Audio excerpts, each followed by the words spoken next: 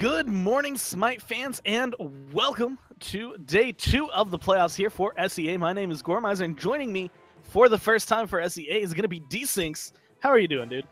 I'm doing good. It's a little early, but honestly, I'm very excited to see some SEA action. Been hearing a lot about it because mostly I've been asleep during it, honestly. But I've gone through a little bit, combed through some stuff, and it looks like it's going to be a lot of fun. And for this third place matchup of Get On My Level and Team Loyal, Ganesh and Hebo, both very fun gods, both not going to be available to be played this match. So Hebo was one yesterday. We saw three times. There was one game he was banned three times first pick, and that's just going to kind of give just a feel for what we're kind of expecting here. And honestly, I'm not too surprised to get it seen taken away, even though it's being banned out by Loyal. There, Get On My Level didn't have the best run with the Hebo in the jungle, but still. Glass cannons you usually don't want to let them get a hold of, but they'll grab a different one. They're going to grab your guy, Thoth. Yeah, Thoth is one of my personal favorites here. Circuit and Soul also not available for this particular matchup, and Thoth will provide that kind of glass cannon feel of Hebo, but with a lot more range to him. So, hey, he will be a much safer choice in that high damage role. In Kronos, if you can get off a good rewind, then he is also very, very safe as a character. And the Choo-Choo Train is going to be the next selection here. The one of the newer additions to Smite, or the newest addition to competitive Smite, will be the next pick up, and that is got some flexibility to it. One, because it's SEA, and two, because he's still very, very new, so nobody kind of knows where he fits in best quite yet. And that's also going to allow Loyal here to kind of, I guess, show not only the flexibility in picks, but also have a little bit of flexibility in the actual game. Because one thing is, not only is he fresh, but it's a little bit harder to play against something that you haven't had as much experience playing against something like, like a Kronos or a Ram or a Thoth. Like, you have a ton of games now, especially a competitive play, where you can pull that out and you're like, okay, I know how to handle this guy, or I know how this guy plays it. We can do this. Having someone new makes it a little bit shaky, but on the other side, we have the Ram, the Airling, and then the Odin going to be locked in there for Loyal. Noticing a lack of jumps, they want to get able to get that lockdown in before it comes down. They're going to go ahead and go for that and go right into the bans. And the first one off is a Khepri. Yeah, no Hug Bug available this matchup. And I really like this Odin selection, mostly because of looking specifically at Thoth and Erlong Shen. Yes, Rama will be affected as well, but really Erlong relies so much on that healing coming out of his ultimate when he goes super deep into these engagements. And Thoth, again, I brought up this range and the safety that he can have. If he's stuck in a ring, that really doesn't matter all that much. Again, would have helped out too, but he gets banned away as well. Susano and Robin also not available for this matchup, and it's going to be the little love boy Cupid picked up next for Team Loyal. Those cripples are going to help out a tremendous amount, and it's an age-old strategy in Smite. You pick Odin, and you pick a big circle to put inside of him. Cupid is going to be that big circle, and Sobek going to be the next selection. So Get On My Level, not too worried about getting out of that cage, it seems. And the last one actually going to be locked in for Get On My Levels of Bakasura, reaching deep into their pocket. And after yesterday, we got to see a Bastet. I feel like we're actually being locked back a little bit. Like, we have some of the new characters, and we're bringing back some of the old and good ones, and it's going to be... I want to say just interesting is Fafnir is going to be the support locked in over there on the right-hand side. And, I mean, that's going to be interesting. Bakasura, again, has a lot of potential to him, a lot that he can do in his kit. But there's a reason that we haven't seen him as much. But this is looking like it's going to either be in the jungle or the solo lane. I mean, air lane can kind of do both as well. But I would expect to see the air lane go to the solo, which means that this is going to be, for the first time in a long time that I've seen a Bakasura jungle. Yeah, Baka kind of hasn't been seen too much because he's been viewed as just being this very, very weak pick. And it's when you get to the later stages of the game, Baka's just going to rip through you. But the problem is that he's a very squishy and susceptible target himself. You really got to rely on that ultimate and the CC immunity that you can get off of that. And with only a cripple for lockdown, it does tend to be a little bit more difficult. In fact, namely right now, looking at using that cripple on a character like Odin, going to shut down a lot of what he can do. Odin and Cupid, I think, are probably going to be this Baka's primary targets here. And it actually does look as though it's going to be the Bakasura solo lane rather than in the jungle. So he's going to be chilling out, and it does, again, appear as though he's going head-to-head with the Odin pick rather than going up against the Kukulian. And as I'm sure production will eventually yell at me for saying it wrong, but as of right now, he's just kind of It's just kind of Facey Ray and Paradiddle just smacking each other over and over again. Not to much gain yet, but still, they're just going to go ahead and get this early poke on it. Both of their level 1 clears, not particularly good. If this is anything like what we saw yesterday, more than likely going to be fighting pretty much in every single lane all the time. Like the minute one fight kicks off, the rest of them are going to be like, oh, we're allowed to do this now. We're allowed to get kills. Let's go. Because yesterday, and it was like nonstop action. And Loyal was actually one of those teams that did that. In the second game they played yesterday, they just hyper aggression, just constantly pedal to the metal, going as hard as they could. But overall, it seems like they might take a little bit more reserved fashion here. Get On My Level didn't have the best performance in yesterday's games, and I'm wondering if they're kind of feeling that one and pushing themselves a little bit harder this game, which it looks like so far they are, I mean, they're reaching into their pockets. They're pulling out a Bakasura, which is going to be an interesting pickup, especially since Facey Ray and Get On My Level are kind of swapping their roles here instead, which is going to be another one that's just kind of a big play as to how is this going to affect them as a team. I just think that, you said it yourself, they did not have the best of performances yesterday. They didn't look as strong as they have in the past. Obviously, they didn't look stronger than the team that they faced because they're in this matchup. So, hey, try something different. Why not? At this point, third place set, not the end of the world if you fall down to third. So why not go ahead and give it a try? So Get On My Level, just mixing up the tricks that they have in their bag, just trying to see if this feels better, and if it feels better, they'll continue on with it right now. But what feels pretty good is neutral objectives, as right now the Oracle Harpies are getting picked up by Team Loyal. They will go ahead and snag away both. Despite the how much fighting there was early yesterday, you said it yourself, these teams may be a little bit more wary after losing out, so they're going to go ahead and just farm up. Bakasura actually currently with the lane advantage over Odin, pushing him underneath the tower. So one of the things that kind of caught my eye, and this is the fact that Ashu, we mentioned the Sobek, but I kind of glanced over it because I saw Bakasura and I was like, wait, what? Now looking at it though, Ashu almost, not exclusively, but plays a lot of Bacchus. Yesterday, both games we got to see were on Bacchus, and normally the ones that I can remember were always on Bacchus. It was always, I want to get aggressive. I want to be able to have that belly flop, have that a little bit of extra damage for my team.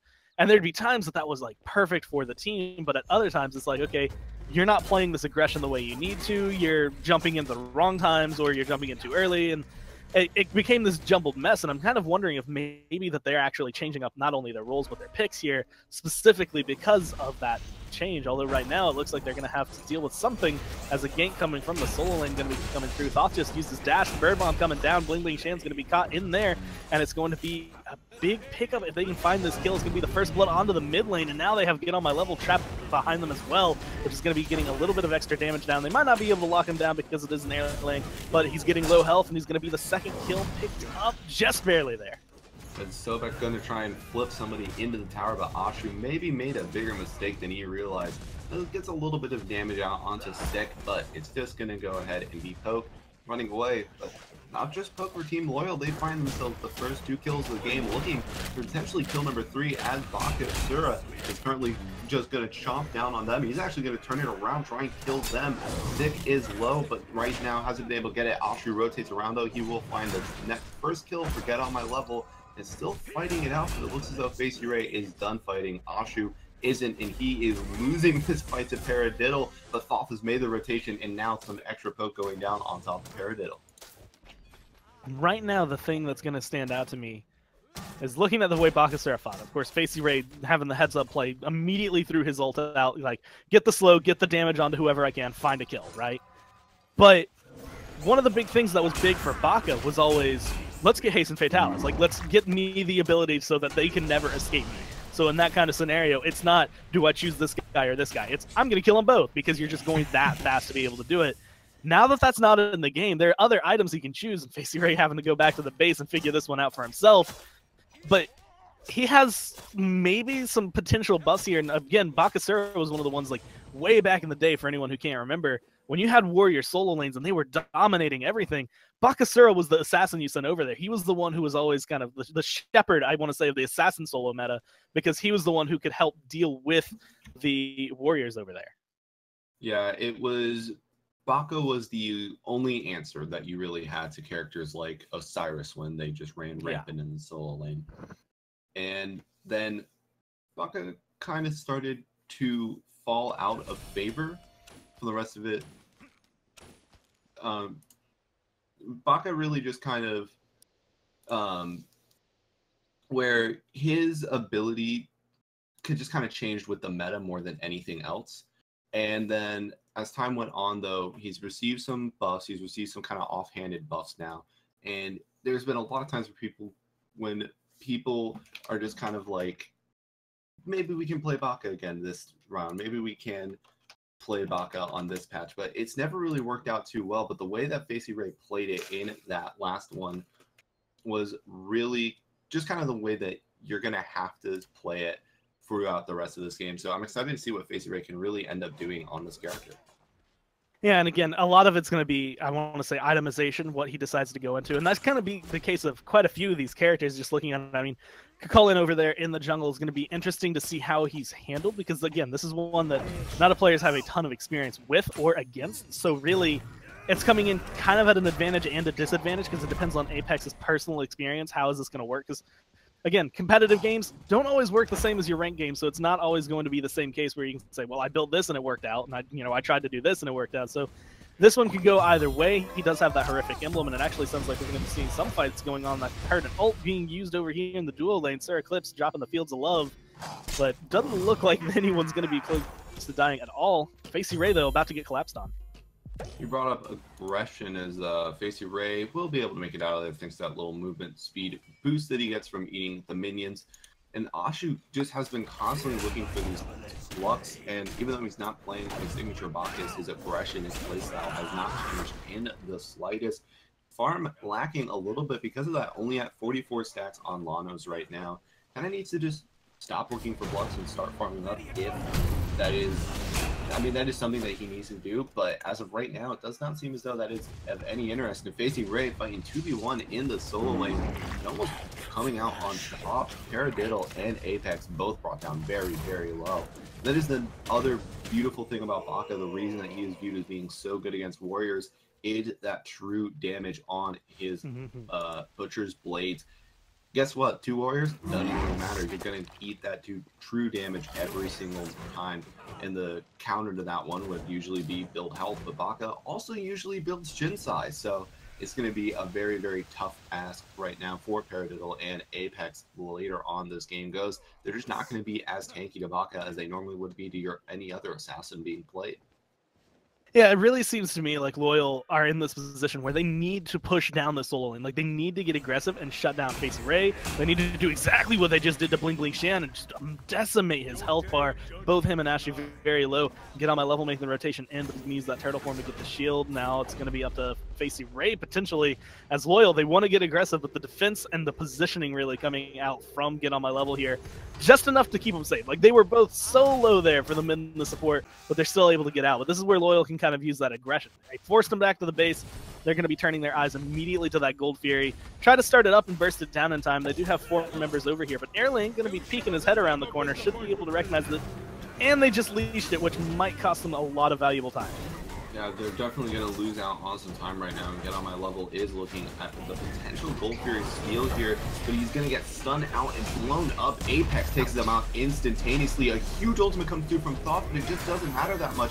It goes into the shell, and there's still 5 members strong. So it's just going to be Ashu who ends up falling there, and Bling Bling Shan trying to run away, but he might not be able to get away from Apex. No, he does appear as though he will get away. Gold Fury, not quite so fortunate. First one of the game going to go in favor of Team Loyal.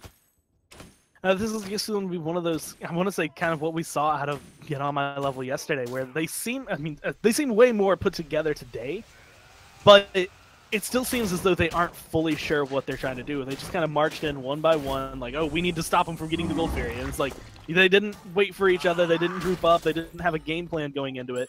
Their entire thought was, stop that Gold Fury. Yeah. Whatever it takes. Like, okay, well, now Sobek, or now we have Erlang Shin in there. He just got blown up. Okay, well, now we have Sobek in there. Well, he just got blown up. And now, okay, well, Thoth got an ult. And it's like, well, it doesn't really matter. Who's going to clean it up? Like, when it came down to it, they just weren't in good positioning, and they weren't playing as well together. And as much as I want to say it, I think FaceRay actually could be the glue to hold everything together. He can be the one that does the damage that Thoth isn't able to do, or get them set up for the Thoth. He's the one who can help Maker White get to the point where, you know, his snipes are going to be absolutely valuable, and he's going to be enough setup that it's not going to put a lot of pressure onto Ashu there. But Solo Lane still has to wait until they make that rotation. He's losing his tower. He's still is in this like lane phase right now. He doesn't have the items he needs yet. And now with 5 kills to 1, Loyal's getting enough ahead that his rotations might not make as big a difference until he is set up one.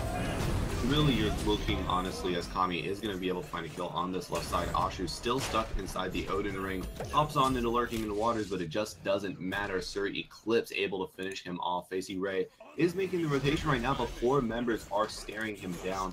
Fortunately, with the speed buff plus 2 movement speed items in the boots and the hasten katana, he is just going to go ahead and zoom out of there.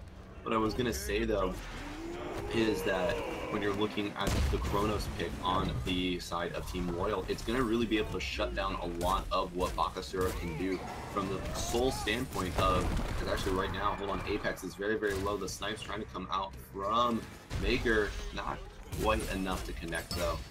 So that Chronos stun is going to be Team Loyal's best friend against Bakasura, because it's just going to completely shut down his assault forward. And with only a sanctuary to his name, he's not going to be able to get out of it with a, with the beads like we would usually see. Portal Beam being started up though right now. If I get on my level, they want to find a way back into this game, and this could be the first step in doing so.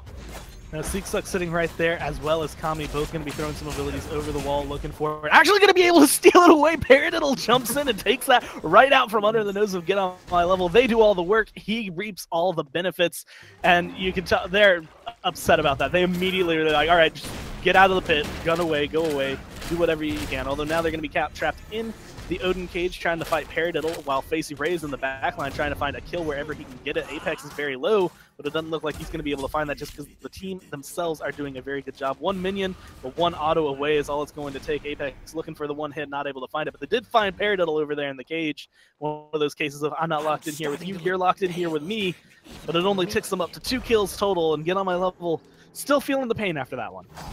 And Apex being looked at right now, Ashu trying to connect with him on the block, doesn't hit it, doesn't hit the tail whip either. So with just a sickening strike, Apex will still be able to walk away with his life. Facey Ray, I mean, Bakasura is such an elusive character, just always really has been with that extra movement speed that he can get. Only has 1 jump to his name, but it doesn't matter. He is usually so fast. He's always building movement speed items with at least, once upon a time, the Fatalis now renamed, reworked. And kind of just a different item entirely, the Hasten Katana. Now, only for melee characters, or only useful really for melee characters, but Bakasura is going to be able to reap all the benefits of this item, and he's just walking in and taking whatever part of the jungle that he wants throughout the rest of this game.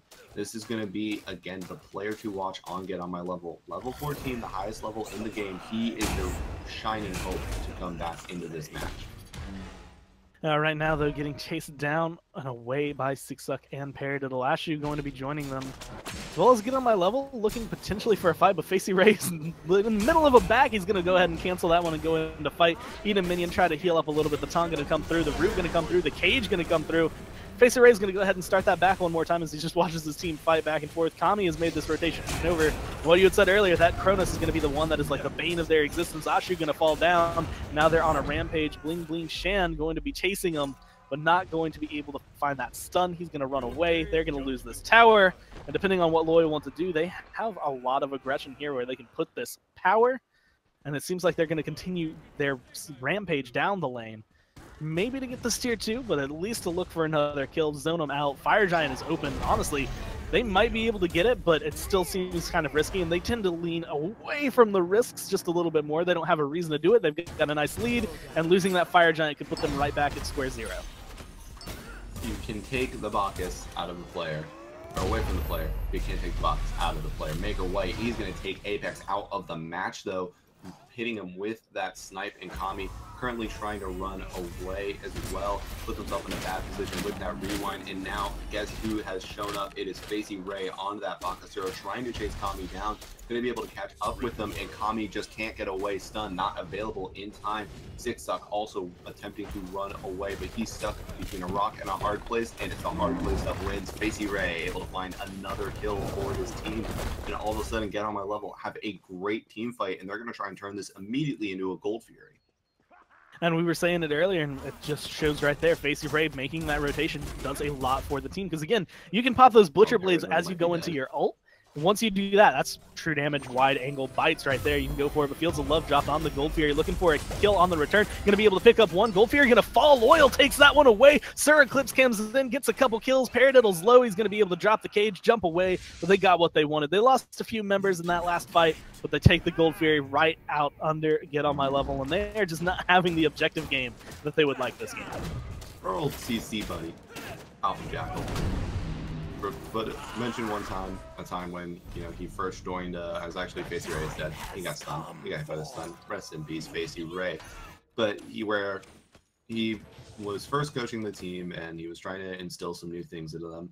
And Wolfie told him, "Wow, objectives are OP." And really, even though they lost the fight, Team Loyal still getting the objective. If you go ahead and pop a look over at the graphs, still come out very, very ahead in that last one. Currently sitting up almost 3,500 gold, 2,500 experience. This game is just, everything is falling the way of Team Loyal so far, and even Face Ray has not been enough. Paradiddle, though, his health bar is not going to be enough. His Bling Bling Shan just completely eliminates him from the board. So the thing that kind of gets me here is we're looking at Loyal, and they had some excellent games yesterday when they played up against Megatron. And they came in, I believe, as 4th seed. They were not necessarily unexpected. They've been playing well, and they've been getting better across the split. But when you come in and you're like, okay, they're playing number 1, and then they have to play either 2 or 3, it's like, well, maybe if they go up against 3rd seed, things will be close for them. Like, if they then now they're in here not only controlling this match, but Get On My Level was the one that came in as number 2. They're the ones who came in, and ordinarily you would say, okay, yeah, they have the better chance of winning. Like, if you had to bet, and you're leaning towards which one, it's like, well, it's 70% this side, 30% this side, I'm going to lean over there. But Loyal is playing this one to the note. They're just keeping themselves organized. They are keeping themselves level-headed. They are playing as a unit, and you can kind of see that just like the way that they move across the map. You can see the communication between the team. And while Get On My Level is definitely playing leagues ahead of where they were yesterday, they still have some of those disconnections where it doesn't seem like everyone is listening to the call 100%, where it's like, Facey Ray, everyone else falls back, and he's still up there trying to fight and find a kill. And it's like, why is the Bakasura left by himself? And so, well, maybe the team wasn't going for it. Speaking of going for it, they're going for the Portal Demon here by Loyal, but Facey Ray is going to go for an ult, try to get some damage down. Not going to be able to confirm it. Going to get a lot of damage, but he's not going to get a kill. And now it's actually looking like Paradiddle trying to chase him down, forcing an Aegis out of Facey Ray already. The cage is going to come through, locking him in because he used his jump. If they can find the kill, they'll get that off the board and really open up Gommel just for somebody to get down on them. No one can really do anything to lock them down, and they don't have enough damage throughout the rest of them to really find those kills. Yeah, right now it's just going to be kind of throwing abilities into them, and it just won't matter that much. Loyal with the numbers advantage in terms of players left alive, and with the even bigger advantage of one of the, I guess, as well, Maker, also on a level where he can do some damage to the side of Team Loyal. Sitting at level 17, he's got 4 of his core items online, not, of course, including the Bumbless Mask and Death Toll, which makes it look as though he is fully built. But he can hurt right now going up against Team Loyal. And really, we keep talking about Facey Ray, but Maker also could be the difference. Well, the difference maker. I didn't want to say it, but I can't think of any other words right now. And it's going to really kind of just be how well can these two be kept alive. Asher and Get On My Level, they've not been staying alive particularly well this entire game. 11 deaths shared between the two of them. Maker trying to run away. It will be able to just barely get away from the stupid heart bomb, and the shot from Bling Bling Shan going to secure the life of Sir Eclipse. And now Facey Ray coming into the backline. Bling Bling Shan going to be rotating in with him. The ult is dropped. He's dealing a lot of damage, but the rewind comes off before he can get the kill, and now he's too low to continue his aggression. The tower is looking like it's going to be the next target to fall, and this is where Loyal's going to come in handy. They are very focused and very determined. They are going specifically for the objectives and keeping their eyes away from the kills. They do like the kills. They like getting some of those stats padded, but when it comes down to it, they recognize that they need those towers, they need that gold, and they're not going to waste their time. Is Hashu going to be able to pick up Kami, who overstayed his welcome there just a little bit too deep? That's going to be the two big main damage dealers off the board for Loyal, and that's going to be a decent fight coming out of Get On My Level. Again, they lost their tier 1 tower, but they were at least able to pick a couple people up in the process. So as they can do so, if they can continue this, they might start turning it around. And what kind of catches my eye is ultimately they're not doing too bad in terms of level. A couple people are only a level behind, sometimes a level ahead, and that's mainly looking at Maker White. He's got that lead over there, and as a ROM, the later this goes, the harder he hits. Yeah, ROM is a late game hyper carry, and there's no other way to put it. And right now, he's going to go ahead and hyper carry that tower away. Tier 1 tower going to fall, so right now, every single Tier 1 tower in the game is down. All Tier 2 towers stand strong. Facey Ray wants to change that a little bit here, but going to spot the presence of 2 players. Doesn't know about Chronos rotating onto that side as well. He's just going to go ahead, eat up this blue buff, and get out of dodge. Actually going to save eating for them. Smaller minion there, and he's trying to get out, but this might actually be very, very bad for him. He doesn't quite realize that Paradiddle, the minions body blocking from his ultimate, perfect ult coming out of Facey Ray. And if you gank solo lane, rotate to the Gold Fury for the other team, and right now get on my level, trying to get the Gold Fury, and this could be exactly what they need to go ahead. They're going to drop it down, and now the fight ensuing beyond that one 4-man taunt comes out from Erlong Shen. The fight is still a losing effort so far, and Bling Bling Shen is the one to learn that first. It's looking like Maker White on the tail end. One more hit's all it's going to take. Paradiddle going to be able to find that. Get on my level, doing whatever he can to try and keep his team safe or get out alive. He's going to be able to use that turtle shield to try and get away. But it leaves that tier 2 tower undefended by anyone other than Facey Ray, who, as much as he can do, his ult is down. He's not going to be able to get rid of all 5 of these members that are floating over here. And Ashu is really in the same boat. They're going to have to watch that tower fall down and a lot of gold go in the favor of Loyal. And this is one of the ones where, honestly, for a little while, we've been making it sound like Get On My Level's been out of this game. This is still surprisingly close considering the kill difference between the 2 teams right now. It's still only about 4,000 gold, which is really not a big deal when you have this many tier 2 towers on there. And being able to take a huge chunk out of that, finally getting their first Gold Fury, even though they lose a couple members, I think that's more worthwhile for Get On My Level. Although right now, with the way Fire Giant's going, it might start getting a little bit more rough for them. Yeah, Fire Giant is being dropped down right now, but they just leash it. And for no reason. They got scared. I think they thought that Get On My Level was going to be a little bit closer than they were, so they leashed it. They don't want to take that 50-50 chance. Thoth has a significantly better secure than Kami will, or than that Chronos will. So just gonna go ahead and leave it be. I respect that call a lot. Just not taking that 50-50 chance there. Like, Get On My Level is taking 2 50-50 Gold Furies, and funnily enough, they've gotten one and lost one, or they took a 50-50 Portal Demon was the other thing. And they lost one and they gained one, so it's just gonna kind of be learning from your opponent's mistakes more than anything else. They just don't want to lose that Fire Giant in some freak accident. And hey, they're not going to lose a Portal Demon in any freak accident because get completely thrown away by Paradiddle was the rest of Get On My Level. So it's going to be a free Portal Demon up and available for the side of Team Loyal. And not only learning from Get On My Level's mistakes, but just learning from NA how to not lose an objective, because that's been the one that's always been the one that's up there. NA just cannot secure any objectives. Right now, Bling Bling Shan going to get taken down. We're going to see the Portal Veil come out, but it's not going to be enough to keep him alive. And now, with 2 kills on their belt, Kami picking up the second one just there. That's going to open up this Fire Giant bit a little bit more, especially with Bling Bling Shan off the board. Like you said, Thoth is the one with the big ability to kind of steal this away. The other person I would say would be Maker White. He's over there in the left lane. He's going to be able to push some minions into that Phoenix. But they're looking like they might lose this Fire Giant just because of it. Bakasura going in. They're going to fight for it. They actually steal it away. They're going to be able to jump away. Facey Ray leaves with his life. Ashu's getting chased down. But as long as one of them makes it out alive, it will be worthwhile. Facey Ray getting chased down by the dragon. All he needs to do is stay alive, and eating minions is going to help him do that. But there are 4 angry members right now on Loyal who are running down at him, and he's going to go ahead and take the option of going right down into the tier 2. He's still alive, just barely. The blink forward from Kami will be what seals his fate there, and it's going to be another death for the solo laner on Get On My Level. If you were to pick one person from Get On My Level to have the Fire Giant, it would probably be the level 20 5-slotted ROM. Yeah, and that's 100%. ends up being the only one that walks away with the Fire Giant, but the fact that he has it now is a very, very good thing for the side of Get On My Level. He is really their big potential carry.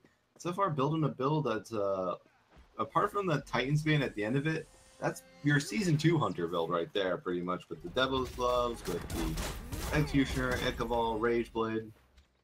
So right now it is going to be that Season 2 style, but Titan's Bane picked up at the end of it just so that he can shred through the front line, because every single frontliner on the side of Team Loyal, I wondered whether or not Kukolian or Paradiddle was going to build a little bit differently, given the fact that they have so many frontliners available on their team and hold on top right now. He looks to go, Paradiddle wants to go right in, and he's feeling the wrath of Maker White right now. And everybody's feeling the wrath of the Thoth ultimate as well as the Bakasura ultimate. Paradiddle has been dropped down, and he will be out of this fight. Now Kami fighting it out against the entire world, does not have the ultimate available anymore. Maker White gonna make sure he doesn't have a health bar available either as the fight ensues. Onward, get on my level, trying to kill Apex. Suraclip gets dropped down officially by Ashu, and now it's going to be the fourth member to fall here likely soon, as Sipsuck is just trying to get over the wall, but Get on My Level and Bling Bling Shan both have something else to say about it.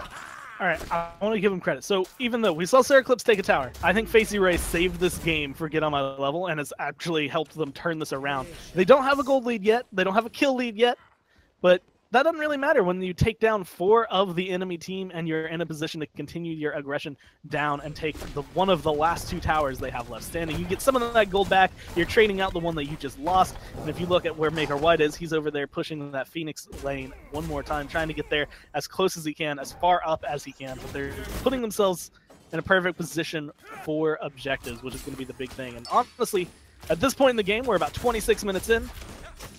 Chronos hits hard. The only thing that can really hit harder is a full build crit ROM. Yeah. The ROM is just going to shred through him right now. And Maker shred through the entire team that last fight. I mean, we brought up Facey Ray, but really it was Maker that just dictated the pace of that last fight. And he just completely ripped through everybody, honestly, even though he got 1 kill. But all 4 of those members ended up dying, really in large part due to Maker White, where he just had no fear. He stayed on the outskirts of the engagement, and Team Loyal are still trying to focus on the same people that they did when Maker wasn't being involved in the team fights. When Maker was off trying to get a tier 2 tower on the left-hand side. And the number one thing for them is now Facey Ray has the Magi's Blessing. So the Chrono Stun is not going to be as effective as like an instant shutdown tool. Even if it was, as long as Get on My Level play their cards right, Chrono can only stun 1 person. And right now, Facey Ray, he can fight 2 people, and that is what he is proving. Sir Eclipse is low, but Sir Eclipse is not going to drop down just yet. Facey Ray jumps in, trying to do it, but Maker White over the top, going to be able to find it. Facey Ray trades out his life for the kill onto Eclipse, and now Sipsuck is also very, very low. And guess who has arrived? It's Maker White, and he is just looking to make them pay. And now looking for the last couple kills. Paradiddle's low. He's going to Bird Bomb. Takes out Bling Bling Shan, but Get on My Level trades that one out with Sipsuck right there. Maker White taken down. That's going to be the big damage dealer. Paradiddle with a blink forward, and the shield going to be able to keep himself alive, although 1 hit away. Get on My Level going to shield forward, trying to do whatever he can, but he's going to have to turn his sights on the Kami. The pluck going to be good as CC, but ultimately you're still trying to fight a late game Chronos, and right now it seems like they're feeling the blunt end of that. Paradiddle actually coming back in, looking for a little bit more, but he's not going to be able to find it. Get on My Level ultimately is going to be able to get out of there. Ashu, on the other hand, is a little bit rough and worse for wear, but he still should be able to walk out alive. Opens up the portal demon over here. I'm looking at Apex and Kami. They have enough damage to do it. The blink, or the teleport, going to be coming out right here from Paradiddle. It's going to give him complete control of the pit. And it's going to be Ashu running away, getting a little bit of damage thrown into his way. But it is also going to be the portal demon getting dropped down. And in that last fight, what you noticed, Kami just focused down 1 at a time. Facey Ray and Maker White were not both in the team fight, so he only had to focus on killing 1 of them at a time.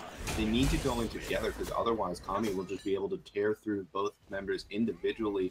Yes, there is other members on the side of Team Loyal that can in theory do that, like Sir Eclipse, but Sir Eclipse is not nearly as effective of a damage dealer right now, and Facey Ray just not getting off that much effective damage at all into that particular dive forward. Maker White fighting it out against several members here, and Paradiddle is just being ripped through. Paradiddle almost dead, but Maker White was not paying attention. He's going to get free casted down by Sir Eclipse. Ashu goes in to secure Paradiddle, but at what cost? He's going to be the next member to fall.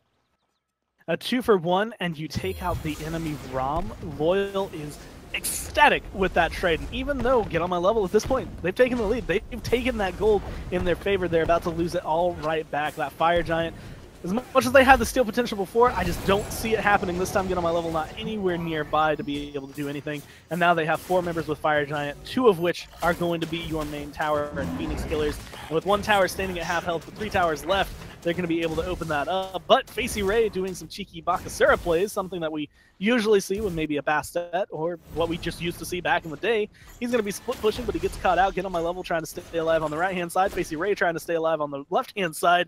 And pretty much all the members being chased down. One's going to fall right there. And it's not too soon after the Get on my level might end up get taken down. But overall, he's just running away. Yeah, and now they're all just going to go ahead and back off. And as somebody in production points out, you used to just be able to 2v1 for free as Bakasura. Now, it's a bit of a different time at SMITE. Unfortunately, level 20 Bakasura, but sitting at 2 and 6, has done a lot for his team, but it just hasn't been quite enough, which really just kind of sums up where Get on My Level has been this whole game, where what they're doing has just never been quite enough. No matter what they gain as an advantage, no matter what they gain in terms of a lead, Team Loyal just comes right back and shuts it all down with plays of their own. And right now, Kami, he is the target that they have to rip through, but unless Rom gets off a lot of good crits or Bling Bling just hits a huge ultimate, Kami is relatively safe with that Sanctuary as well as with that rewind available to him, but they're going to do what they can right now. Kami trying to get out, and it will be able to find him though. 3 members focus him down. Kami cannot get the rewind off in time, and the shell isn't enough. So now it's the prime opportunity for Get on My Level. This is a fight that they have to take and win. And right now, Bling Bling Shan potentially looking for an ult. This is where Get on My Level again. They need to win. Paradiddle going to get plucked back a lot of damage, but Ashu's going to be the one who gets burst down. Sarah Clip's going to get credit for that one. The Thothol going to come through, not really connecting with a lot, but it doesn't matter as much as Facey Ray does right now as he's going through, getting the damage dealt. Maker White's going to fall. The shield's good on Paradiddle. The jump's going to be good, but he's going to get chased down. Facey Ray going to be able to pick him up. That's going to be 3 right now for the 2 they traded out. The duo lane they've lost, but they still have their main assassins. Very low is health on Facey Ray. They're going to continue trying to do their aggression right now. Thoth doing whatever he can, Get on My Level doing whatever he can. But ultimately, it seems like whatever they can right now is going to be ultimately dying down. And it ends up being a 3-for-3 trade. No one really gets a good advantage out of that, although I will say Bling Bling Shan living through that I think is going to be the bigger win overall, because he still is level 19, still needs to catch up to Kami on that chrono, so he gets that little bit of extra farm time to try and close that level gap a little bit, get a little bit more farm for his team. So kind of a wash, kind of a benefit for Get on My Level, at least with the players they keep alive.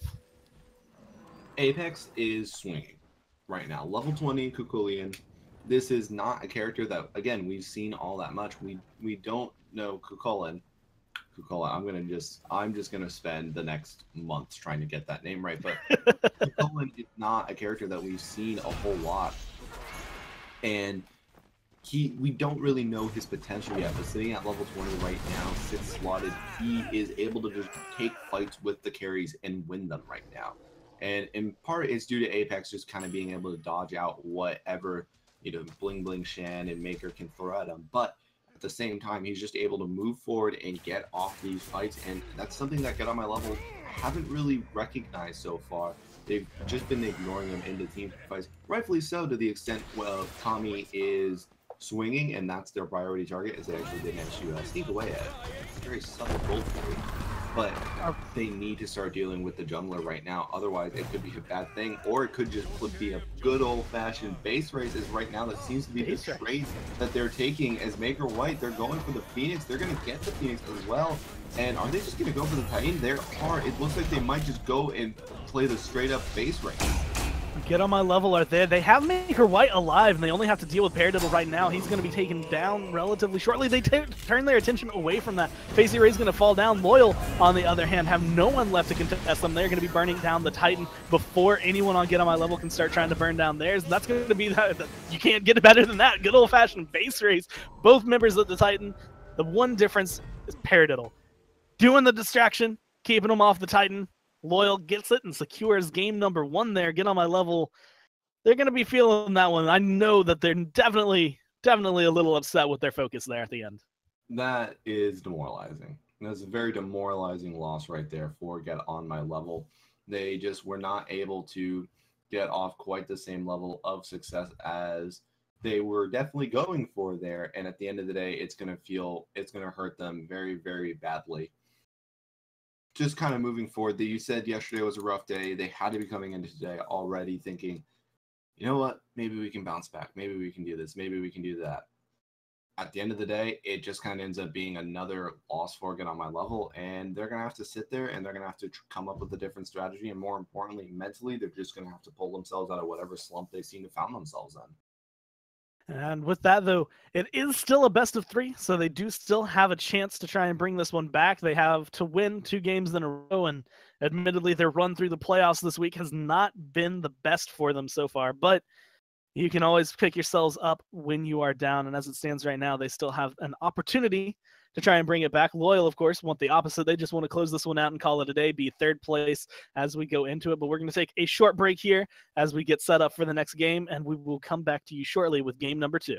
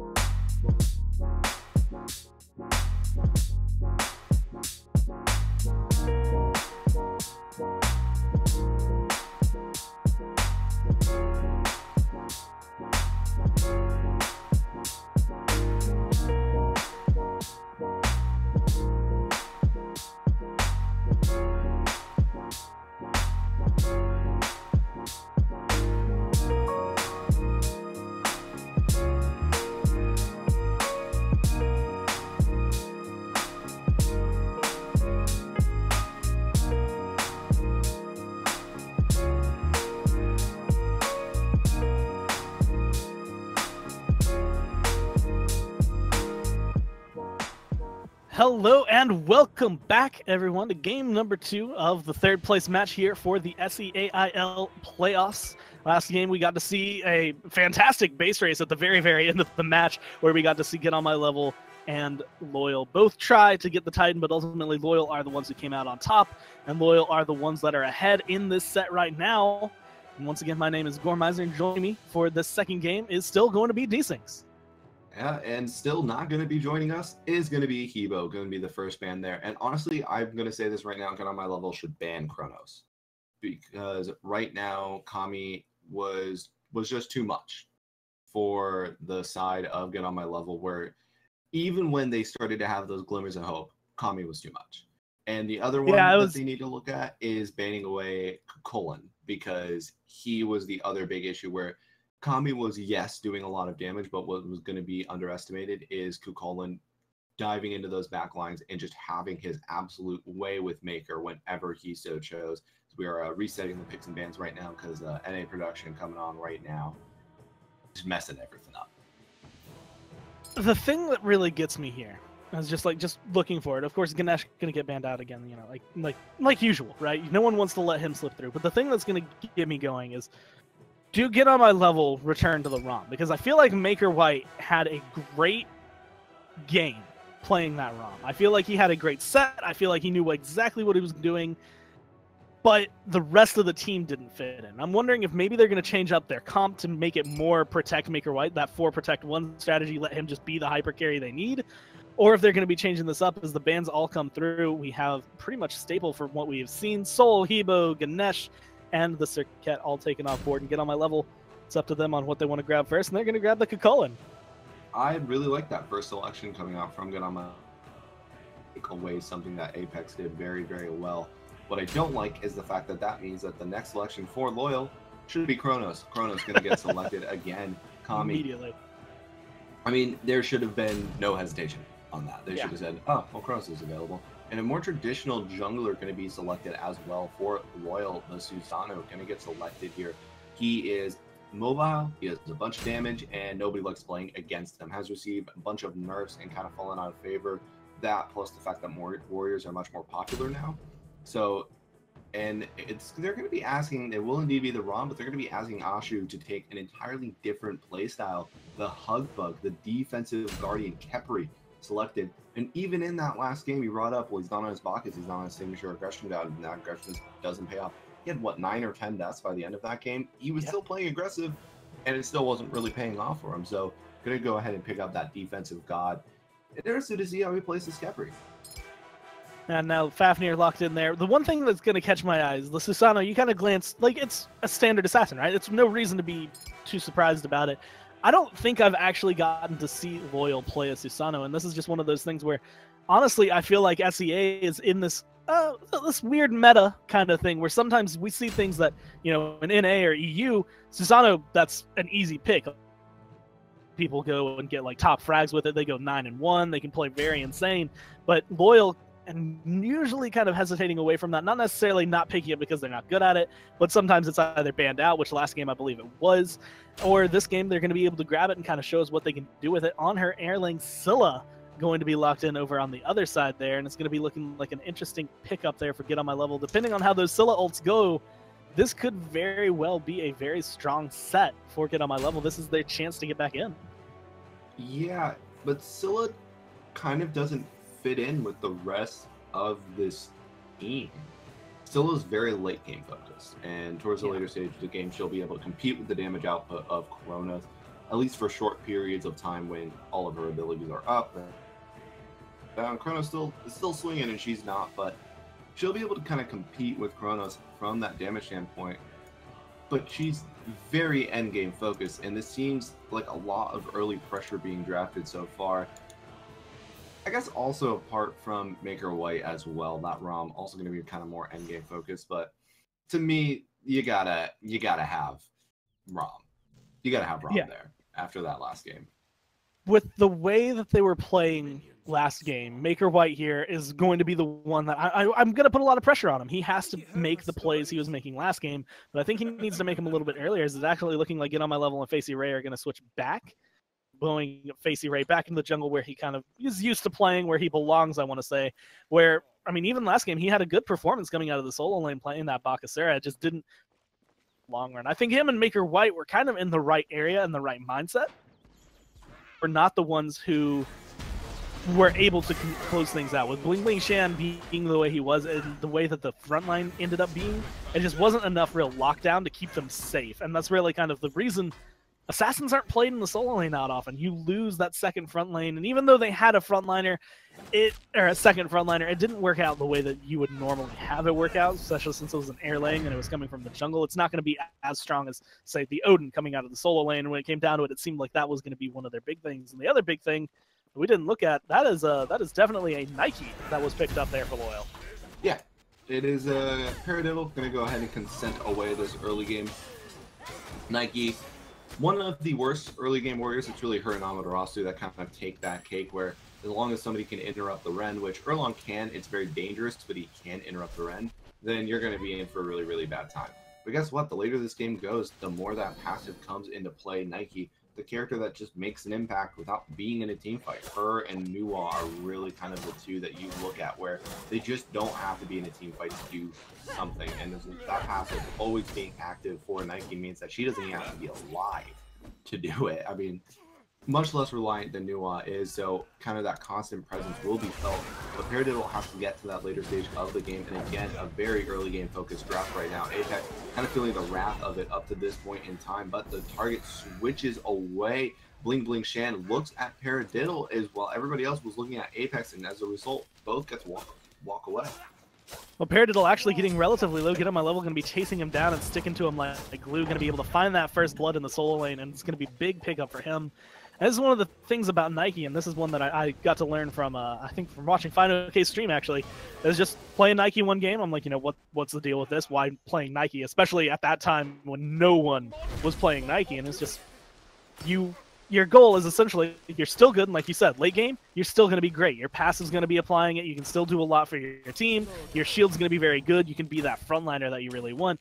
But the big problem with it, and the one that we might see through this game, depending on how Paradiddle plays there, is you just kind of have to sit back and farm for a while. You just kind of play the old style of solo lane, where you're just going to be sitting on the solo island. Your goal is to just get farmed up, get to a certain level, and then you can start making the rotations. Then you can start fighting. But at that point, you have to hope that the rest of your team was playing well enough that they weren't in a position that, you know, maybe they ended up losing their lanes, maybe they ended up just feeding to the point where now there's no hope even when you start rotating for you to actually do anything, and that's going to be playing a big role. I don't think they're going to feed, but Kami, again, is playing this Kronos. It's still someone who's very late game oriented, still someone who they can hold their own early on, but as we can see right now, getting aggressed on, potential death can come down to him. He's forced to use that Aegis, and the crush going to be good. The rewind not going to go off, and that's going to be kill number 2 there for Get On My Level. And Apex trying to chase down Bling Bling Shan to make him pay for the sins, and he will indeed find it. And now the rotation has also been made by Sir Eclipse. Does a ton of damage to everybody, but so far everybody is also going to live. 3 members making it out of there right now. Bling Bling Shan not quite so fortunate, but at the end of the day, Apex still circling around, still lurking here, but nothing's cooking for him, and he's just going to go ahead and back out. It looks like Maker White going to possibly attempt to clean up or at least get some damage returned for his team, trying to protect that red buff. Him and Bling Bling Shan going to be making this rotation in. Crush going to be thrown out. Crush not going to secure it, and they're actually going to lose their buff one more time. And I believe this has kind of been the play for Loyal, even though they've not necessarily been doing as well in kills so far. They have been getting a lot of these buffs picked up, and as it stands right now, Sir Eclipse, one more snipes, all it's going to take. The Aegis is going to be good, but he holds on. Maker White going to be able to pick that one up, and now they're going to be chasing down potentially another kill, but they're keeping Loyal on their toes, and for the first time, Get On My Level have a very distinct lead. Yeah, and right now they're trying to turn the lead into even more fighting. Nike has made the rotation as well. She's going to rain down a little bit of damage. Apex doing what he can. He might be able to get Bling Bling Shan. He will, but he trades his life out for it as well. The fighting still raging on until everybody backs away because there's a speed buff available, and Face Ray says, hey, look, there's nothing more. Going to be able to grab that one. Going to go ahead and back away like you had said. Go back to farming. Do whatever they can. And this is actually a good point for Get On My Level. This has been the first time in the first 5 minutes of the playoffs for each game that they've been able to maintain a lead and even gain a lead when it comes down to it. Because even yesterday when they were playing for this to end up in this position in the third place match, they were having a very rough time early on. They were getting to the point where they were down 3 kills to none, then to 5 kills to none, up to the point where it would be like 7-1, 15-8, I believe was one of the last big ones that I remember. Now being able to lead, even though it's only by 2 kills, even though it's only by 1,000 gold, anything that can give them just a little push in the right direction is what they really need right here. And with the way they played the late game last game, that could be the big difference between what can kind of boost them into another victory and push the set to game 3. But they have to be able to play this lead, and one of those things, you have to be able to play well from behind, and you have to be able to play well from ahead. It's hard not to play well from ahead, but they haven't gotten a lot of practice for it this week. Yeah, unfortunately, and really, again, you brought up the lead. It's entirely mental. What this can do for them is entirely a mental thing. 1,000 gold is nothing in SMITE. Yeah. You are looking at tier 2 boots and 2 wards. That's what 1,000 gold gets you. So it really is just a kind of a nominal lead, but mentally just looking at that, seeing that you're ahead, you just got to think, you know what, this is something different, it's something better. And Maker White, he wants to make sure Eclipse feels something that he was very familiar with last game, as he's raining down a couple arrows on him, but Eclipse not taking that much damage quite yet. Maker White not nearly at the same stage that he was in the last matchup. And something else of just small note, Maker White not going for the Devil's Gloves this time. The fight is being attempted in the mid lane right now, but so far it looks like it's just a lot of poke going the way, primarily going up against Get On My Level. Yeah, just trying to fight again under that tower, getting aggressive. The play that has usually not necessarily been the end of them, but has been something that causes them some distress because they'll get aggressive and end up dying because of it. They're still going to be opting towards trying to find some kills, but I like the fact that they were able to make the call to come off and nobody's overstayed. It just kind of shows that they're getting a little bit more close-knit with their communication right now as they're continuing to fight. Get On My Level, still trying to do whatever he can, but overall they're fighting more or less for the farm. Get On My Level looking like he's going to fall down. The taunt going to be good, but he's not going to be able to get that heal off in time. And ultimately that's going to be another kill, and this is kind of the slippery slope. Those are the kinds of fights you just can't take if you want to beat Loyal. And those are the fights right now that Get On My Level and Ashu specifically have been constantly taking. Yeah. Ashu was going aggressive, but now playing this Khepri does seem to be embracing that defensive style much more, which is what I was curious about. I mean, we've seen players like Collateral over in the AVGL and Challenger scene pick up a Khepri and still just like hold W and go aggressive the whole time. Yeah. Where, you know, that's just the way that he plays, and it doesn't matter what character he is, that's not going to change anytime soon. Ashu, though, is showing that flexibility, is showing that he can be different play styles, that he can play different characters, different ways. And it was really just the Sobek and the Bacchus that he goes aggressive on constantly. But Get On My Level, not playing a defensive character, is playing that aggressive character and is still playing that aggressive style. But unfortunately, it's a bit of a detriment. Not this game, but last game it was. This game, dropping that one death that he just didn't have to drop. We'll have to see whether or not that's a problem. As time goes forward, could be a real big problem as time goes forward, is this Gold Fury, which is being done currently without the knowledge of anybody else. Maker White does see it, but doesn't snipe in time. Team Loyal going to find that Gold Fury.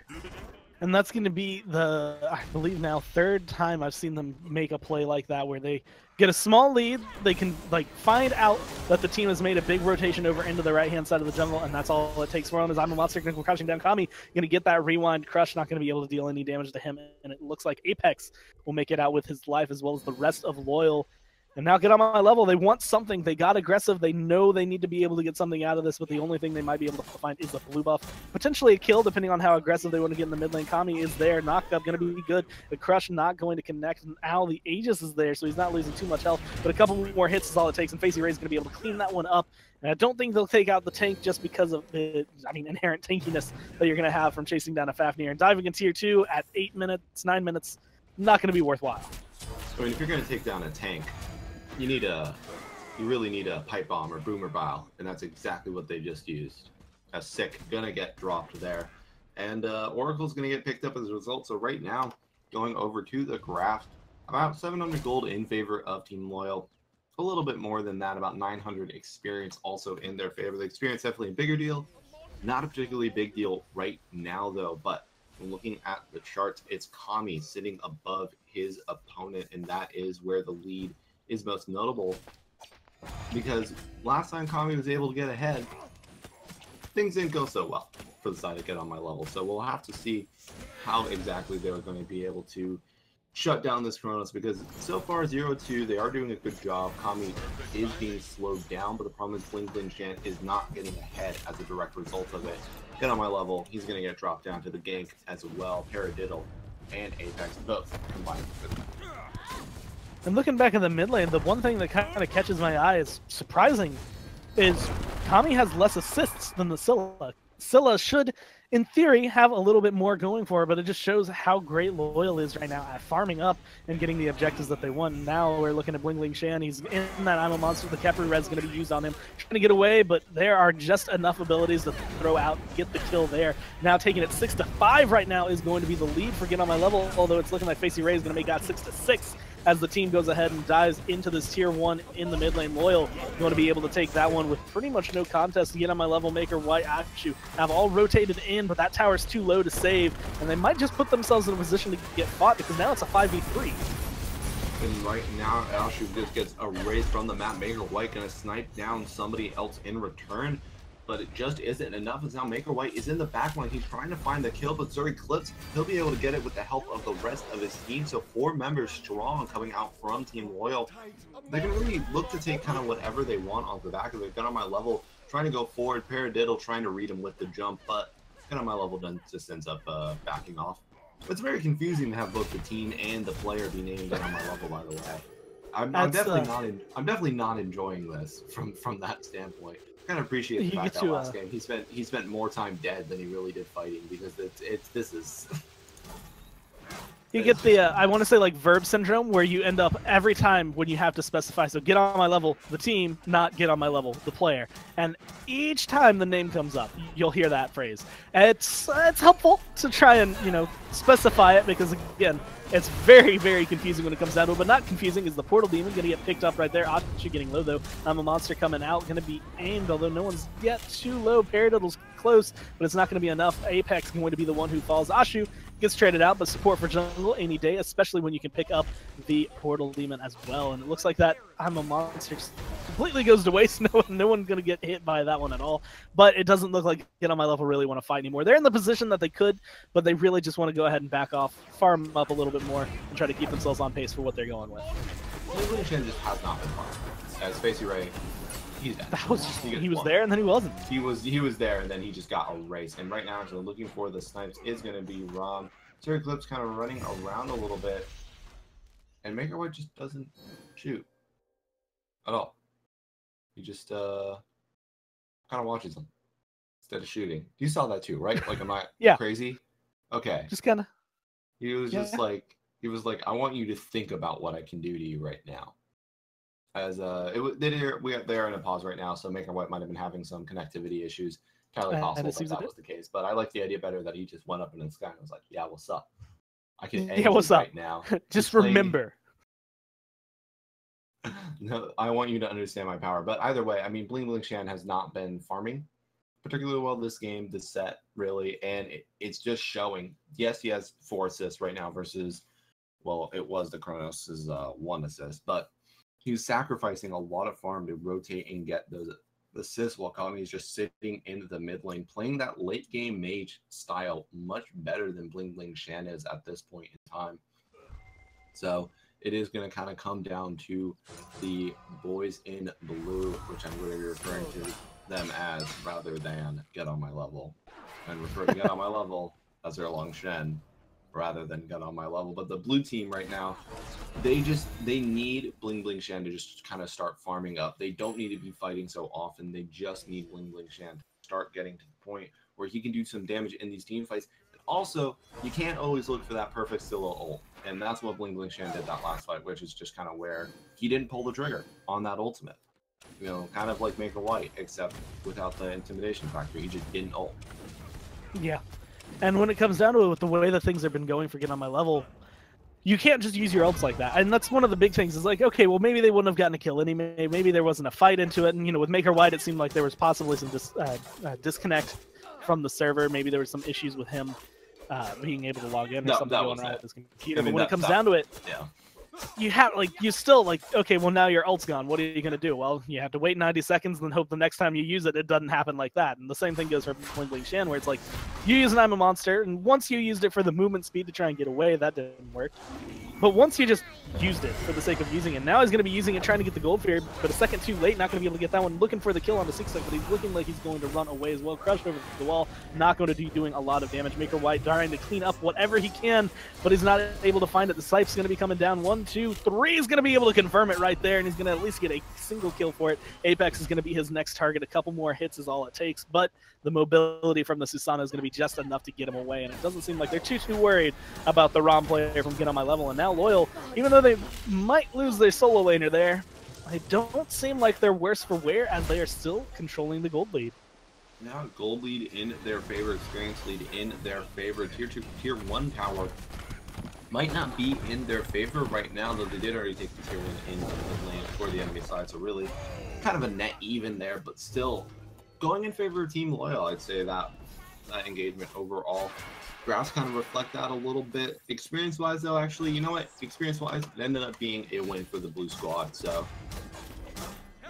maybe it was worthwhile for the team of Get On My Level to go ahead and snag away that Gold Fury, or to go ahead and snag away the fight afterwards, just so that it kind of experienced the not a huge gold win.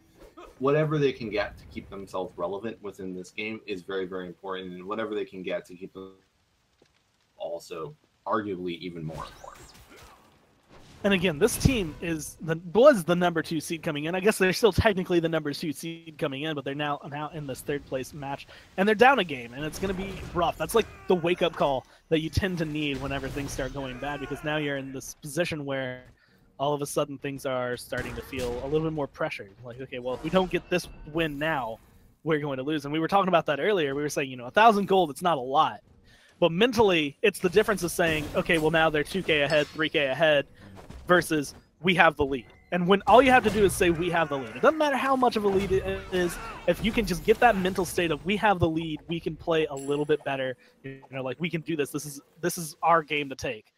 You can do that. But now having to look at it again, the numbers come up. You're never, oh, we're behind. It's we are this far behind. This is the only way we can make this even, let alone try to get ahead at this point. It's like the number crunching starts happening for the team. The pressure gets put on. And depending on how they can handle that, that's how we're going to see this next, I want to say, couple of fights go. The Portal Demon about to respawn. Fire Giant's still available and much more of an option now that it's 17 minutes into the game. But Loyal are the ones who are looking more or less to be in a position that they could control that pit and keep both of those objectives. I brought up the Kukulin last game of kind of being that unknown threat. This threat, a very known version in this form of Susano. People know what Susano can do. People know how deadly Susano is. And he's not going to surprise anybody in this game. And right now, he's just kind of being he is the linchpin for the early game for Team Loyal, where he's the reason why they're ahead. He has the kills on him right now. He is very, very obvious. Paradiddle getting very, very low, but we'll still be able to get out of there just fine, and thanks to the health shield, as well as just being naturally much tankier. And he is kind of holding on to this early game right now while Kami gets towards that late stages of the game, right, Facey Ray looking to kind of get into the middle of this team, but it just kind of puts himself in a bad position. Fortunately, as that Khepri revive, which is going to get popped, and Facey Ray is going to be able to get out of there just fine. But Kami blinks forward and destroys Facey Ray thanks to that hot blink play. Get on my level, trying to catch up, but a quick impale comes out from Sir Eclipse. Going to eat 2 of the snipes, but it just isn't enough. The third snipe was directed at Kami, so it was fantastic play coming out from both Kami and Sir Eclipse with the hot blink and then the hotter impale. And just being able to keep themselves alive. And again, this is something Blink we saw last game. Blink Kronos doesn't sound like something you'd want to see, but when it comes down to it, Kami is playing it perfectly. He's using it up at the right time, either as a getaway or as his aggression, although Portal Demon now going to be started up. That's going to be the main fight. And Apex is getting relatively low, but again, on Susano, he has that high mobility. He's not too worried about it. Loyal going to be able to confirm the Portal Demon as they continue the fight. Maker White going to be rolling in, but immediately stunned out on her over the wall. And it looks like Loyal are just going to get in, clean, get out. Grab that objective and don't waste your lives. Go ahead and back, spend the gold that you've picked up. And at that point, they're in a position to, again, dropship right back into the Fire Giant pit. But Get On My Level is going to be waiting for him there. Yeah, they know a little bit more. They're going in as a team. But was waiting for it. And Apex, he gets baited in and just erased off the map. Ashu also going to fall and now Get On My Level, trying to run away currently, but that Erlong legs can only take him so far. Does look as though it's going to be far enough. Apex got baited, plain and simple. And right now, actually, Facey Ray might have been gotten baited on his own right, but no, a nice route comes out from Bling Bling Shan, going to be able to keep him alive at the bare minimum. So the baits to the reverse baits to Apex dies in a half second. And at the end of the day, just kind of 1 for 1. That engagement, support for jungler, so it was worthwhile for the blue squad, but still 1 for 1, not a big deal either way. I feel like that was one of those plays, because just I was looking at the way that Loyal was kind of stacking up for the Portal Demon, and it looked like they were trying to go into the point where it would be, instead of, 1 by 1 by 1 as they dropped in, they were like, okay, someone's going to be waiting for us. Let's try to go in and get everybody into the pit so we can fight again the minute we drop. I don't think what came through their calculations there was the fact that doesn't matter to Ascilla. That doesn't matter how you come through. She can still kill you very, very, very fast. And all it needed was a Sikkim and a root, or a Sikkim and a crush there. And Apex, like you had said, he was just gone. He was there, and then all of a sudden he was back in his base, having to buy more items and wait. I think he got one ability off. Died. It was not a good time, but they should have done a send. I mean, you got 3 frontliners, send them through, or you got 2 frontliners. Sorry, bait out the abilities. Bait out the abilities, but more importantly, just kind of get an understanding of what's going, or get a better understanding of what's going on. I love the idea of, well, we know they're baiting us. Let's just stack up. It doesn't. Scylla's damage is instant. Is one of the things. Like if it was a Thoth, it would not be as big of a deal because Thoth has to charge up that ultimate. So it's like, oh, okay, well, if we time it, right, it's either, all right, we're going to time this right, and then he's going to have to wait a little bit longer, and we can interrupt him, we can do all these things. Or it's like, or we time this wrong, we walk through and we get 1 shot. Scylla, there's no other option. You're going to get 1 shot. Well, yeah, Apex certainly did at least. And it was only him and Paradiddle that went through actually at first, and those were the only 2 for only a second, but given the fact that Apex did not live for that long, it was clearly plenty of time. So a little bit of miscommunication coming out there from Team Loyal cost of Apex's life. It really is more comical than anything else, as ultimately it's just not the most effective, the death that Get On My Level can take the most advantage of. And right now, Get On My Level himself, the player, having a little bit of trouble as he gets stunned out. A lot of damage being dumped into him on this air lane. Now we're going to be seeing Sixug go into that dragon form. The Typhoon going to be coming through, trying to get a little bit of damage down. Apex looking for a kill. Facey Ray is going to be the one who is caught out and just erased off the board. But the Crush, Sikkim combo, I'm a Monster coming out. Snipe's going to be good. Apex going to take another spill. I'm a Monster over the wall. Going to hit Sixug, not for a lot of damage, just because of the nature of the beast that is a Fafnir. We're going to see the Impale get bleeds away. Bling Bling Shan going to be able to live through that one as well. And now they're in a position, this is going to be good enough just to keep Loyal off the Fire Giant, even though they didn't win the fight. That's going to be enough to kind of intimidate them. They know, okay, well, we can't do it, even though we just got rid of Scylla's abilities. Crush can still steal that away. Yeah, Crush's again, they picked a much better secure. With Bling Bling Shan having that crush, having the, not ultimate available, but still the crush and the root as well, just going to be much more effective than the Kronos one at the end of the day. And that's just kind of where Team Loyal pigeonholed themselves over and over again. Yes, Kami has looked fantastic on this Kronos, less so this game up to this point, but he wasn't having that amazing breakout game up to this point last time around either. But they're pigeonholing themselves where they're saying, well, we cannot take a contested objective. It's just not something that we can do here. And they're really going to have to rely on being able to find all these kills before they can look at doing anything. Because even last game, they at least had the bird bomb for those early stages. But now they have nothing. They have absolutely nothing that can contest with that Silva secure.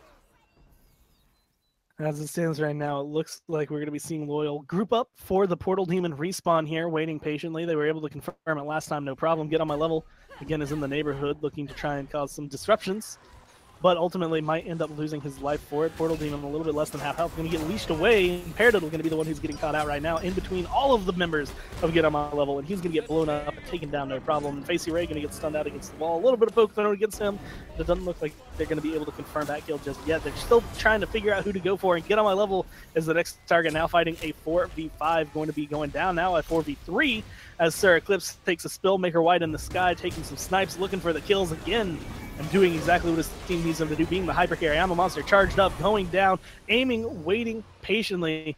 And again, this looks like Bling Bling Shan going to just go ahead and cancel that one out. Another wasted I'm a monster. Could have at least gotten some poke and forced the rewind out of Kami, but opts to not do anything with it and just falls back. Yeah, I mean, again, looking for that perfect ultimate and thinking about last game, how many Thoughtfuls did we see? I can only remember 2 or 3. I mean, Bling Bling Shan is just holding on to his ultimates too long. At some point in time, yes, not ulting does end up hurting you. And yes, not pulling the trigger. I mean, you could argue there, it's like, well, he did ult, but he didn't. He was CC immune and he moved around a little bit faster for hit the circles that he walked, but otherwise, not really anything else going on. So Bling Bling Shan just not looking good today. Not looking kind of up to par, up to form, and with Kami lurking around on the other side, who was so dangerous last game around, it could be a very, very bad thing. But now, contested Fire Giant going on at this moment in time. Scylla does not get there in time. Team Loyal are able to take the Fire Giant as well as the life of the Erlong Shen. And now he is going to fall. Bling Bling Shan gets stunned out in the backline, but he will not fall just yet. Facey Ray is trying to do what he can as well, but this might not be enough. Ashu running forward, eating a lot of damage, just barely getting the dash off in time. Just coming off a cooldown, and he will be able to escape. Apex going to take a couple autos to the face here. Maker White going to roll away from him, though, not feeling up to boxing Kami just yet. And ultimately, that's going to be the disengage from Loyal. 5 members with Fire Giant. Does he notice that through the wall? Astral Arrows. Apex going to take some damage up into the sky. Goes the snipes. 1 is all it's going to take, but he does not find that last hit. He's not able to get the kill there. Maker White not pulling out marvels for that one right there, and ultimately going to end up falling. Now, actually, taking a lot of damage. Paradil in the background with the rotation, going to be able to pick him up, no problem. And now they're running forward without their ADC, Facey Ray and Ashu. Fighting the 2v3, and Ashu is worse for wear because of it. Going to go ahead and spend some time in the timeout box there, about 40 seconds. Facey Ray is in a 1v3, and again, this is just not a good look for anyone to be in. I like, as right now, Facey Ray is going to get dropped as well. Get on my level will find Sir Eclipse as well, trying to run away, and Erlong, unfortunately, a fast enough character to potentially get out of dodge here, but Apex does not want to let this go. It's going to teleport forward, doing what damage that he can, but Get On My Level, the turtle form might just be good enough, and it will indeed be. He's going to go ahead and get out of dodge, but I'm going to say, I like calling it the timeout box rather than the penalty box. It just makes it sound so much more juvenile. I don't know why, but I like it. Maybe it's because I'm just really a giant child at this point. A giant child who's been given powers of the law according to the United States. Well, for some players, you know, maybe like for some players it's a penalty box. You know, maybe it's like, hey, you were spam laughing and then you got killed. That's a penalty box. Let's say you're out of position or you're fighting a 2v3. That's timeout. You're doing something wrong, dude. Like you have to sit in timeout. Think about what you just did.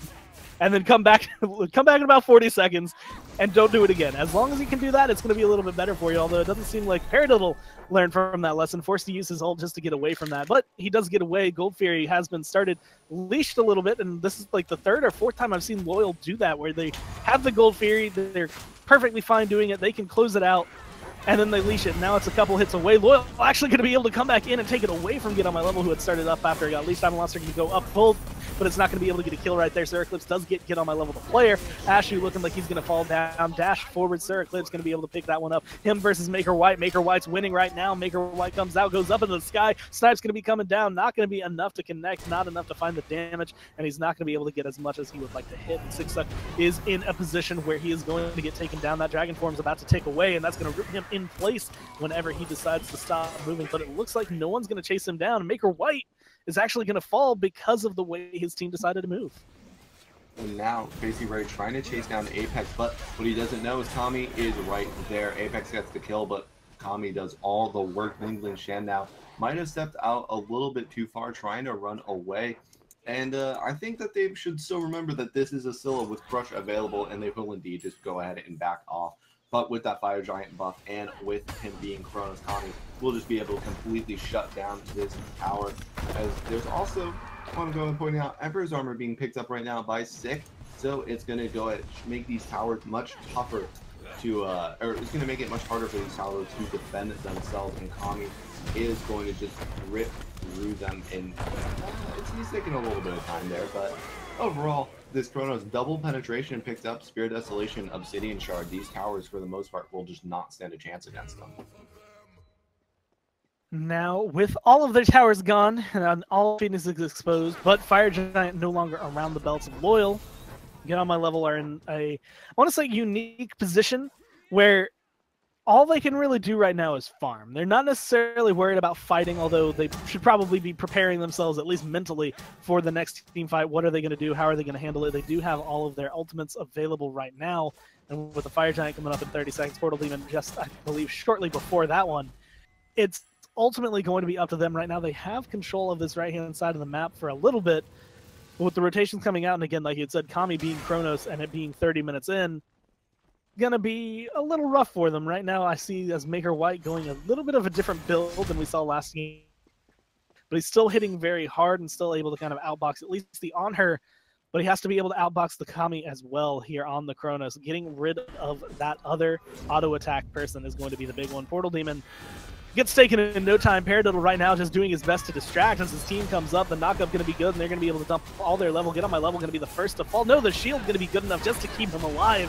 but he's still getting chased down. He's still getting plucked back. The res going to be good on him for a little bit, but at this point, you've been killed essentially 3 times. You were barely left alive, and that's going to open at least the Fire Giant for Loyal if they want to. They can bait more members of Get On My Level in there.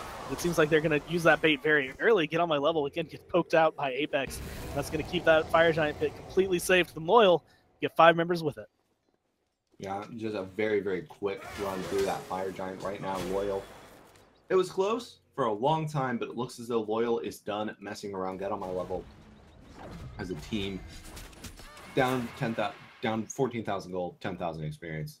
It's looking like it might be curtains for the number 2 seed here, where this is, you know, the point of no return is usually viewed as the 10,000 gold. So they're 4,000 gold above that one. Get On My Level, though, does find Kami, and hey, leads don't matter as much. The number 1 hard hitter gets taken away, but so does Get On My Level. 1 member down right now. Facey Ray charging forward, looking for whatever he can do, eating a ton of damage here as Sir Eclipse is just brutalizing him down, and now Apex also going to be able to find Ashu. Diving forward is going to be Paradiddle. Maker trying to do what he can, but it just isn't enough to save this Phoenix. The Phoenix gets dropped. They're looking at Ling Shan as well, but really they're looking at the Titan. The number 4 seed going to go ahead and try and win out this third place match, going up against the number 2 seed, and it will indeed be Team Loyal bumping themselves up a little bit. Get On My Level did not have the tournament that they were hoping to have. Now, rewind to the end of the last game. The big difference maker at the Titans. It was a big base race, but Paradiddle was there, and that distracted Get On My Level. The players that they needed to have focusing the Titan, they potentially could have won the game, but they turned their attention to the Odin instead. Right there, you saw Loyal do the exact opposite. Loyal is there. There are two players who are trying to kill them, who are trying to distract them. Loyal goes for the Titan. Loyal focuses in. They recognize where they need to be and what will get them the win. And that's going to be the big thing right there. And that's kind of the play style that they've shown throughout these last 2 days in the playoffs is just focus. They know what they need to look at. They are more objective oriented than they are kill oriented. They will find the kills. As you can see, they had 25 there. But they aren't only going to be fighting. They are going to be looking for whatever will get them ahead. And I think that's going to be a strength of them. And that's why we saw them do so well against Bigatron yesterday. But that's going to be it for them. They got third place all over again on my level. And we still have one big old set coming up here in a little bit here, which is going to be obviously the first and second place match, the one that is going to determine who is the winner of these playoffs. They have played this entire split to get to the point where we're going to have first seed Bigatron coming up, as well as Viral going to be playing against them. And it's going to be a best of 5. And I believe that me and D-Syncs are going to be taking the sideline on this one. We're going to be passing it over to the voices you are used to hearing. Is going to be Lord Wizkid and Verbalocity bringing you that one. But we're going to have to take a short little break before we go into those finals, get everything set up, make sure nothing's on fire in the background, and get the last few games coming out to you. It's going to be a good set. Make sure to stay tuned, and we will talk to you shortly.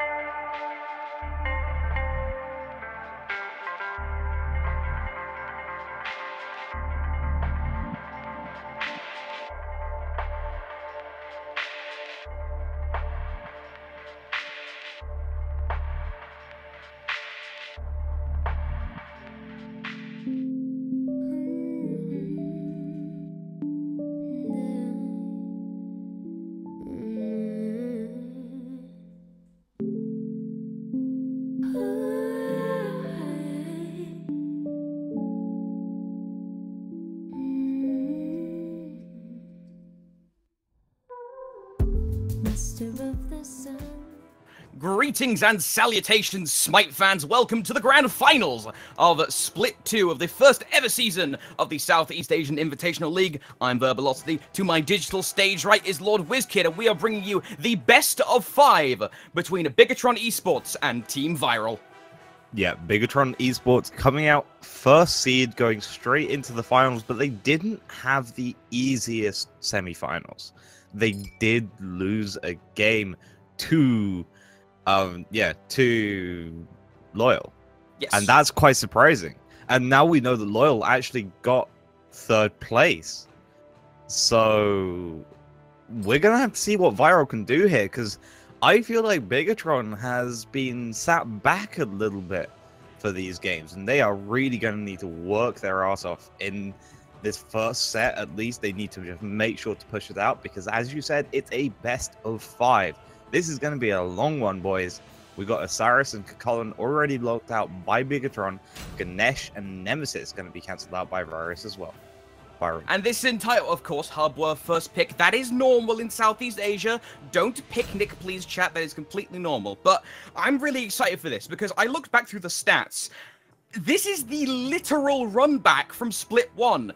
Archipelago, now Bigatron Esports, were the favorites going in. Viral were behind. They were, in the last split, they were number 2. Now they were technically number 3 before beating out Loyal to get here.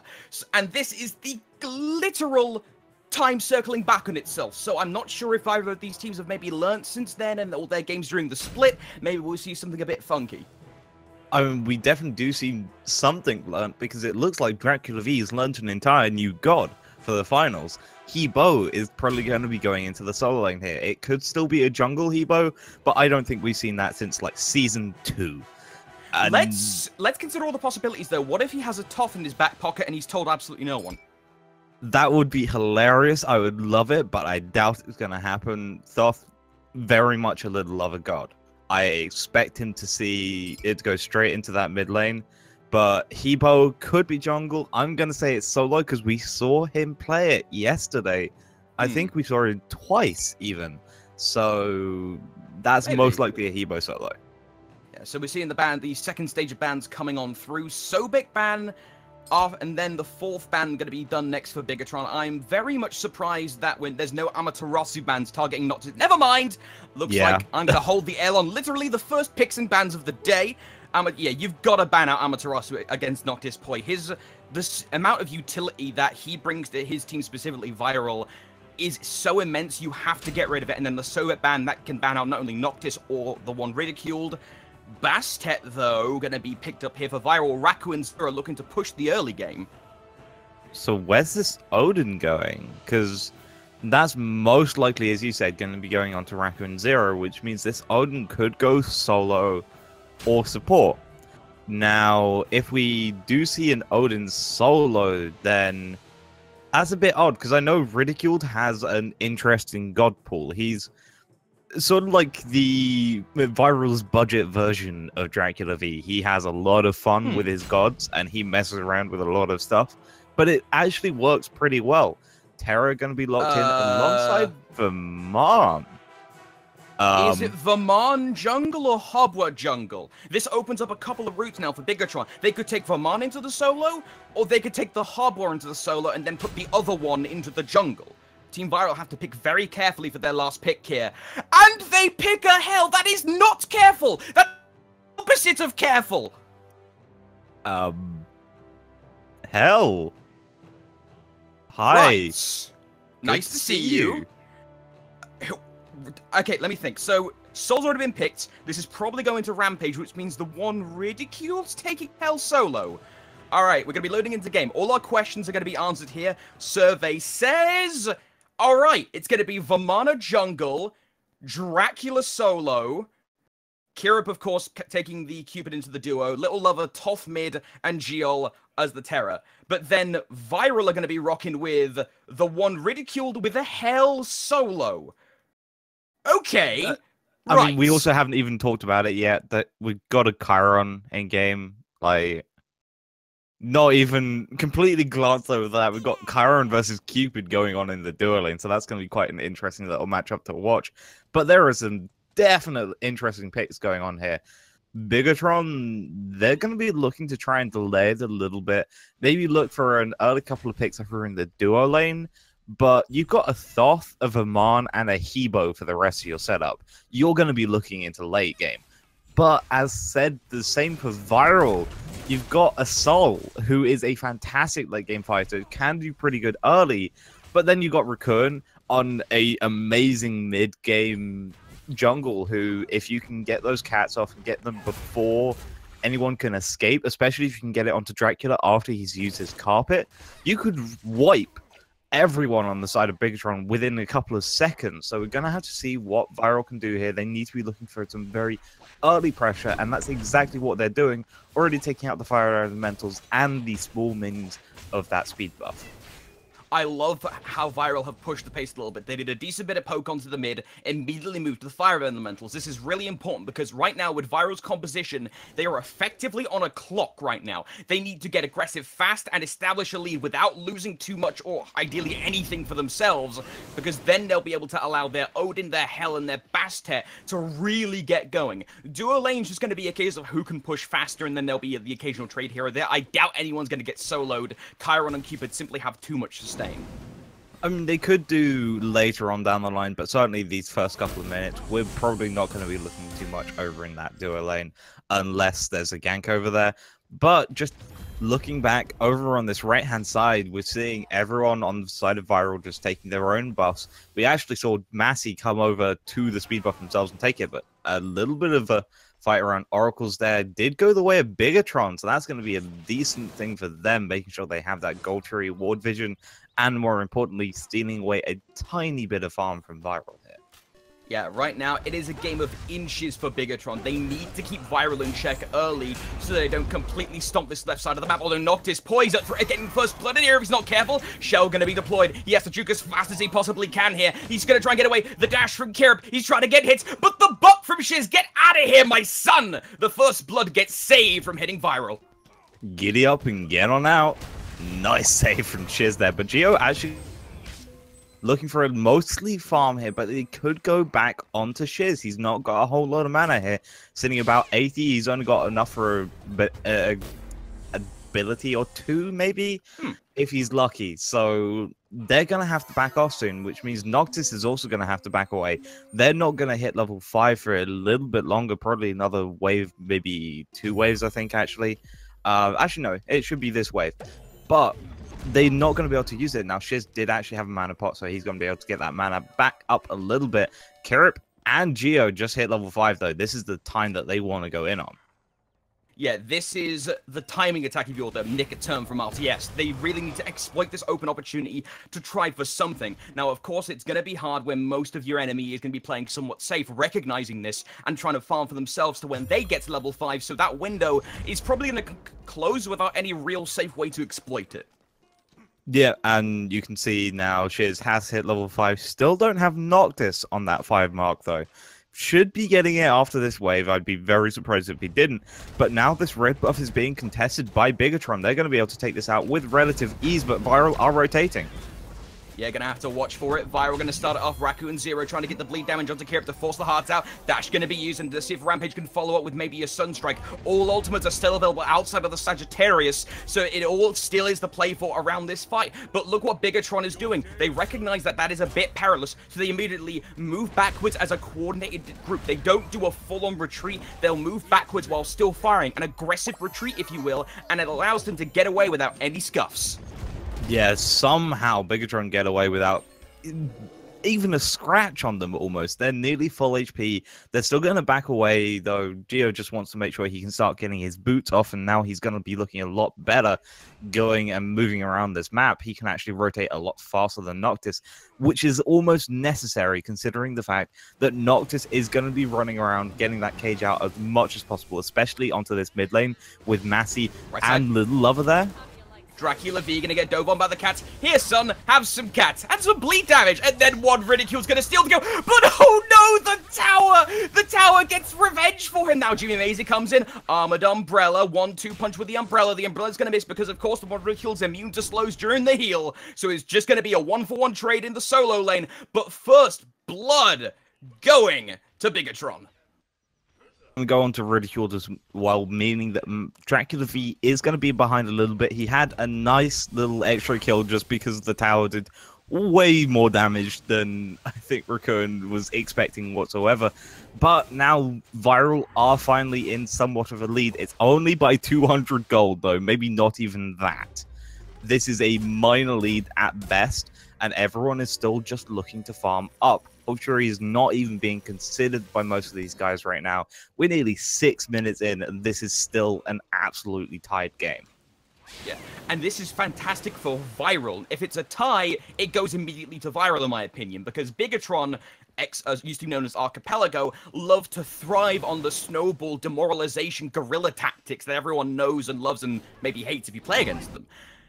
But Viral, on average, will play way more consistently overall. Of course, recent split performance can say otherwise, but if they can keep Bigatron corralled, Viral have a good opportunity to extend this to later on and then leverage the full power of their late game skewed composition. Yeah, I mean, I think the thing we need to understand is Little Lava actually gets dived on by Raccoon here. Gonna go into the ultimate, not gonna hit anyone. Now Noct is gonna be able to take out Little Lava. Massey's in the cage, he's getting chased down, but no one's left remaining to try and kill him on the side of Viral. Now Noct is being chased. Actually gonna go out of that form, and Noct is gonna walk into the tier 1 tower. Yeah, and notice how Noctis Poi respected the power of the 2-level higher jungler, even though Verman can't heal, and that's what you primarily use the ultimate for, is that big burst of healing. He knows he could still get stomped, especially with a teammate hanging around, so he moves back with the left side here. Sagittarius use, red buff gets stolen out of Team Viral side of the jungle onto the carry for Bigatron Kirip. Shiz did use Sagittarius a little bit before, but he wasn't able to get anything really done, so that as much as he can do, just a couple of masterful shots, but those can be healed up immediately by Kirip and Geo. And that healing is an interesting topic. Both teams possess a great amount of sustain. Dracula V actually going to get a solo kill onto one Rotocalled here. I just want to talk about wrong constellation verb. Wrong. Ah, I'm sorry. Rip. Yeah, so Centaurus was just used there, and now it looks like Bigatron are definitely doing a lot better now with the solo kill over on that right-hand side, and they're still able to keep this mid lane going. They had a big gank there, and unfortunately Little Lover did fall because he just used his evade and punish, but now Massey didn't die, and that was the big thing. If Massey had died, that's going to really start putting the rest of Bigatron behind, because that would allow Team Viral to go and dive in, Raccoon to free take that speed buff over on the right-hand side, and just make it even worse for Massey to sort of keep on going. He would have to put more farm and take it away from Little Lover or even Dracula V, and then that puts those guys behind, which then puts the rest of the team behind, because you need that extra little bit of damage that Lover and Dracula V are putting out, because Dracula V is going to start doing ridiculous amounts. You can see he's already got Shoes and the Magi up. He's looking for a Book of Thoth and currently got a level 1 Tiny Trinket. That's probably going to go into either a Book of Dead or the Bancroft Talon later on. But maybe we'll though just he have could to go see what he Poly. does. Dracula is an aficionado Maybe. of Poly, and see though a little bit of an argy-bargy on the right-hand side of the map in general. We are seeing both solo and the jungle being pushed up here by Team Viral. Jimmy Maisie, Geol going to be in a bit of a perilous situation. Noctis Point drops the cage as a, hey, please don't chase us kind of measure, and Geol just kind of has to sit there like, awkwardly like, hey, guys, can you let me out, please? No, okay, thanks. And with that, nothing really else is gained. Both teams right now showing each other a good bit of respect, deservedly so. Oh yeah, 100%. V just gonna wipe out Ridiculed. Messi gonna finish him off with that Armored Umbrella, just wanting to make sure that he cannot get out. Nice rotation from Raccoon here, gonna be able to hit Dracula V, and the cats are slowing him down majorly. The knockup was fantastic from Jimmy Maisie. Noctis Point probably would have ended up killing Dracula V, but he used his clear the path to knock him up as he was coming down, and that means Noctis Point's gonna get killed off by Dracula V. That was sterling work there from Jimmy Maisie. Yeah, Dracula V also got his wet carpet up just on time, which, of course, if you forget, actually immunes you to slows while you're on it, meaning that he wasn't going to get slowed down by the cats. He can run away, but Raccoon, you're not going to be able to run away from this. Geo going to get that kill under the tower, but does kill Dracula V as a consolidation prize at least. Raccoon gets his revenge for getting tower kill while fighting Dracula V. It's a 1-for-1 on that kill. Heyo. Now, with that in mind, solo lane has been the big focal point this game, with the occasional fight around the left side. That's somewhat typical these days, but I feel like Kirip and Shiz might be able to leverage that to both their team's favors by trying to box the other hunter a bit more effectively. But is that viable, or am I just making stuff up in my head? I mean, yeah, in theory, but it's going to be quite difficult. Actually, Massey getting caught in, like, spotting Shiz here, doing a lot of damage. Shiz going to be forced to use that giddy up soon if Massey decided to keep on going. Instead, just going to use that runaway back into the lane.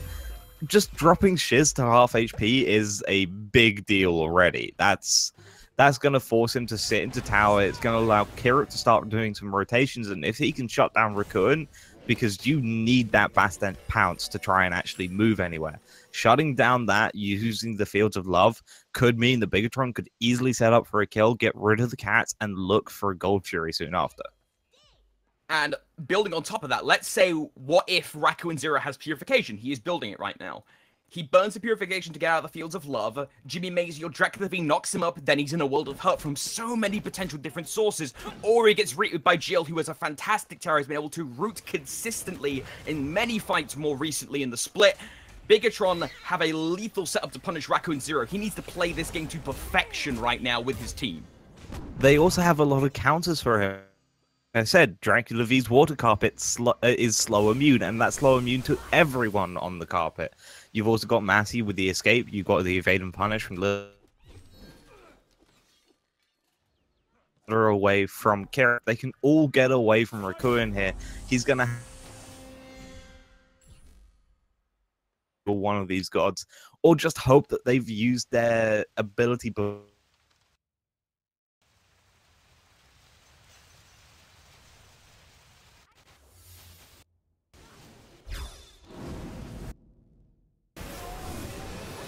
On Ridicule needs to be a little wary himself. Jimmy Maisie's actually going to end up picking the kill alongside Dracula V. And with that, that is going to be one dead solo laner. It looks like we may have actually ended up losing Lord Wizkid there. We do apologize. Hopefully we'll try and get him back there in a moment. Little Lover, meanwhile, mid lane looking to try and harass Rampage, but in comes Raccoon Zero. Down he drops. Little Lover going to get the kill. Yeah, Little Lover indeed getting the kill, but Gold Fury started up by the side of Team Viral here. Geo is going over. Raccoon's trying to do what he can and trying to defend this. Heart Bomb is ready for Kirip, and they're just going to leash it away from the side of Team Viral.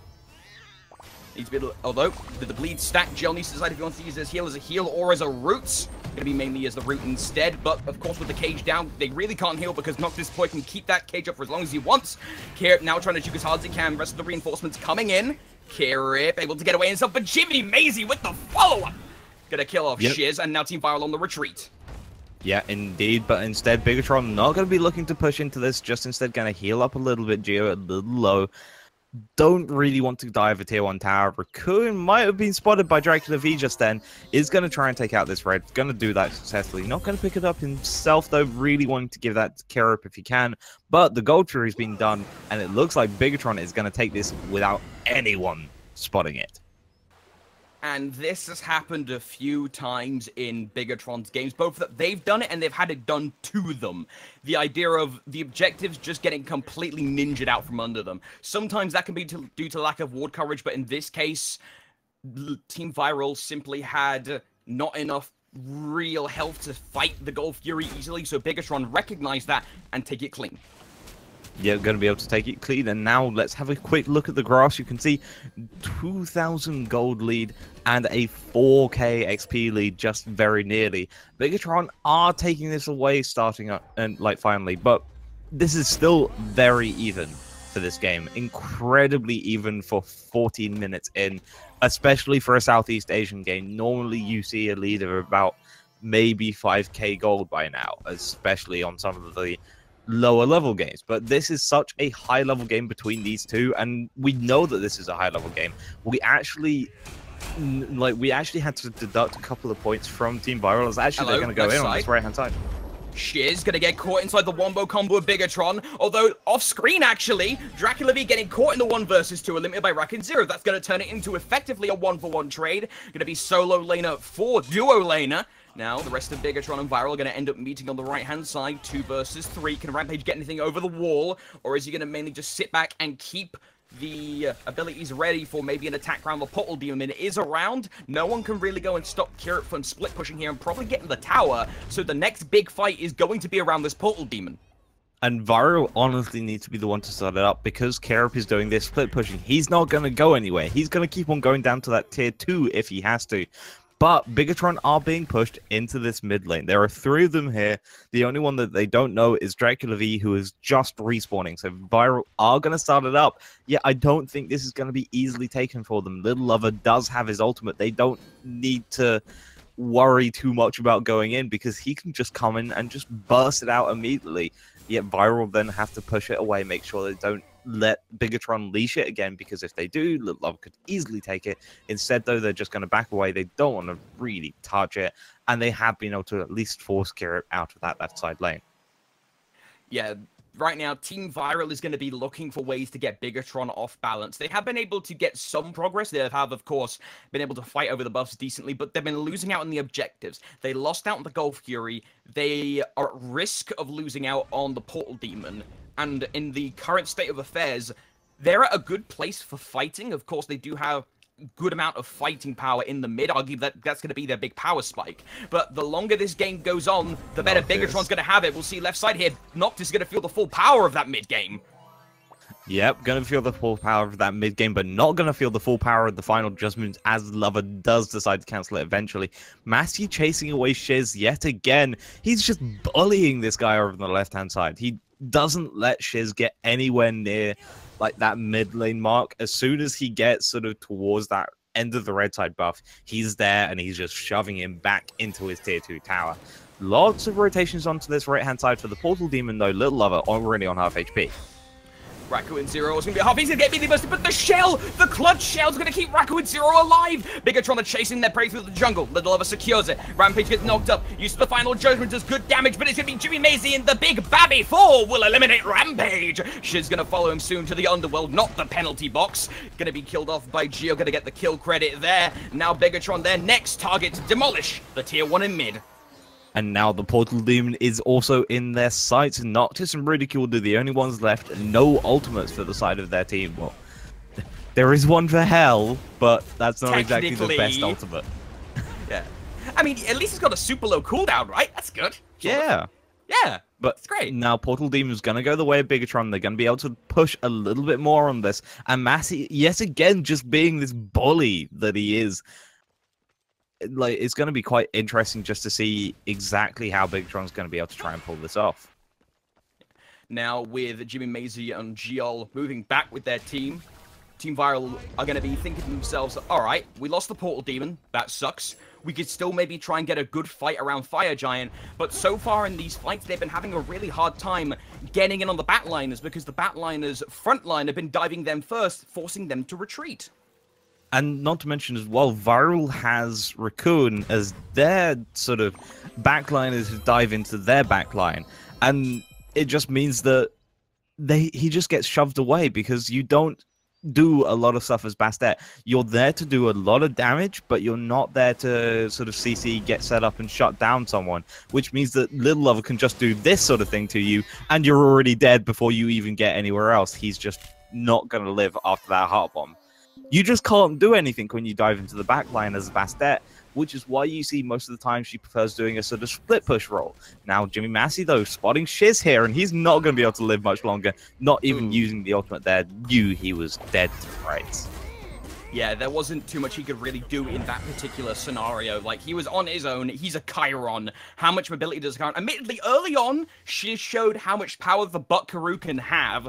But, I mean, in that situation, you're on your own. He's, you know, he's turning himself into Tesco's brand lasagna pretty bloody quickly. And now Team Viral are in not a great position to go for a great fight on the Fire Giant. It feels like the onus is now slowly turning to Bigatron to mess up, because while Viral is very good at controlling fights if they can get the lead first, Bigatron is giving them nothing. Yeah, I mean, look at Shiz. He has a very long face right now because he's not been able to do a single thing all game.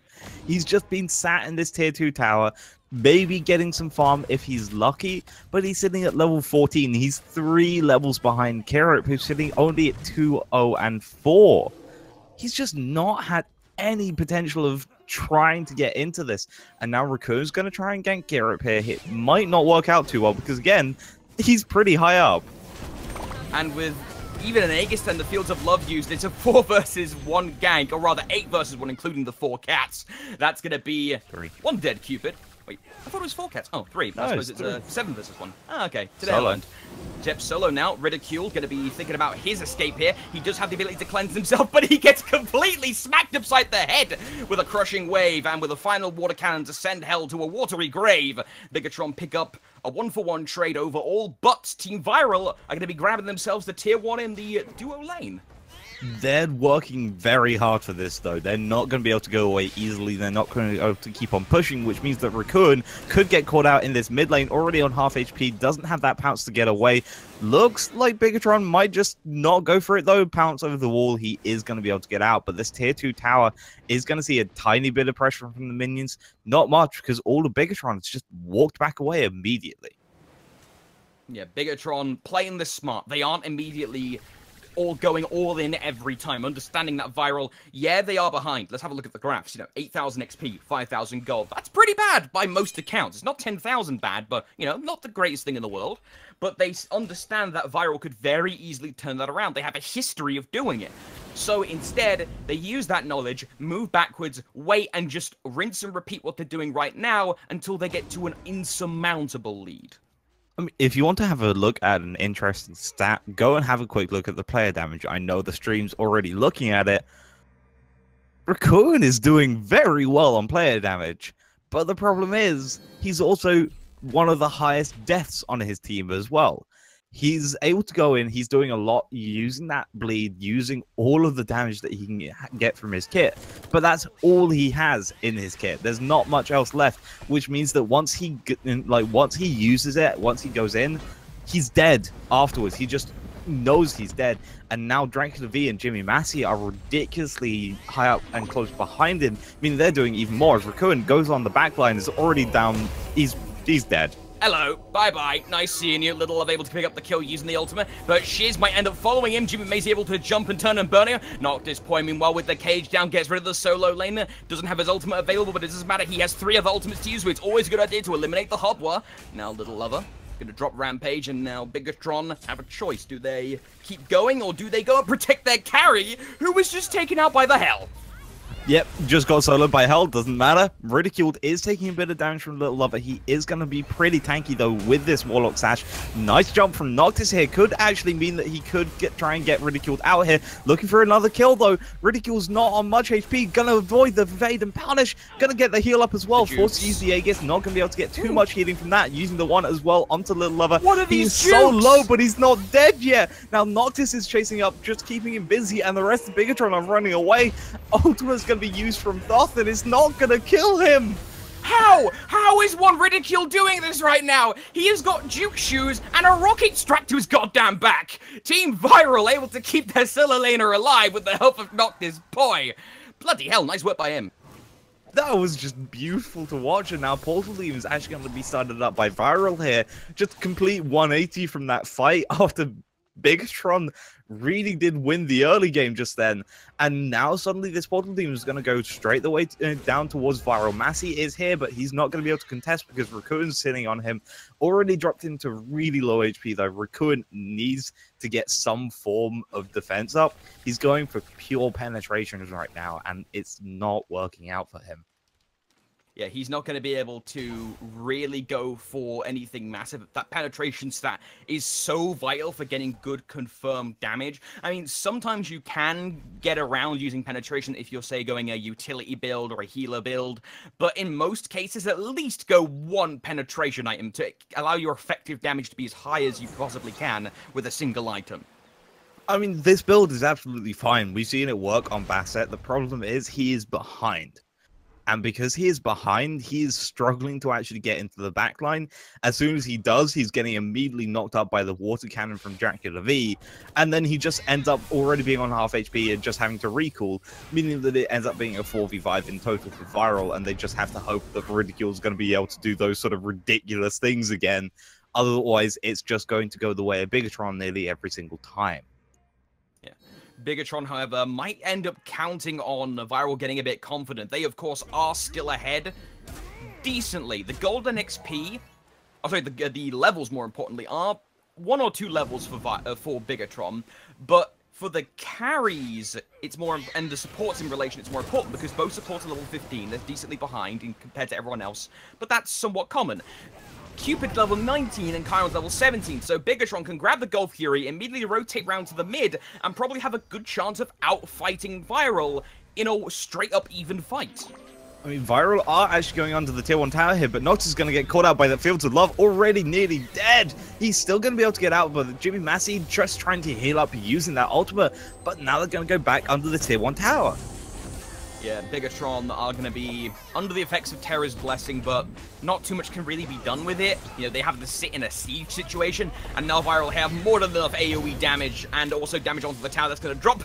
Raku with 0 just got straight critted by Kirip, 420 damage. He's going to drop the cat lady. Bigatron now has to still keep retreating. Even with the kill onto Raku and 0, they can't afford to fight this. Viral have simply a more advantageous position. Yep, indeed, but Bigatron do have a more advantageous amount of players. Now, Shiz and Ridicule are forced to go into the solo lane. Noctis and Rampage have been split up from them, and now Massey's going to try and rotate onto Shiz. Dracula V, rest of Bigatron going to be focusing on one Ridicule. Let's see if this time they can actually end up killing him. A curse was deployed from Jill. They are sick and tired of what Ridicule is doing. They pulled a curse out just for him. Yeah, that was purely for him, absolutely no one else, and now suddenly Bigatron are going to go for the Fire Giant. They actually already got it down to half HP here. This could be a big deal. This is going to be, if the steal happens, going to be big. Bigatron will successfully grab the Fire Giant. No steal for Viral, unfortunately. Now, Viral are going to lose the support, may end up losing the mid laner as well if Rampage can't get out of here. Disapparate is going to be available for a few more seconds, 9 seconds, no, sorry, 2 seconds left on that one, but with the Sunstrike used, going to zone him away anyway, and with that, Bigatron can now focus on going not necessarily all the way on the tower. Actually, scratch the Fire Giant belt. They can absolutely grab the tower. Yeah, that extra 20% tower damage from Fire Giant on every single player is going to make going for these tier 2 towers absolutely easy, even with that extra 500 HP they got from 4.12. Now suddenly Geo is taking a bit of damage here. Monolith will help him just keep up a little bit. He doesn't have the Emperor's armor that Noctis Poi does though, so I doubt they'll be looking for any sort of Phoenix, because once Noctis Poi comes up, that Emperor's armor is going to start hitting Noctis Geo even more than you're expecting. It's going to make Bigatron a little bit weaker underneath Phoenixes, so instead just take out every single tier 2 tower, back off, maybe get your own Emperor's armor or finish off all the items that you got already, and just push up and push into those Phoenixes now. The Emperor's armor is an item we see more and more recently. It used to be something you never ever pick up, right? But now it's something you see quite a lot. So often that sometimes you'll see fights around towers and Phoenixes. The Phoenix will have a purple glow because both the supports or occasionally solo laners, Emperor's armors, are proccing at the same time, cancelling each other out.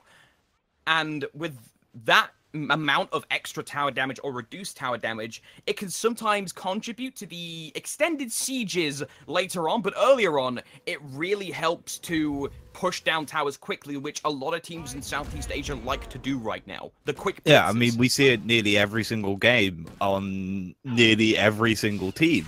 Geo, as I said, has just bought Emperor's armor. Now, it's not going to be fully cancelled out because they did buff it a while ago, so allied structures do get a better attack speed increase, but it's not by much. But Shiz on this right-hand side just getting bullied yet again by the little baby.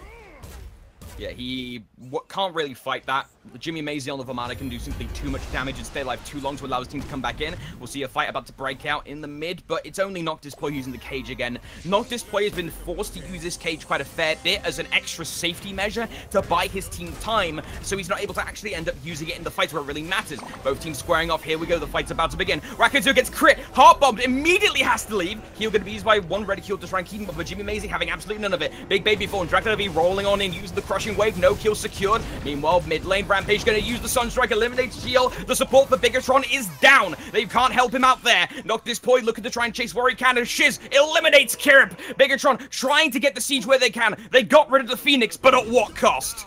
Yep, Jimmy Massey going to be going down here as well. Only Little Lover is left on the side of Bigatron. So Viral is immediately going to just run down this mid lane. They know exactly what they need to do. They are going to push, and they are going to push hard. A Phoenix is falling in this mid lane, and Viral will make sure that will happen no matter what. Unless somehow Little Lover kills like 2 people, and then maybe it's a little questionable, but even then, like, Viral have simply too much time on their hands with the respawns that a Phoenix is definitely going down here. Yeah, Phoenix is definitely going down. Geo is actually back up, so maybe the Emperor's Armor will help a little bit more for this, but there is an entire minion wave, and Thoth isn't hitting close enough to actually do it. Nice case from Noctis here. Final judgment. Rampage is dead already, but this Phoenix is down. Noctis is low, and they're all just gonna back away. Rampage had health, I swear, and so did Raku and Zero. Bigatron able to defend, but they'll end up losing the Phoenix, reciprocating what happened to them.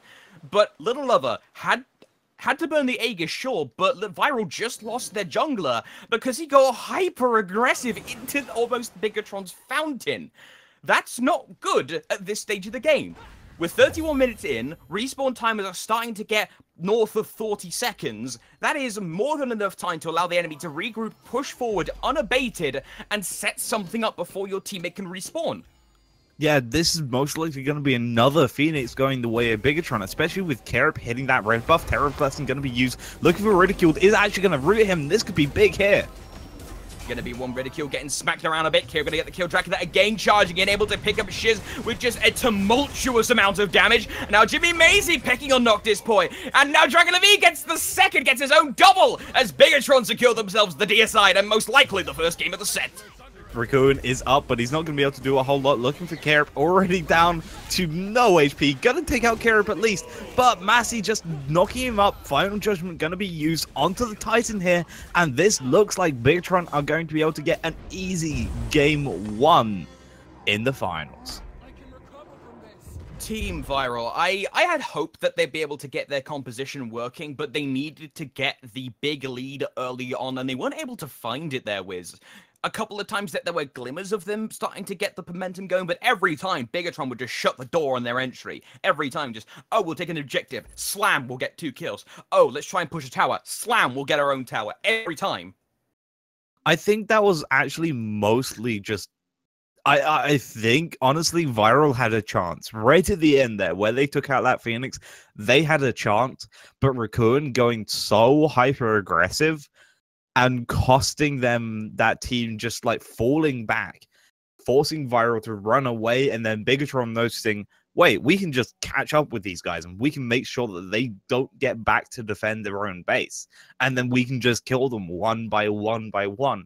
Just that small little play of Raccoon going a little too ham and costing Viral the game. They might have, it most likely would have gone the way of Bigatron in all honesty, but they had a chance, and they lost their chance right at the end.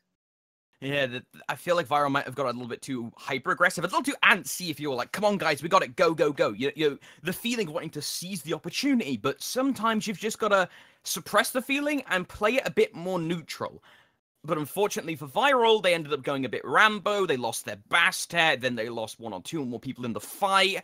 It just cascaded from there, and with that, that is going to be game number 1 in this best of 5 set going to Bigatron Esports. We're going to get game 2 loaded up for you as soon as possible. Don't go anywhere.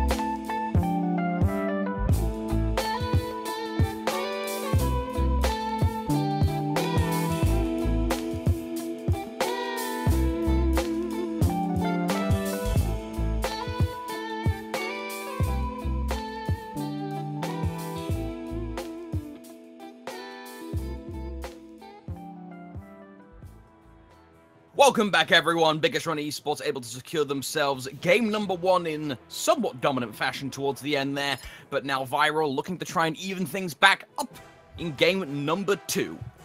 Yeah, they definitely want to try and even things up. They are still a very close team to the side of Biggestron. Cullen immediately getting locked away by them. They just know that Cullen is very strong. I mean, we saw it in the NA Challenger Circuit relegations. He actually got picked every single game. Or banned. In the ones he didn't appear, he was banned. There was no point where he wasn't appearing on the pick pan screen somewhere. And I completely understand that. But a character that is currently in the SMITE ecosystem, the zeitgeist, is Freya. But Freya hasn't made an appearance at all today. Why is that? Do you think? I think it's because not a lot of people remember how to play her. She is very good right now. Incredibly good. They buffed a lot about her, but you still need a lot of time to sit down because she doesn't quite play the same way a normal ADC does. So you got to sit down and think about how you need to use it, what you need to use correctly, rather than just sort of going in and hoping for the best. So maybe we'll expect to see her later on during Split 3. Right now, though, we're seeing the Hebo again, most likely Dracula V's god, and I think Viral now know this. Thoth, Amaterasu getting taken away for Viral as well. They're making sure that Little Lover does not get that Thoth, and they get that Noctis Poi Amaterasu support. But they'll get rid of the Thoth, but they've just given Little Lover the option to go for Cullen, and he will take it gladly. Now, side notes, Kukulkan and Little Lover is a little 50-50. Either he can hit some of the swaggiest Spirit of the Nine Winds that you've ever seen, or he will whiff to high heaven. Which version of Little Lover are we going to see? We'll find out when we get into game. But final pick of Phase 1 will be Ravon. Raccoon Zero taking his more comfort pick jungler this time round. All being banned out by the side of Team Viral. That's an interesting one. Shots at I don't think... Yeah, it's a shot at Kirip, but I didn't think Kirip had that in his god pool. There were a lot better. He's ADCs occasionally played it. Once or twice, but yeah, that's not the god I usually think of when I think Kirip. Usually No, it's Cupid, who's actually been banned out by Biggestron, funnily enough. I mean, if you're going for something like this comp that Biggestron's doing, you want to make sure that you have some way of getting out of that Fields of Love. And currently, I don't see a single thing for the side of Biggestron to get out of there. So banning out Cupid is actually not a terrible choice here. Ram going to be the lock-in for the side of Team Viral. They're just going to let them go a very strong ADC, but on her with the new buffs is going to be coming out.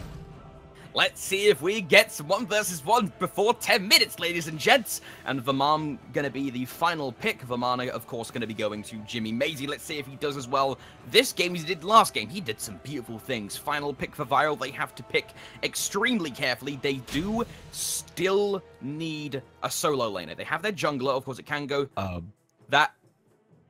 Okay, wait, you do not show a red rag to a bull. You do not pick... possibly Yana solo in the face of Dracula V. I mean, it's either Yana solo or Thoth solo at this point, isn't it?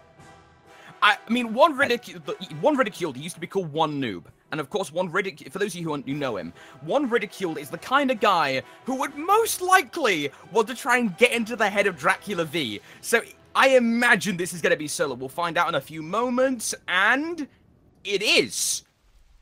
Well, this is going to be good. The master is getting shown his own work. We are going to have to see what Ridiculed is going to be able to pull out versus Dracula. We have actually seen Ridiculed play Yana solo before, but not against Dracula V himself. If they win a game like this, I don't think Dracula V is going to hear the end of it from Ridiculed. It is just going to be constant memes and discords and like WhatsApps for days. Like he will never live this down. In Split 2 finals, getting taken out. Well, to be fair, it would be worse if he was playing the Hades. He's more known for the Hades solo than the Hubwa solo. This is something more recent, but still, either way, I am very much going to be keeping my eyes glued to solo. Although we should be looking at the left side here. Shiz and Noctis Poi having to walk away and secede the red buff to Biggestron. Well, I mean, there are 4 members here. I wouldn't want to walk into 4 members either. They are going to lose that red buff and actually that purple buff as well. So Viral gonna lose a little bit of farm early on. This is going to allow Viral, though, to actually push into the speed buff and push into that blue buff, which means that Dracula V is not going to be able to get that blue himself. He's going to be purely relying on that Shoes of Focus. Yeah, Shoes of Focus, of course, I mean, it can give you a good bit of mana, and not going a Relic, it's dangerous, but it gives you a lot more flexibility should you choose to go for that. We occasionally see a couple of people who run Kumbhakana solo like to opt for the Relicless start, because then they can adapt for, okay, I won the lane early, let's not go the teleport, or am I losing? I need the teleport now. So there is some flexibility. We are actually seeing at the start of this sort of in-between bit of the fall split and the summer split, we're seeing a lot less teleports being picked up and actually a lot more people going into Swiftwing or just not actually doing it at all. They've given up in this sort of aggressive, I must be in lane all the time, I must be rotating all the time, to the, I want to make sure I have a fantastic relic on me, because Shell, Horrific Emblem, Sprint, and even in some cases meditation are all just beautiful things to have. And if you can combine that with something like a Thorns, you can just do so many good things. But you need to have 2 relic slots open, and teleport does not allow you to have those spots. Speaking of relics, let's hope there isn't a curse in this game, otherwise one ridiculed may end up losing it. That one relic choice last game fired directly at one ridicule during that one gank and made my heart sink. Like, I have never seen a point, apart from Dracula V shenanigans, where her team has deliberately built to muck over one dude. Yeah, I mean, that was very much purposeful. Geo actually going to get hit into the pillar there. Kirip going to get a nice little impale onto Shiz. He's taking a lot of damage in this left-hand side. Not going to be able to get a kill, but Bigatron are definitely showing this new on her is still very strong even before you get that ultimate buff. Yeah, on her is, there's a reason people joke about how if you want to do the 1 versus someone, you bring on her, because on her is one of the definitive 1 versus 1 hunters in the game right now. 10-hand Shadow Fist, gonna clip Jill, gonna have to use his dash to get away. Final Judgment, a little bit too short, even with the Glyph of Pain buff, extending its reach, allowing both Jill and Kirp to get out with decent scratches to Jill. I mean, there is another reason you play him in the 1v1. Why is that? Because you need to bring honor to your family. My heart! Oh, you are the actual worst, Wiz. God, we're moving on before gonna I kill get you. caught out here. Space and time might be used, not deciding. Actually, it's already down. Never mind, he's not even going to be able to use it. Instead, just going to go back over to this solo lane as Verb is still recovering from how bad that was. I actually want to hurt you physically right now. Just how Jimmy Maisie is probably wanting to hurt Team Viral physically for just taking over his jungle right now. They are right now going to be able to grab not only the back harpies, which are a lot more valuable this half of the season, and grab the speed, and probably grab the blue as well here, unless Jimmy Maisie receives any backup from Dracula. Jimmy Maisie isn't evil level 5 yet, so he can't use Big Baby to stomp out any resistance. Yeah, I think this is actually somewhat down to the fact that this speed buff got taken away from him. This entire right-hand side has not been Bigatron's. Like, they've just not been able to do anything about it. He now is level 5 at least, so he does have that Big Baby if he needs to use it, but the rest of Viral are just so aggressive and pushing into this mid lane. They're not going to be able to get that left side mid camp because that's just been taken by Bigatron. Oracles, they're being forced away actually as Raku's trying to chase down Geo. Yeah, gonna try and keep him suppressed, but it's so hard to keep a Terra down early when you don't have the requisite tools to do it. You need a couple of abilities around, ideally a teammate as well. Terra is surprisingly nippy if you have access to a destroyable structure, because then you get the second dash. Raku and Zero, however, going to be dropped to about half. Avoids the Zephyr from Little Lover. And now with the ultimate going to be the whirlwind going to be used, we'll have to see if the Spirit of the Nine Winds used as well. It's going to be used, but only Shiz actually gets hit by it. Everyone else is able to juke out of the way. Raku and Zero takes out Kirip, and now Viral on the offensive. Raccoon is still alive because Massey couldn't find that extra little bit of damage that he needed. Now, Little Lover doesn't have that Spirit of the Nine Winds. Massey doesn't have his ultimate, and Viral are just going to be able to walk away from this fight after getting first blood. That's exactly what they need to do. Last time, it was a 1-for-1 trade. Now, it's going straight in the way of Viral, although Massey is trying to chase down Rampage.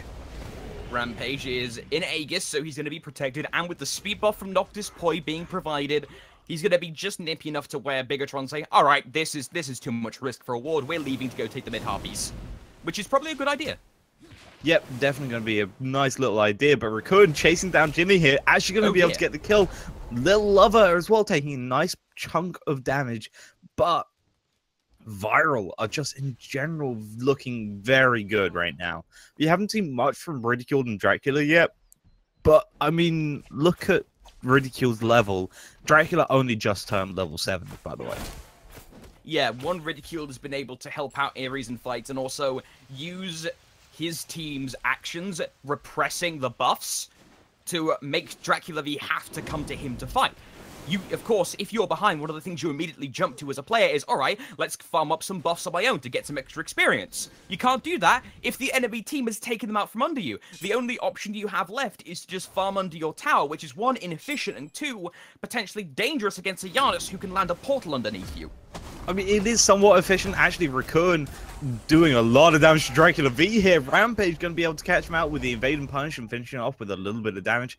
Little Lover spotting Noctis here, immediately trying to use that Zephyr to slow him down a little bit. But speed buff yet again going the way of Viral. Massey is not going to get a speed buff for the next 20 minutes of this game. Bigatron have been shut out of pretty much any buff on the right-hand side of the map. But to compensate, they've been raiding the left-hand side here. Viral going to see this now, going to try and cause him a little bit of grief. Jimmy Maisie has to pop the big baby, but not before he drops. She's able to immolate him from the skies. Little Lover has to use his beast, takes a little bit of damage though while getting away from the Spirit of, or using his Spirit of the Nine Winds to get away. Ridiculed. And now Ridiculed is a little bit in a wacky situation himself. He rotated over and using the unstable Vortex kills off Little Lover. Yeah, that's going to be 5 kills the way of Team Viral with yet an answer from the side of Bigatron. Gold Fury started up by Viral here, and Kerip is too busy. He can't go and deal with this. Raccoon's handling him nicely, so only Noctis is around. Yet Viral actually too scared to really stay, just go for the Oracles instead.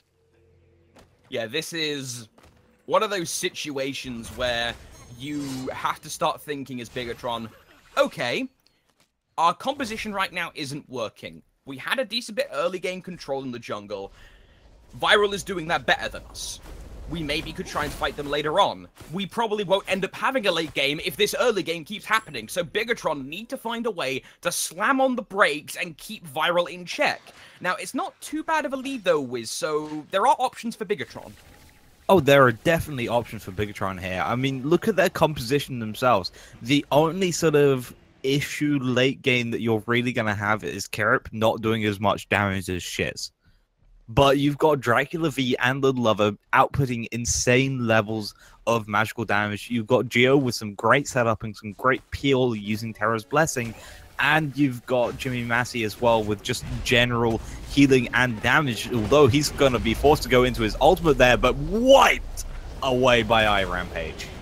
It's been a long time since I've seen a Vamana die in Big Baby form. I haven't actually seen it in that skin at all. But Jimmy Maisie is having a completely different game to the one he had last game. Last game, he was a key factor in fights, pulled off swaggy plays, and was doing a ton of work. This game, you sometimes forget he's there, he's dying that much. Yeah, I mean, compared to last time, he was incredibly active in the middle of every single fight, absolutely punishing Shiz on anything he tried to do. Now it's the other way around. Yeah, you can see now Geo had to retreat himself, and speaking of Shiz has to help out where he can using the ultimate, and he is having some success, but at the same time, he needs to try and keep Kirip in check where he can, or at least as much as he can do, versus an Onhor in the mid-game who is decently level with you. Of course, if an Onhor is behind, you can absolutely take him out, but for the time being, Shiz needs to keep his focus on the duo lane and keeping Kirip in check. And he's doing that pretty well, actually. You could see they're just forcing Kero to actually delay his back a little bit longer, so Shiz gets back to lane base first. Now they're both going to get Iqbal. That means that, in theory, Kero should have the slightly better boxing potential, but it's going to be a little bit minimal. But right-hand side, Raccoon, yet again, bullying out Massey. He at least has his own speed buff this time. You know, it's nice for a jungler to have his own speed buff, and it's going to be nice to try and get the kill onto Rampage. Shell going to be deployed as well as the Aegis. Going to allow Rampage to eat the damage of the ultimate. Speaking of ultimate, Rampage, there's some more Kukulkan damage for you. Shiz up in the sky, able to allow the Janus to get the first kill, allows Ravan to get the second, and now Bigatron not in a great place to actually defend against the potential siege from Viral, but Viral won't go for the siege. They'll take the objectives on the left-hand side of the map. Knowing that they don't have Rampage and knowing they don't have that really far-ranged ultimate that Shiz has, instead they're just going to play it safe, go for this Gold Fury instead and try and zone away the rest of Bigatron, and they're able to do it successfully, already on under half HP. Kerip getting zoned out by Giannis here, and now Jimmy Massey's here. They're going to leash it away and look for him instead, because he is not going to be able to get anywhere out of this. Raccoon going to get that kill credit, and now they could look for starting it up again. Instead, going for buffs, because those have just spawned alongside the Portal Demon, actually very recent spawn. That could be something else they're looking for, as Geo, you don't want to be here, man. Yeah, he's going to use the dash to try and root them and dash again to get out, but after a stun, Spirit of the Nine Winds going to be used, but either immune or dodged, but a Kirip sideswipe Noctis Poi eliminates him. Now he's going to look for his next target. Raccoon going to sit under the whirlwind to avoid any kind of melee damage. Geo somehow managed to get out with the help of his team. Terra isn't that nippy, so the fact that he was able to live there is kind of shocking to me. That was actually a fantastic shifting stance from Kirip. Like, that placement made sure that the slow was just so impactful that the Raccoon could not chase down Geo, so he could just walk away and not have to worry about having Geo chasing him down, since he knew that overhead kick was already down due to the Spirit of the Nine Winds.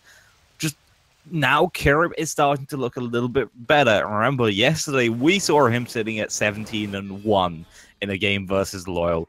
This is someone that you do not want to let go and do really well, because when he does do well, he does incredibly well, because that character was on her when he went 17-1. So expect Kirib to be the focus of Viral very soon. Dracula V has just not been a part of this fight. Massey has been destroyed to sort of no return at this point, sitting at 0-4 already. So Kirip is going to be their next target. Yeah, Kukulkan has been able to provide a ton of damage in fights. Jimmy Maisie's been somewhat invisible, but yeah, it's kind of weird to say that Dracula V has been somewhat unnoticed when he's usually the focus of Bigatron, at least for us in the broadcast. He ends up doing so much strange stuff. Left side here is going to be the focus now for us, because it's going to be a gank onto both Kirip and Giol. Going to be jumped onto by the Mystic Rush. Rampage firing shots from the back line. Raccoon Zero going to get the first fatality, and the second one's going to follow shortly, because Kirip's got no way out. Didn't I just say that Viral is going to be focusing on onto Kirip? They just listened to me, and they did exactly what they needed to do. They've now dropped him down, going to start taking him back while letting Shiz climb up slowly. He's already a single item level above him, but once he gets that Kins or Executioner off first, that's going to really start making it a lot easier. But back in this mid lane, Raccoon going to try and go on to Little Lover here. Nice little knockup, going to keep him a little bit busy along with that overhead kick. But Little Lover already dead to Rampage. Try to use the Spirit of the Nine Winds as a sort of a self-protective mechanism, but it doesn't matter. He goes right through the wall, takes you out, and then blinks away. Blink is a relic we've seen more and more frequently. Chronos and a lot of mages in general are picking up Blink more and more commonly as a way to give themselves a free engage and then use their escape ability to leave, because a lot of the time in drafts, you see mages being drafted that have some kind of great escape, but it's a single escape. Yeah, and now this game is looking like the complete reverse of last game. It was somewhat even to start off with, and then Viral have just been taking it and making it their game and only their game. Now suddenly Viral is just going to have to be just pushing as hard as possible, because they still haven't been able to take out many towers.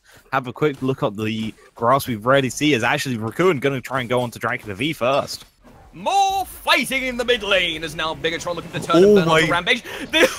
One ridiculed. Pops the ultimate straight through. Doesn't do massive amounts of damage. Shiz, though, able to eliminate Kierat 1-for-1 trade. Team Viral going to look for some more, potentially, though. Both Jimmy Macy is currently fighting Shiz in the duo, so he can't help in the mid. So the mid fight is just going to kind of pitter-patter out. Left side, though, Jimmy Macy, Big Baby, can't catch up with a running Ram. That's just going to have to stalemate as well. I'm surprised that Maisie hasn't actually gone into the Hasten Katana yet. Katana? Yes. Katana. Like, I would have thought that this would be an item that he'd be going into very quickly. Instead, he's building into what is most likely a Shogun's Kasari.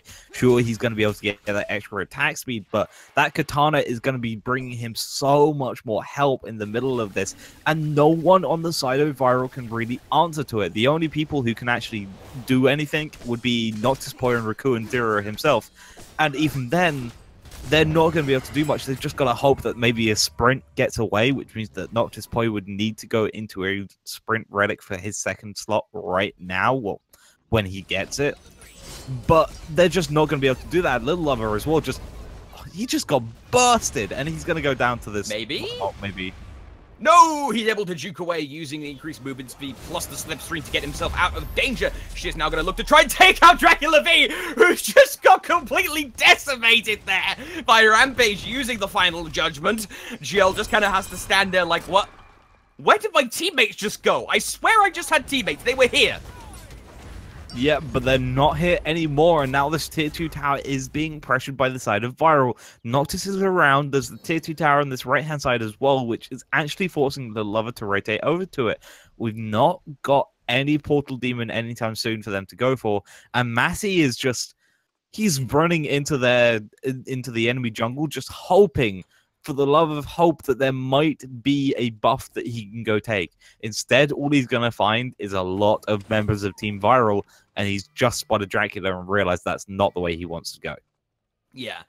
Right now, Jimmy Macy is just backlining, looking for some free farm because he's so far behind now compared to the enemy, and now he's on his own. He's probably going to get picked off, although Viral are committing quite a few people to Jimmy Macy.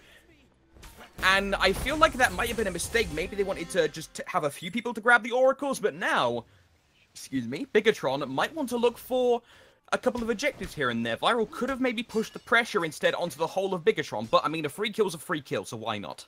I mean, it's a free kill, and what could Bigatron do? The only things that they could potentially try and do is actually push into a tower. Dracula V has the lowest tower on his side, and he's just going to get caught out yet again by the side of Team Viral. Actually forced the Terror's Blessing just then.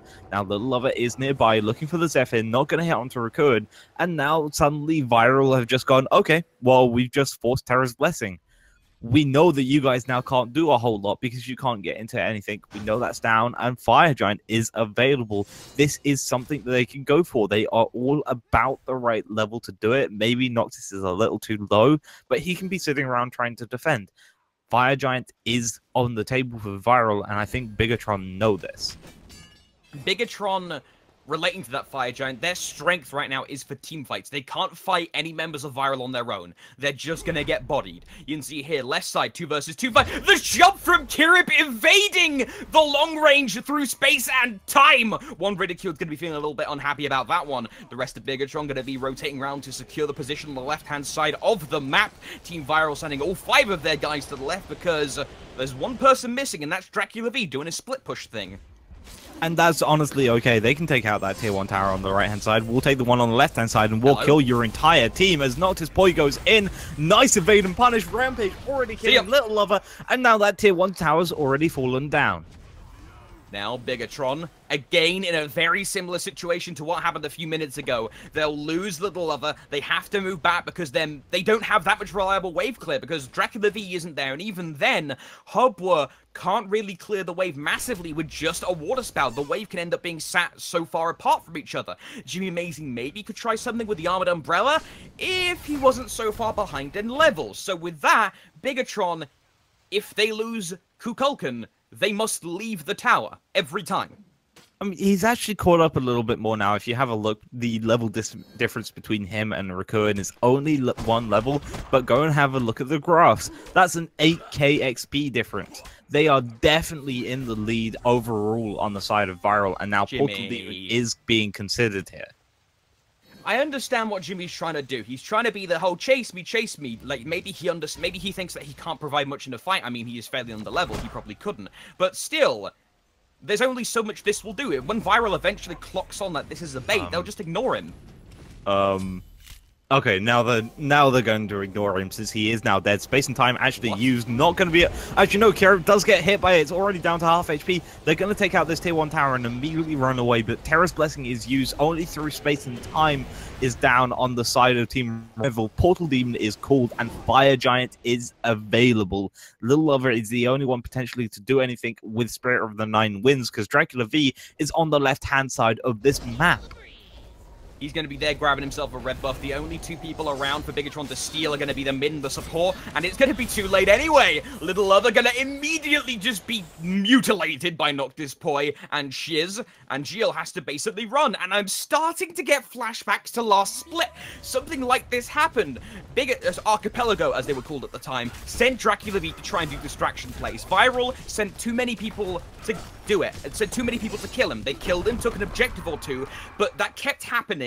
They kept sending too many people, and that allowed Archipelago to start pulling back. So hopefully Viral learned from what Archipelago, now Bigatron, does when they get into this back into the wall situation and send fewer people to kill essentially the aggro tank and more people to get the objectives done. Yeah, I mean, that actually honestly reminded me a little bit of the DreamHack Valencia finals of Dig and Abey, and Dig stealing the Fire Giant right under Abey's noses. Oh, God. It didn't quite work out as the same because Bigatron did realize it was happening, but there was just this huge miscommunication from them because there were two members of Bigatron on the left-hand side. They weren't going to be able to contest Fire Giant at all because of it, and then they still had to. So Little Lover and Geo go in, and Little Lover pays the price for it. Now the Fire Giant's gone the way of Team Viral. They're taking out the Portal Demon. It should go with a notification sound anytime soon. And now the right side is going to be the one to be looked at because you don't need to worry about that. Left side Phoenix is always going to be better because then when the Fire Giant's come up, there's going to be one person over there. Massey's dead already. But it doesn't matter because there's no Fire Giant up for a long time. You can take out this right side and then go straight over to the left side and take that out while you're on the trail end of your Fire Giant buff. Bigatron is not in a great position. One of their main frontliners is 0-7. The other one, 0-2.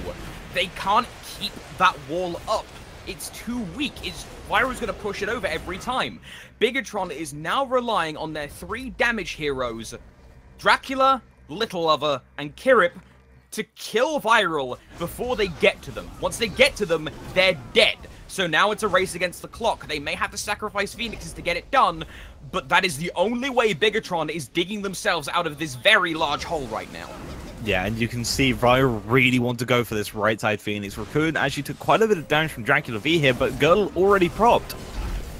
Yeah, we're going to be seeing now Dracula V stunned down, completely killed! And this through space and time! 2 big ultimates zigzagging across the map! Both Rampage and Ridicule claim a life. Shiz also going to claim a second, excuse me. Kira going to be trying to use his ultimate. Doesn't kill off Shiz. And now Bigatron have to retreat back into base. Team Viral setting themselves up to even up this set going into a potential Game 3. As long as they can actually get this kill. Well, there's going to be a Game 3 anyway, but this is going to be a very good try and defense from the side of Viral.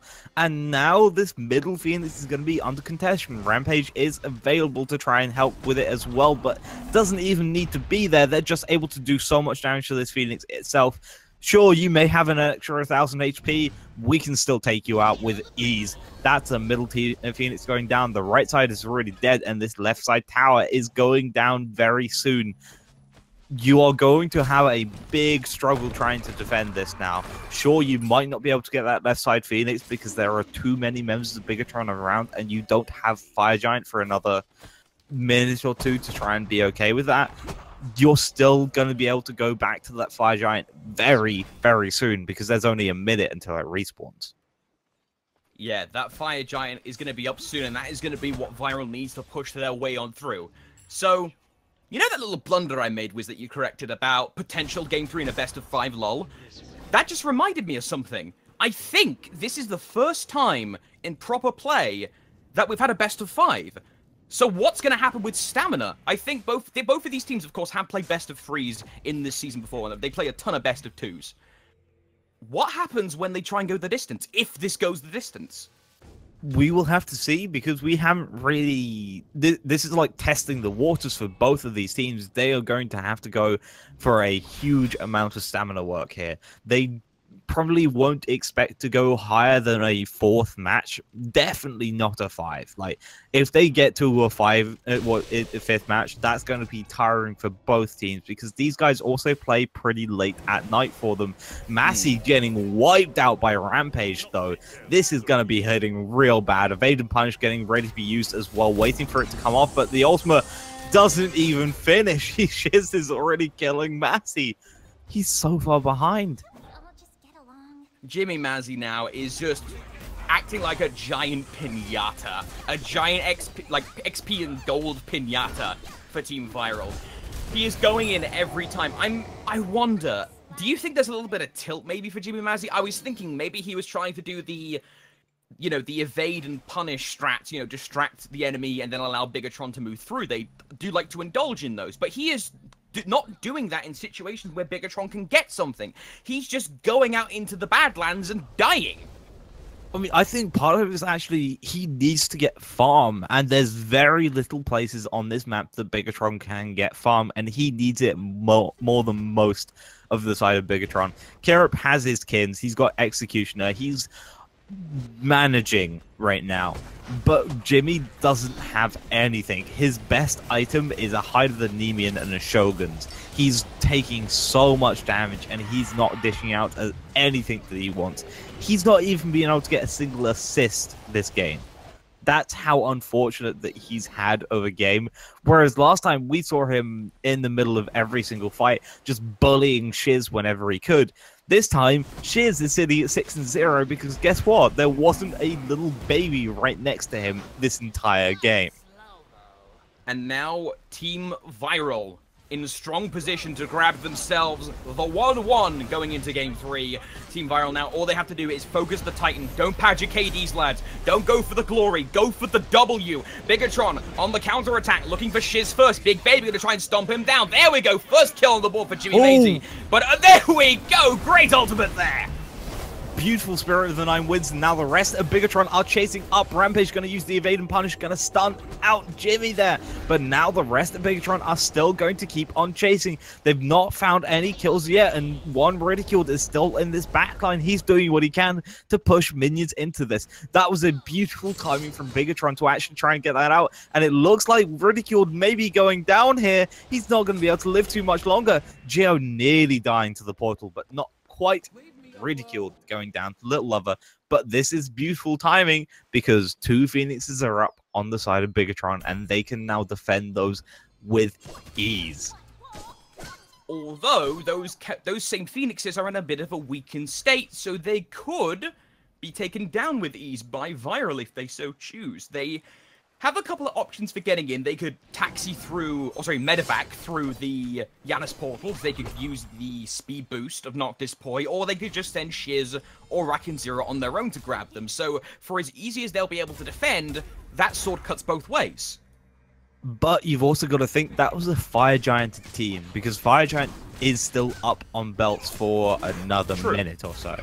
And now you've lost it on Ridiculed and you've lost it on Shiz, and those are the 2 that you really don't want to lose it on. Sure, you still got it on Rampage. That should be absolutely fine. He's also got a red buff now. He's going to be doing ridiculous amounts of damage if I have a quick look. Yeah, he's sitting at 685. That ultimate is going to be doing somewhere along the lines of about 1,500 player damage before pen and protections. It's going to hurt if you get touched by that right at the max sort of level. But that's got to mean that Viral's got to be going in within the next 30 seconds. Instead, they're playing it much safer. They're going, we'll wait for the next Fire Giant because there's no reason not to. That's going to be risky if you try and go in with the Giannis dropship. It could work, yes, but much easier and much safer play is just wait for Fire Giant, get it back on everyone's belts, and then take out these Phoenixes within a couple of seconds. They may even be able to do that before Fire Giant. Bigatron now on their own in a sea of enemies. Team Viral squaring up patiently to go for the final offensive. One Ridiculed, of course, is just on his own. He probably should actually be with Viral right now. I'm not sure why he's sitting there trying to grab the oracles of all things. But the fight's about to begin. Bigatron about to lose the middle Phoenix. They just lost the mid laner through time and space, actually. He gets the double follow-up onto Jimmy Maisie. One Ridiculed on fire right now with this Giannis. Yeah, this Giannis is doing fantastic work. Dracula V going to try and deal with it, though. The Crushing Wave is going to be immune by the Aegis.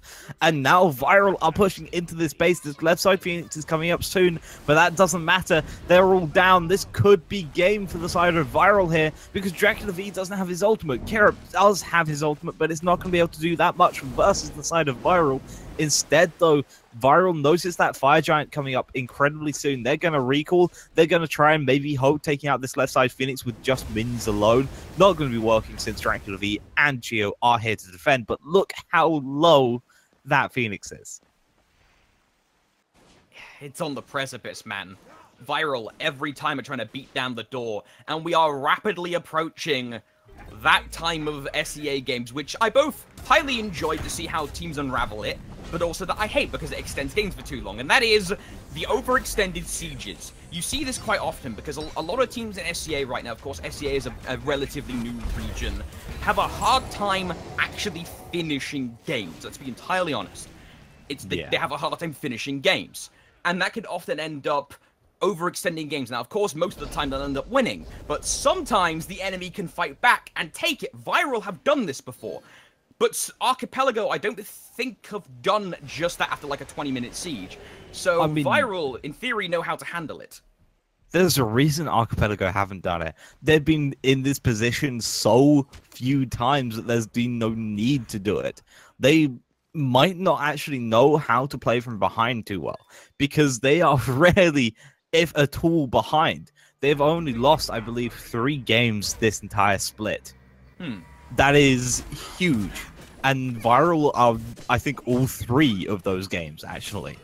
And so this is something that Viral now, they know how to play behind, and they know how to try and shut down Bigatron when they get behind. So now suddenly all 3 Phoenixes are down. This is going to be that final push, as Rampage was just channeling Final Judgment. Jimmy Maisie had to pop the thorns to get himself out of there alive. Bigatron now doing the Titan dance again with Viral. Viral going to look for a pick first before really dedicating. Frenzy used, dialing offensive, going to try and hit them under the fountain, keep them suppressed inside their base. Ridicule! That was dirty, my son! That's going to allow maybe Viral the opportunity to finally get this Titan down. Jimmy Maisie's going to fall. This has to be GG. Please let it be GG. Viral need this. If they don't get this, they are going to be crippled with morale. They are indeed, but Shiz going to go down to Kerep, going to drop Kerep and go down to Geo at the same time, but there are still 4 members of Viral in this base, and they are going to take the game 27-6, 33 minutes in. That was the complete opposite of game 1, just complete reverse. Yeah, I mean, if someone told me and I didn't have context, I would have thought maybe production would have swapped the names around a bit funnily. But yeah, that is the complete antithesis of what happened last game. And now, going into game 3, both teams are probably going to be thinking, all right, okay, nice job by you, and to you to yourself, says the other team.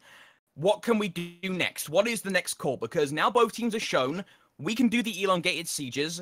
We can beat you towards the late after having an early game comp, because, of course, in game 1, we did see, I always called them Archipelago. We did see Bigatron draft the more early game comp, then beat out, oh god, names are hard, Viral. And then Viral, this game, have a slightly more early game comp, then beat out Bigatron. Of course, it doesn't help when a couple members on Bigatron don't play as well. I mean, Jimmy Maisie went 0 and... Well, let me actually look at the final score here. He got a kill.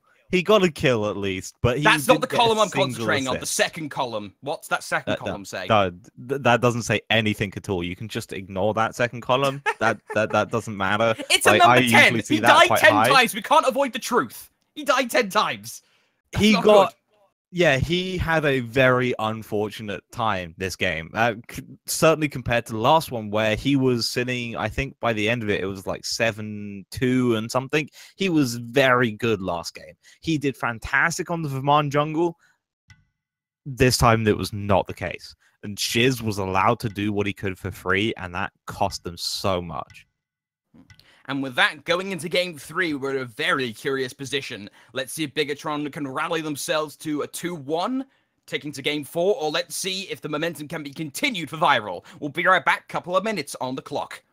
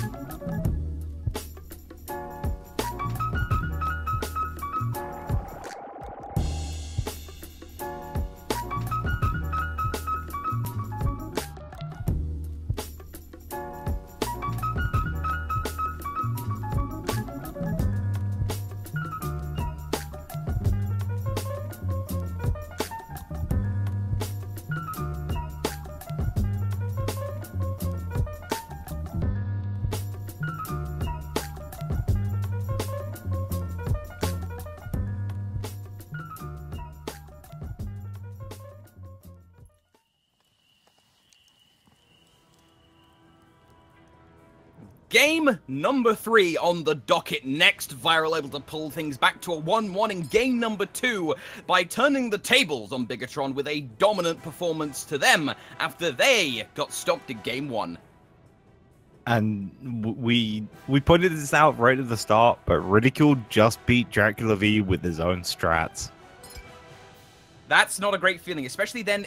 Although, to be fair, considering his performance, I think Jimmy Mazie tilted by proxy for Dracula, considering he ended up what looking like, I don't want to say intentional feeding because that has pretty big repercussions, but definitely tilted play. He definitely wasn't happy with his own play that game, but Amaterasu, second ban from the side of Bigatron, they immediately say, no, we don't want to deal with it. We remembered exactly why it doesn't work. So instead, Noctis Boy is just not going to be able to play that, and Ganesh straight away going to be picked up by Bigatron. Finally, we're getting to see the elephant a little bit more. Fully expecting sad anime gifs from Noctis Point on Twitter when this stream's over. That getting a second ban Amaterasu, that is shots across the bow. But Sol again making her appearance.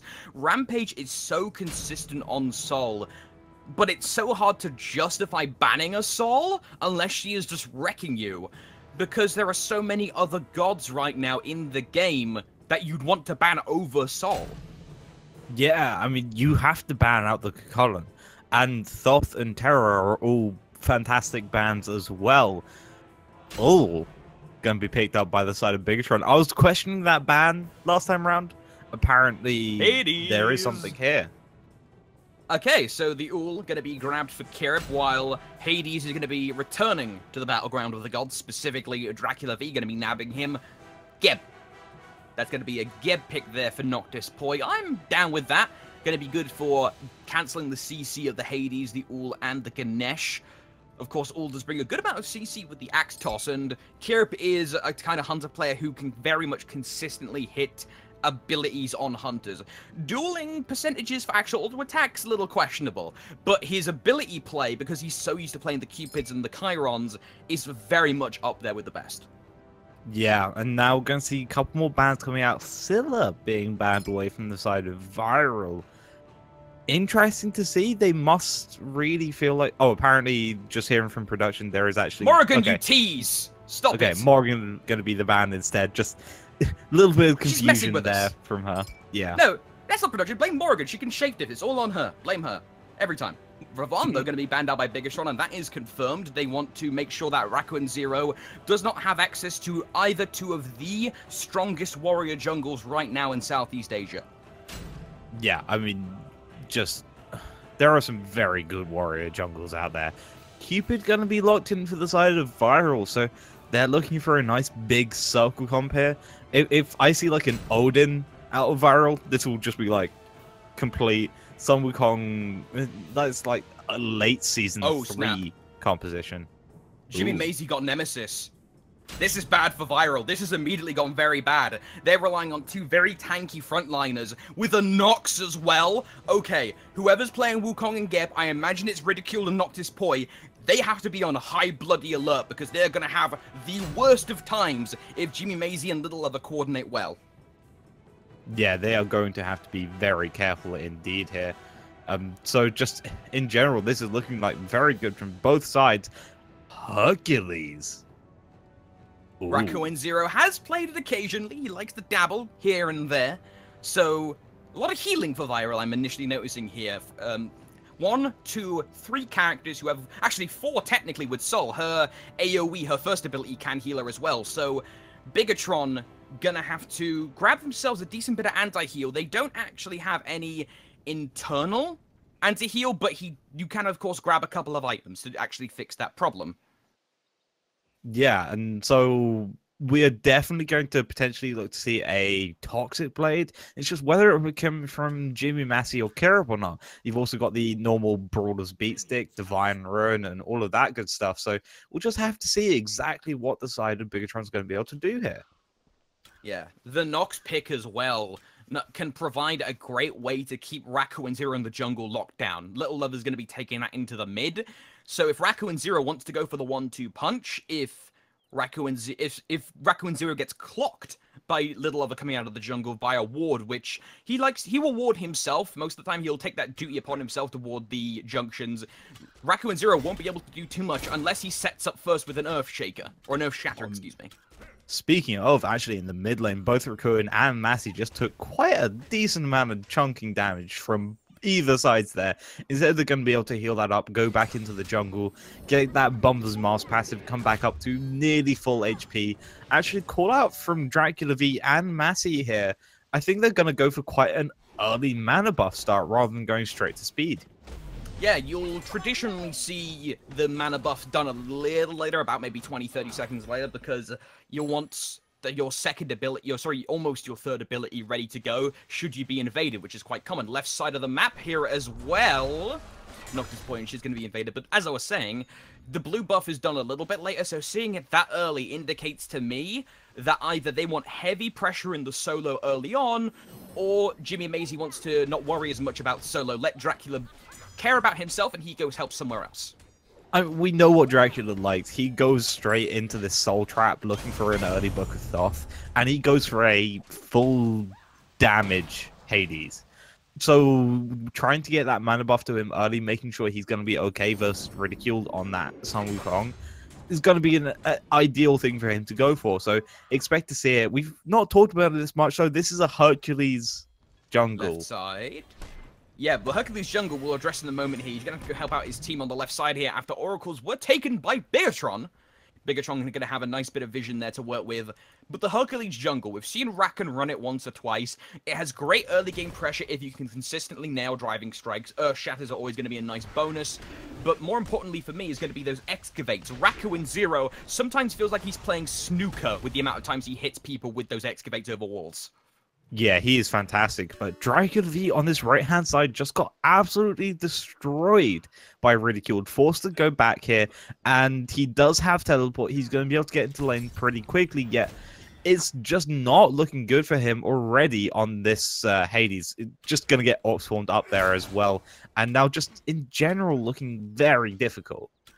Yeah, even though one Ridiculed is behind in levels right now, level 4 to level 5, that crucial difference, Wukong can still absolutely keep up with a Hades in terms of clear if the Hades chooses to just focus primarily on the clear and then worry about AoEs later. But to be fair, Dracula has played this specific matchup more than enough these days to where he can hit the wave and you very consistently, at least 75-77% of the time. Yeah, this is something that he's doing constantly, and speaking of things he does constantly, he is right now just focusing on that tower. He wants it to get as much tower damage as possible. This is like his pad setting. Doesn't care about kills, doesn't care about assists, is purely about that tower damage because he wants to try and take out that tier 2 by the 10-minute mark. Well, first of all, pad setting. If you're going to have a go at me at Constellations, I'm having a go at your pronunciation. Pad setting? Yeah, I'm a little bit distracted right now. Speaking of distracted, I think Geo and Noctis were just having a bit of a jump party in left lane. Yeah, I can understand why you'd be distracted. That was kind of out of the blue. It's been a while since we've seen some nice gentlemanly conduct in SEA. Most of it is fairly much, if I'm near you, I'm going to punch you. Yeah, speaking of though, Shiz actually going to use the Fields of Love here. Dormant Pillars used as well. Nice silence, going to keep Geo alive a little bit longer, but one more basic attack from Shiz here should just finish up the job. There you go. And now with this, First Blood onto specifically Cupid. Not the worst thing in the world for Bigatron. I mean, the First Blood could have been given to Rampage, and he could do a lot more work because of his positioning on the map. Getting onto Cupid has different ramifications. He can start bullying Kirp a lot more. Cupid can do way more work than all early to early mid game, you know, before 15-20 minutes. But once we get a little bit past that, he's going to struggle a bit fighting and all. So we'll see in the mid, though, great use of the 1-2 punch there by Rakan Zero Excavate, Sunstrike, layering the damage of Jimmy Maisie, and then the final Sayonara! Have a Stellar Burst.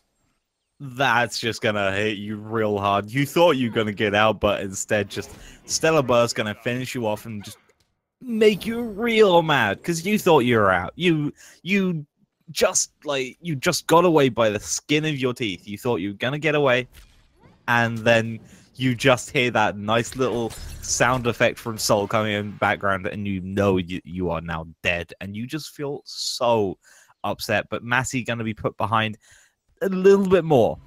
He's just not been able to do that much on this Nemesis either. Yes, sure, we're only 5 minutes in, but he might be... Okay, so I'm not sure that was caught on camera, but Draculivi dove very close to the tower, tried to use his Devour Souls to heal up. Ridicule turned immediately into Tiger form, stunned him, and then Rakuwood Zero dashed him into tower. The stun cancelling the heal, allowing the kill. That was really good there by Ridicule. Not swaggy, really good. I mean, it doesn't have to be swaggy to be a good play. As long as you can get kills just like that, that's absolutely fantastic. Back in the mid lane, though, we see Geo and the Lover here, alongside Noctis Poi, actually. Just everyone seems to be rotating. Viral sitting 3-0 up already. This is looking very similar to Game 2, actually. Yeah, Team Viral have found their speed, found their comfort, and that's understandable. It's kind of been reflective of most of their season. I don't like hammering on this because it feels like I'm being a bit disparaging to Viral, but they started off this split top dogs outside of becoming because they came. No, they were first in the playoffs of season 1 or split 1. Then they had not a great time towards the middle of the split. Then the competitive ruling. And then now they're actually starting to come back. So Viral right now have gone from dominant team to 50-50 team. Yeah, and I mean, that ruling was also really unfortunate for them. If that ruling hadn't actually gone through, they would be sitting on 20 points currently. So they would only be a single point behind Bigatron. That's pretty strong when you actually start to think about it. And the rest of the teams were 3 points behind these guys as well. We're in a very competitive region in the top 4 teams. And now we've got the sided team return as well. We'll have to see if they come back after relegations and playoffs. But right now, this is just looking fantastic for the side of Southeast Asia, especially as we are going into Split 3 very soon. And that's going to be a chance to get to SWC. Yeah, that SWC spot being open to not only Southeast Asia, but all of Asia. That means including China. So the Chinese teams who have been before sitting in their own leagues around the Tencent area are now being let into the general ecosystem. So some new blood potentially coming, maybe some old blood as well, returning from Season 1-ish, Season 1-ish Smite. We do, of course, have a couple of members on Get On My Level, 2 members from previous Season 1 teams. Doze's Doge and Oh My God, if I'm not mistaken. And that new blood could result in some very dramatic stuff in the qualifiers. Interesting ultimate from Shiz just then using Fields of Love up on the left side just to try and make sure he secured that red buff. Looks like it actually went the way of Bigatron as well because Massey was there. So just unfortunate using Fields of Love like that. And now suddenly the rest of Bigatron is spotting that out, knowing it's there and trying to call him away. Yeah, they won't be able to really grab him, though, because it's a Cupid. He can't really be apprehended too easily. We'll see, though, Jimmy Maisie tries to shield the damage, but of course, the shield can only really last for so long. Gonna get hit with the damage and will be forced back to base. Meanwhile, this entire time, Ridicule and Dracula have just been having a bit of a staring contest in solo lane, just trying to farm up where they can. And bit of a slower game overall, I'm noticing here, Wiz. And words are hard. There hasn't been too much aggression by Viral. They haven't been trying to push their lead. Yeah, they're being pretty close, but actually diving onto the tier 1 tower here is Raccoon, taking a little bit of damage, realizing though that maybe after the last time, it's not quite going to be the same as last time. So instead, now just the rest of Team Viral going to go back under their own tier 1 tower, and 4-man rotation coming out from Bigatron here. Yeah, Bigatron are looking to try and secure something. Dracula V sneaking through the back. The back camps won't be available, so we'll have to instead go and do some tier 2 farming, but he needs to probably be with his team right now, helping out in the upcoming fight in the mid lane. KO gonna get hit with a Cataclysm, 1-man Cataclysm, but it was a pretty big one nonetheless. Excavate used to try and do enough damage to force Bigatron back, and it will be successful! Team Viral fend off Bigatron. That was very close. That ultimate coming out from the Lover just wrecked a lot of Team Viral. Luckily, the Raccoon with that beautiful excavate just going to do a decent amount of damage. And now Viral looking to start up the Gold Fury here. Might leash it though, because there are 2 members, now nearly 4 of Bigatron nearby. Noctis Poi gets rude, has to use the Stone Shield on himself. That is going to be a crucial team fighting ability for Viral, gone for the next couple of seconds. Dracula in the back, Pillar of Agony, not able to kill Shiz in time because of the Aegis. He's going to be the first fatality. Raccoon Zero finds a second, killing off the support. Elephant sandwiches for absolutely everybody. And have a candlelit dinner too, taking out the Nox. Carib going to be the final entree to a full-on buffet of murder for Team Viral. And now Gold Fury's going to be the finish. Bigatron just had like one of the best starts to a fight, and Viral just said no, and they didn't die. Don't believe in your good starts. We are just going to shut you down. Like, they just absolutely destroyed Bigatron there, taking out 4 members of them, and then also getting the Gold Fury on top. If we go and have a quick look at the graphs, you can see now there is starting to be a substantial lead. We've even got Golden XP nearly the same, which is a very surprising thing to see, but 3.5k gold lead and 4k XP lead. Viral are now starting to get a little bit far ahead, and that fight is definitely going to have tilted Bigatron. Yeah, Bigatron already didn't have a great game too, and yeah, the human mind, this is going to sound really pretentious, but the human mind is rigged to remember the failures more than the successes. You know, people can compliment you on Twitter all you want. One bad comment and you asphyxiate on it. Bigatron had a great first game, absolutely fantastic.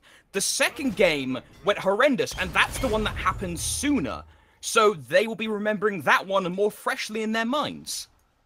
Yeah, they're going to be remembering that one, and they're going to remember just how bad that felt early on, and they're going to be feeling the exact same way in this little bit early on here as well. That's going to make them feel even worse, because when you're in that situation and you feel like you can't do anything about it, you're just going to get caught out. Speaking of doing things, though, Shiz going to get caught out by that Nemesis ultimate. Fields of Love was used, already down. He's underneath the tower, but he's not getting away. At least Bigatron are getting a kill on the board, and it's going to go straight to Carib as well. They might end up getting one in solo as well. Dracula V going to try and float away as fast as he can, but the somersault, Cloud somersault, kill. Dracula V squashed to death by one Ridiculed's ultimate. Yeah, and now there's going to be a tier 1 tower on the right-hand side. Geo is doing a nice little... No, Noctis, sorry, is doing a nice little job of actually defending the tower over there as well. Meaning that Geo might get caught out at Portal Demon here. They know they've started because he's right next to it, but no one on the side of Bigatron can come deal with it because they are all killing Noctis on that left-hand side. Yeah, Noctis Boy pops his ult, so Little Lover uses his in response to try and secure the kill. But Nox's ultimate doesn't really do that much damage relative to other mage ultimates. You mainly use it at the start of a team fight or in a critical moment in a team fight to suppress the enemy's damage. You can see, yeah, it did an okay bit of damage to Noctis Boy, but it was nowhere near lethal. I mean, that's because it's a very low damage setup. Instead, what it does is it actually reduces the enemy's damage output. So you use it very early on to make sure that they're not doing a lot while you're still doing as much as you normally do, forcing them to just sort of run away. And if they can't get away, they just have to sit and fight and hope that the reduced damage is still going to be enough. Combined with the fact that Dracula V has those protections inside the ultimate and a protection debuff, then you've got Dark Pillars with the protection debuff. You've got Nemesis with the proc debuff. This is all sort of this very much reducing the enemy damage, reducing the enemy's protections to eventually maybe reduce the enemy's HP pool to 0. But I feel that reduction composition doesn't work when the enemy is so far ahead. Dracula. Their lowest point can still beat your highest. You know, we are 14 minutes in, and it's almost 5,000 golden XP difference. Oh, massive. For Viral. Oh, that was a great use of Excavate there by Raccoon Zero. Gonna actually end up nicking the blue buff and giving Jimmy Maisie a bit of a bruise. Yeah, he's not going to be too happy with that one. Just feeling behind, and feeling behind very badly right now. Just not finding any farm anywhere. He's not as behind as he was last game. He's only a level behind at most. But it still feels like a lot worse, and he's going to get caught out potentially here. Ridicule does have that Tiger form, forced to use the dash away, actually, just to meet Geo here, and now Viral grouping up. Yes, again, they want to try and look for something here, but there's not a whole lot. The tier 1 towers in the middle and right-hand side have been taken down, so the only one really left is that left-hand side, but Gold Fury is coming up soon. Ooh, nice attempt that American Zero to go for the Driving Strike, but the Earth Shadow will hit. But of course, Driving Strike is down, so he can just get away. So no big deal there. Carrot, meanwhile, might be the next target here for Team Viral, but he's simply too far away as well. So Team Viral might be looking for the Gold Fury, which is coming up soonish. Is coming up very soon. Another 10 seconds left, but Carrot could be going down before then. Nice little Cataclysm, gonna screw it in place, and Rampage finishing off Carrot. Massey already on half HP, forced to use the Thorns. This is now the exact time you want to go for the Gold Fury. Yeah, with no carry presence, only Giol is there to actually try and steal. Little Lover is there, but I'm not sure if he's got enough mana for an ultimate plus the Silence Blast. He has an ulti. He has that available. Dharmic Pillars, leashed by Viral, which means they're going to go for the kill instead onto Giol, which will be very easy to do. Little Lover can only sit and watch now as Team Viral again start up the Gold Fury after correctly leashing, grab themselves the Gold Fury, and a surrender vote by Bigatron. I'm sensing some tilt. They are definitely unhappy. They want to get to game 4 and just restart this. They know that they messed up the early game yet again. And Viral are taking that early lead and just running with it. Taking out the Gold Fury, sitting them now at a 6k gold lead and a 5k XP lead.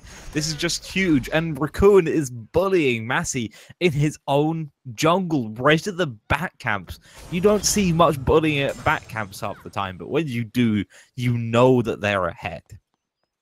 Yeah, and it says something if you look at the net worth graphs. Gold is something we occasionally end up skipping over in favor of player damage, but this net worth chart tells an entire story. The Geb has more farm than 4 members of Bigatron, and unfortunately, for the Geb's gold lead, the Bigatron going to get a little bit more gold for themselves because they take out the solo Raccoon Zero. But Bigatron have had no places to really farm Wiz. Any place they turn to is either a fighting area or it's been stolen. There's no safe areas to farm. It's because Viral are playing this very well of they're not actually pushing. And that seems like a really weird thing to say. But because they're not actually pushing, it's forcing Bigatron to actually walk slightly further up the map. That means that Viral can actually rotate on anyone whenever they want to. Little Lover is having to play so far up when there's no tier 1 tower behind it. And what that means is if Viral want to, they could just come around on either side, gank Little Lover and either force him to use his dash or kill him.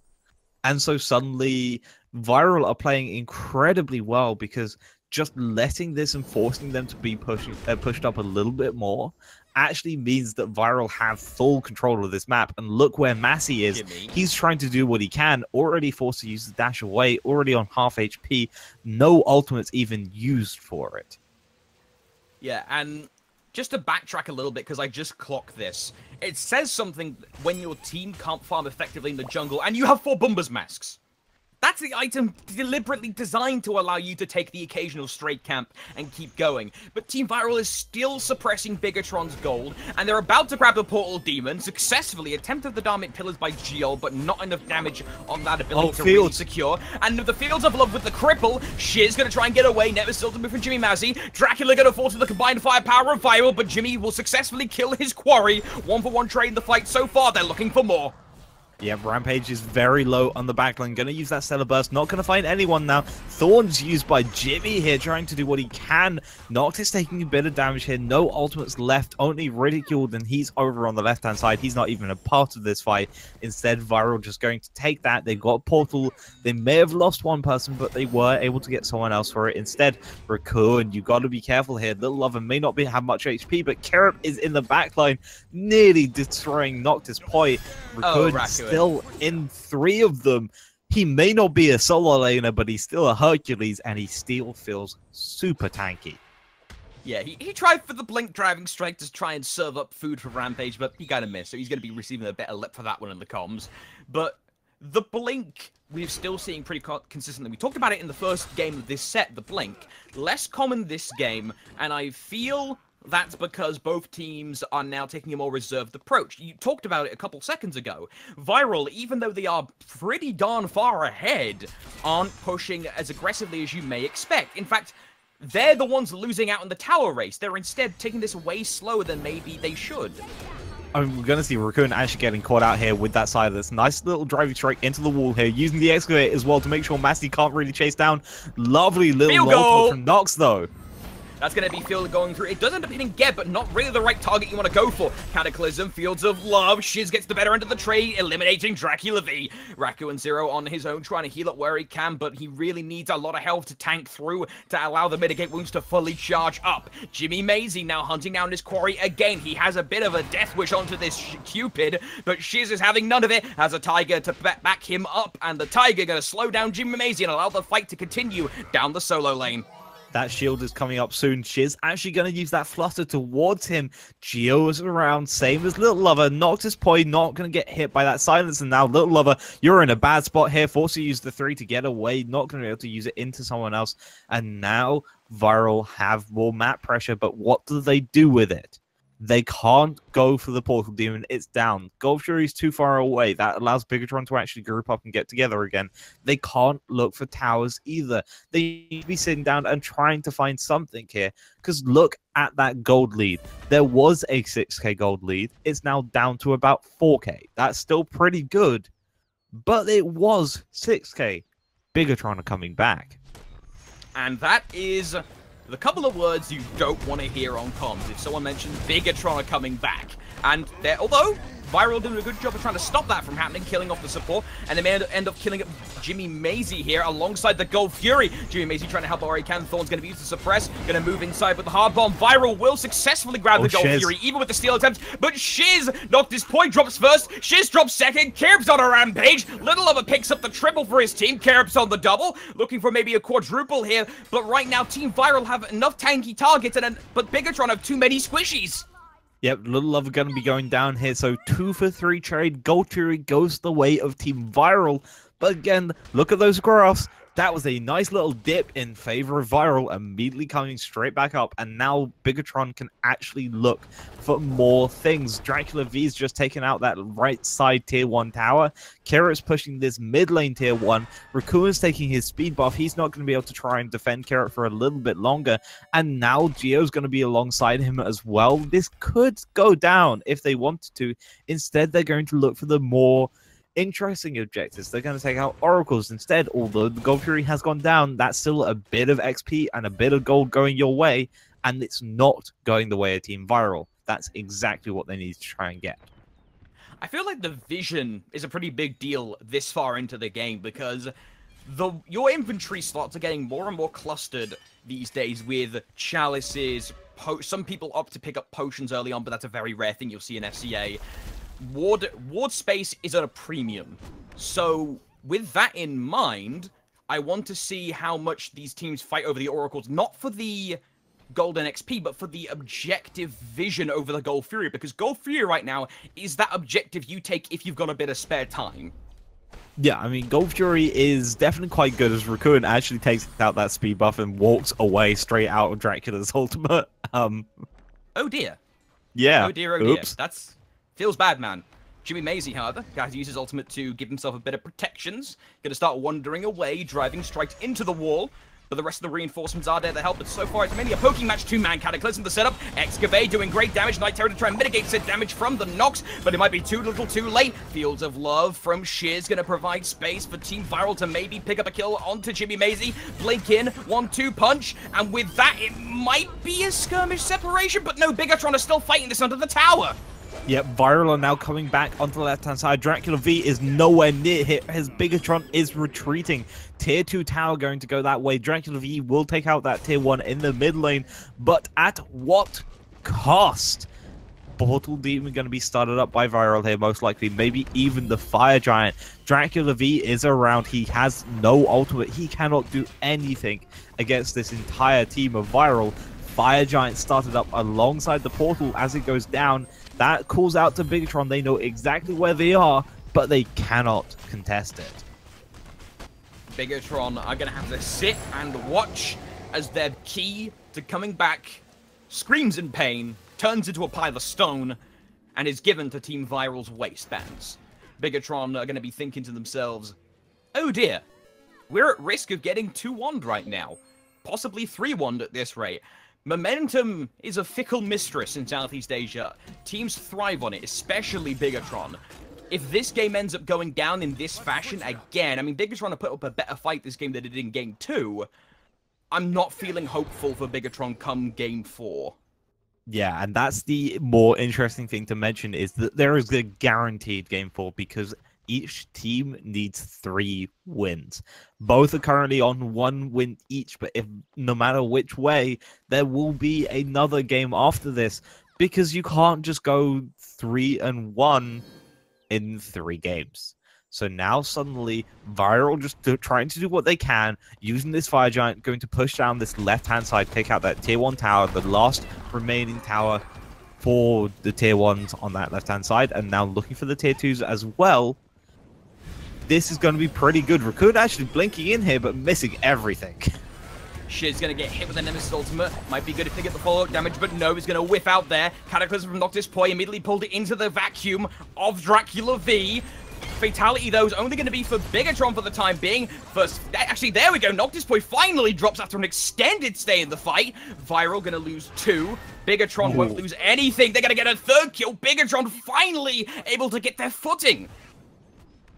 Kirup has rage. That's why. He's now starting to do a lot more stuff. Those crits ripped through the entirety of Raccoon Zero there. Gold Fury coming up soon here. Bigatron know it. Viral have the timer, but they know that it's going to be difficult for them to go in. Rampage doesn't have his ultimate. The only person who's going to be able to go in safely is the one ridiculed. Dracula V is on this left-hand side, just pushing even more. Going to meet Rampage, and now Massey's going to meet Ridiculed. They know exactly where those two are. They can take this Gold Fury without a single care in the world. And now, back to the 3k gold lead. This seems to be the staple point that Bigatron can pull back up to. It's just whether they can actually finally get closer towards that 0 gold lead, or more, even a gold lead of their own. They're just not able to find that just yet. But though, Wiz, we are at almost 30 minutes, 27 minutes, 22 seconds. We're getting to that point in the game where gold, and more specifically XP lead, means less and less. All the roles that care about getting their levels up quickly, so everything minus the supports, are getting up there in levels. Level 20, level 18s, level 19s. It's more going to matter about finishing up your items as quick as possible, getting those power consumables, the 3,000 potions, that kind of thing, and then how well you fight. You can't be going for Gold Furies as much because you instead need to be with your team, capitalizing on mispositionings, getting the kills you need to, because respawn timers are so long now, one mistake by someone could cost your team a fight and force you back up to your side of the map. Yeah, gold is still very important though, because yes, sure, you may be looking for those power potions, but more importantly, you're looking to finish off your items, and most of these players on both sides still have 1 or 2 items to finish off. So just expect them still to be looking for as much farm as possible. Raccoon actually being chased out by Jimmy Massey here, taking no damage though. Yeah, Jimmy Massey won't be able to really help too much here. But speaking of damage, I want to just talk about this for a moment. Dracula V's got a couple of builds he likes to pull out. He's pulling out the Glass Cannon Face Punch Hades. But he's not doing too good in the player damage chart. 9,000 damage and some change. For a Hades who's going full Face Punch, that's not a good look for you. And even worse, he's 1-5. I mean, he's the lowest on his entire team, apart from the support, and he's lowest in the game apart from the supports. When you're going Glass Cannon as a Hades who has very high base scaling, that suggests to me that he's not been in the fights, and we've actually got backup proof of this because most of the time he's in the middle or the left-hand lane trying to split push. Yes, they've taken out the tier 2 tower on that left-hand side.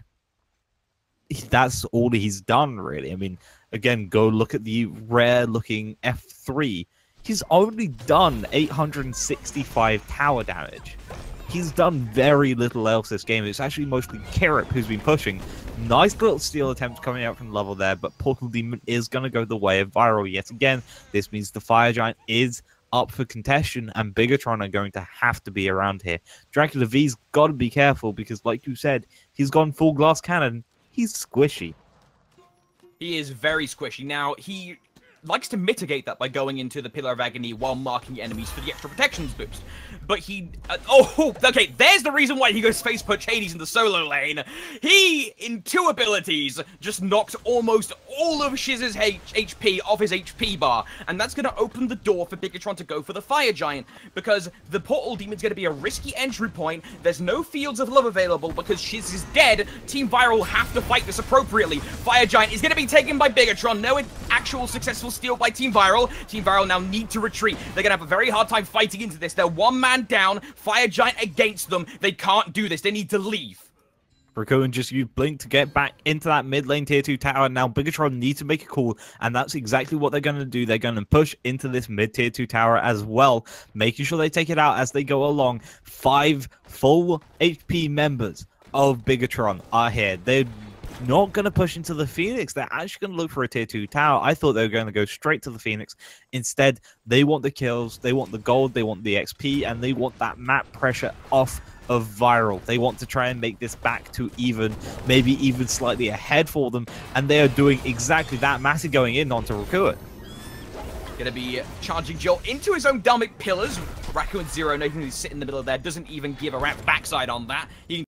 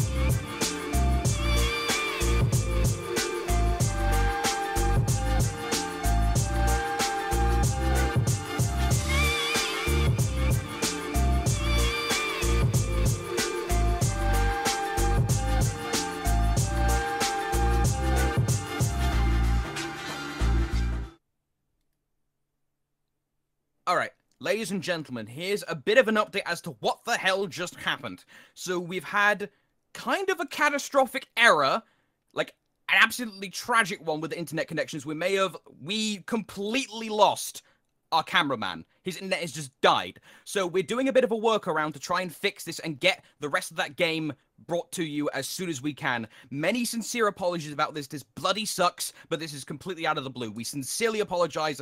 We thank you for your patience.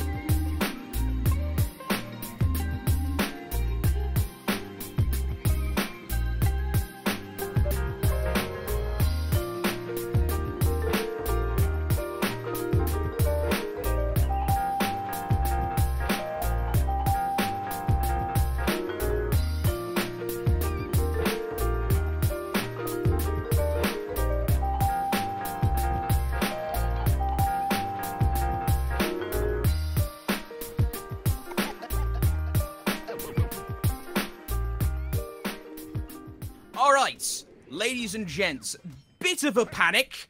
We lost our cameraman, but we're back now. We got a new one. We're still in game number 3, 1-1. Bigatron getting pounded on by Viral, looking to try and siege. They are very close. Bigatron actually in the lead in gold. And now Massey just trying to zone away. Gold Fury is going to go the way of Bigatron as well here. So now, quick look at the graphs. You can see they've finally taken it into their lead by about 2.3k gold. It's minimal, but Bigatron are in the lead after taking out every single one of those towers. Now they need to try and break the base of Viral. Yeah, Bigatron now looking to try and siege themselves. Viral had a good time for most of this game, but now Bigatron to be able to turn things back around, knocking on the door of Viral's base, which is strange to me. Bigatron, for the longest time of this game, was set back. And Viral only very recently, in the last minute or two, ended up slipping up very heavily in some regards. He actually hit Noctis point all on his own. This is what we were talking about. You can't just send one dude out to attack on his own, because that's what happens. Noctis did just get a 5-man Cataclysm though, so I will take it, but he still dies, and now Viral are on their own in the middle of this Dracula V, taking quite a bit of damage on the backside due to that Felix, and then not doing any damage to it. This lovely little Emperor's armor is helping Geo a little bit, but it's not going to be enough because now Ridicule's on the backline trying to kill out Kirip, and that is a very slow ultimate come out from the rest of everyone else as Little Lover dashes away. And cinematic slow-mo is always nice to watch. Gio gonna try and help out where he can, but unfortunately, the one teammate he really can help, Geomaze, is in the jungle right now, having a really bad one-to-one conversation with Raccoon Zero. Raccoon Zero gonna try and chase down the kill where he can, Ohm to silence out any attempt by one Ridicule to follow up, stun, knock up, root by Little Lover, silence, big damage follow-ups. Raccoon Zero loses half his HP there to one critical hit from Kirip. How are Viral still alive? Kirip's going to get pulled away from Ridicule. He's finally going to take him down. But now Raccoon's in the backline chasing out Massey. Nice little heal from that shield is going to help him as Dracula V takes out Rampage as well. Shiz and Noctis are the only ones remaining. 14 to 15, 34 minutes in. Bigatron is looking very good right now. They're going to take out this Phoenix in the mid lane. But Shiz is around. He's here to defend. Dracula V is going to go in. Nice Geb shield to keep him back off, as well as that Nox 2 used as well. Right side Phoenix going to be the contention for Bigatron this time. Bigatron looking to try and go for the next Phoenix, and this next one's going to be crucially important because if this one goes down, Viral have to defend a whole half of their base in the same side as the Fire Giant. Now, of course, left side will be worse, but of course, they can't go and get a Fire Giant, steal or defend it from any takes from Bigatron if they have to babysit their Titan from any Fire minions pushing in. And now with the Titan going down, Bigatron minimal losses. Bigatron can very easily calm down, grab items, walk back, and then go for something of their choosing. Portal Demon, of course, could be one of their picks. Another one could be a straight Fire Giant itself. There's so many different options they have potentially. I mean, Fire Giant has just come up, as you said. Portal Demon is going to be their choice, though, since a lot of Bigatron did just recoil. Kirip might come back after... Yeah, he's going to recoil, then use the portal to come back in. But that means Viral is able to get set up around this Fire Giant. Nice little dash away. Geo doesn't quite get picked up by that nice little Earth Break. Is it Earthbreak? No, yeah, it's Earthbreaker, that one. I keep getting that confused between Earthbreaker and Earthshaker, which is Vulcan's ultimate. Ah, Earthshaker, there we go. One of the Earths will be having some kind of bad thing happen to it. Just how the Fire Giant's having some violence happen to it here. Fire Giant already dropping down a half due to the barrage of damage from Kirip. Raccoon Zero pushes him away. This could be the steal for Viral. Viral are able to steal it. Great job by Raccoon Zero, keeping Kirip back from taking it with his raw output of damage. Viral are in a fantastic position to try and push this back, but they just need to kill Bigatron. They need to cut the head off the snake, push right on through, and get themselves to 2-1. This could be it. With 36 minutes in, they have more than enough power. Geo taken out. Little Lover taken out. Dracula taken out. Kirip running for his life. And Massey is on the enemy Titan. He's trying to do a base race behind the back, but he's not going to be able to do it because Ridiculed has backed off. And now the rest of Bigatron has lost everything. Massey's just running away from Ridiculed, going to be distracting him long enough for the mid lane Phoenix to be taken down. Now Kerp is the only one remaining to try and fight any of this for the side of Viral. This could be the game. This could be the turnaround after the turnaround. Bigatron, I'm so sorry, I don't want to say this, but Bigatron might be performing the bigger throws that I've ever seen in SEAIL. They had it in the palm of their hands, and Viral took it out of it, punched them in the face, and now they're 2-1. That is gutting. Jeez. So, Lord, I gotta ask, that game... what do you think would have happened if that clutch blink driving strike didn't come out from Raccoon Zero? Kerp would have taken the Fire Giant, Dracula V would have been able to kill at least 2 or 3 people in his ultimate, and Bigatron would have won.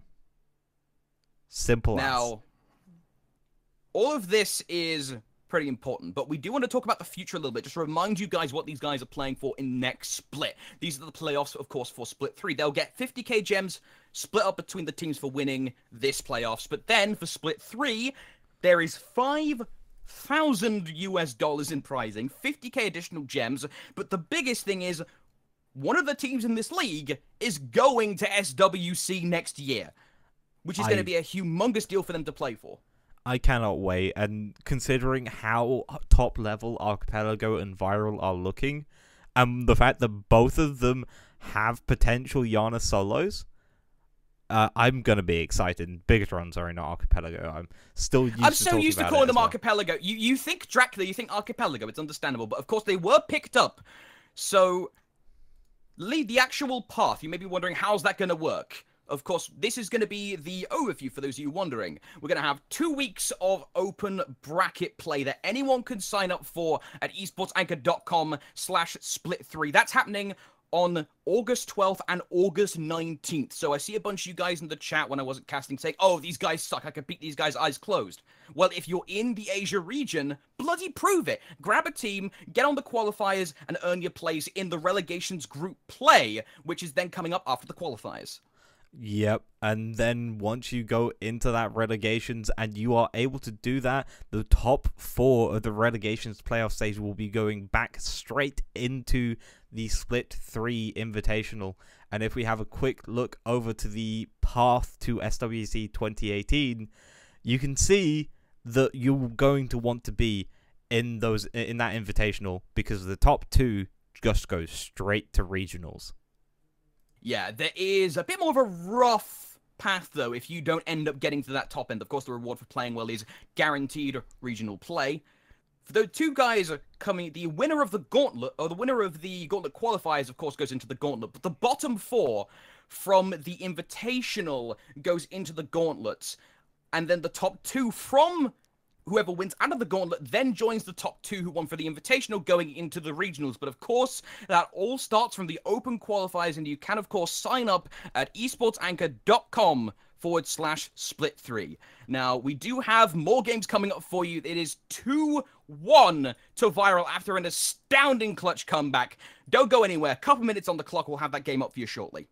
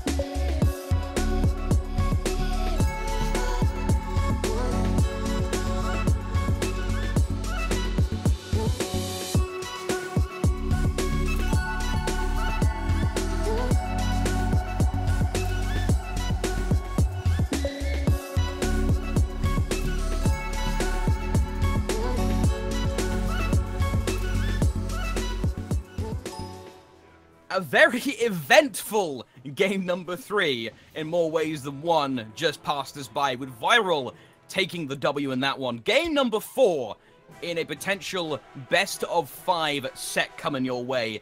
Bigatron won't be feeling good at taking 2 straight losses in ways that do not feel pleasant whatsoever. Amaterasu going to be the first ban. Shots again aimed directly in Noctis Ploy, but to be fair, mostly throughout that game that we saw, he handled himself quite well on the Geb, so maybe he picks the Geb again. But speaking of support bans, Viral going to be considering the Terror, and they will ban that out fully.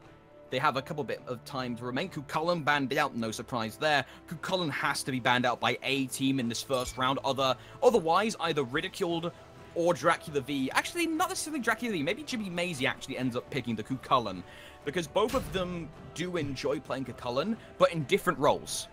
Yeah, now Ganesh going to be the immediate ban or pick coming out from Bigatron. We saw it last game, and it didn't have as big as an impact as possible. It was still pretty good, but it wasn't the best. Yeah, it did okay. It did work. Dharmic Pillars. Ganesh is a subtle character in more ways than one. His passive, you can only tell if you're actively looking at the gold. Dharmic Pillars, it's flashy, but it's all about the protection shred and a decent bit of damage here and there. The biggest things that you can really notice are clutch uses of remove obstacles and then turn of fate. So, but at the same time, Jiol in a lot of these fights has been focused down quite heavily because he's had to go in to try and pull someone out of the proverbial fire, or the literal fire, because once again, Rampage gets Sol. And he's just going to be, as his name suggests, rampaging through the side of Bigatron. He's done it for multiple games in the finals alone. Wukong as well going to be picked up by Viral. They had a bit of an issue with that Hell first game for obvious reasons, but now they're just simply sitting back and just saying, okay, we now know how to deal with Dracula V, and that's just not letting him do anything. We'll just go for a stall lane and hope that works. Hebo is going to be Dracula V's god yet again, going back onto a more not quite comfort pick, but still one of his god pool that he's been using consistently since the Hebo buff. Osiris being picked up by the side of Bigatron as well.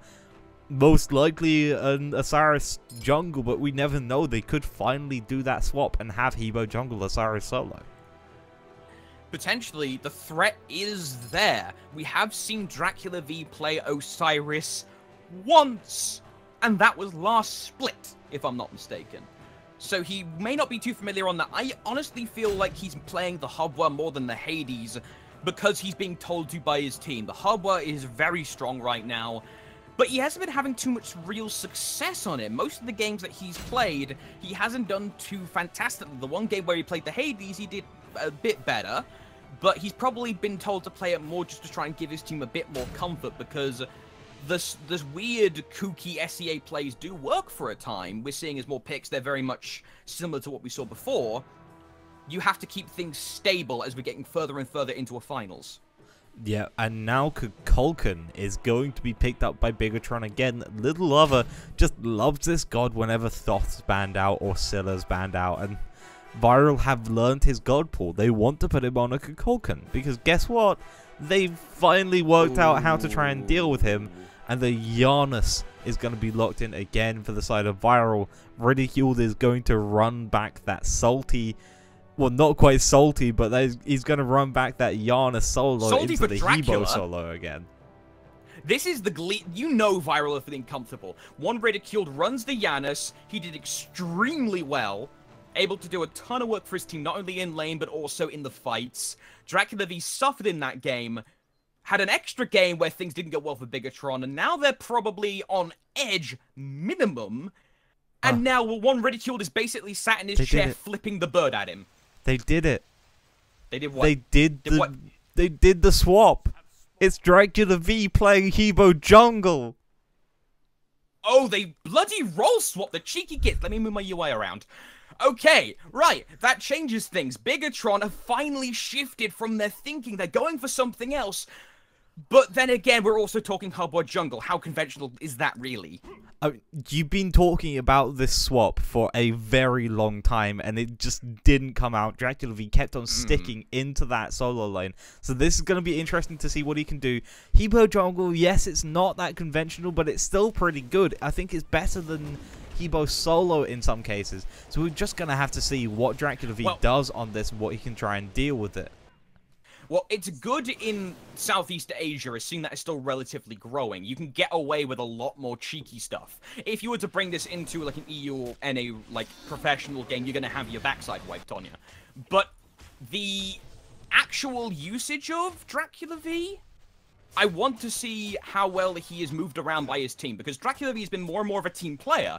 He hasn't been this, oh, I'm going to do a bunch of silly things, me, me, me, me, me. He has been much more of a, okay, where do I need to go? Kill this guy, disrupt this guy, that kind of thing.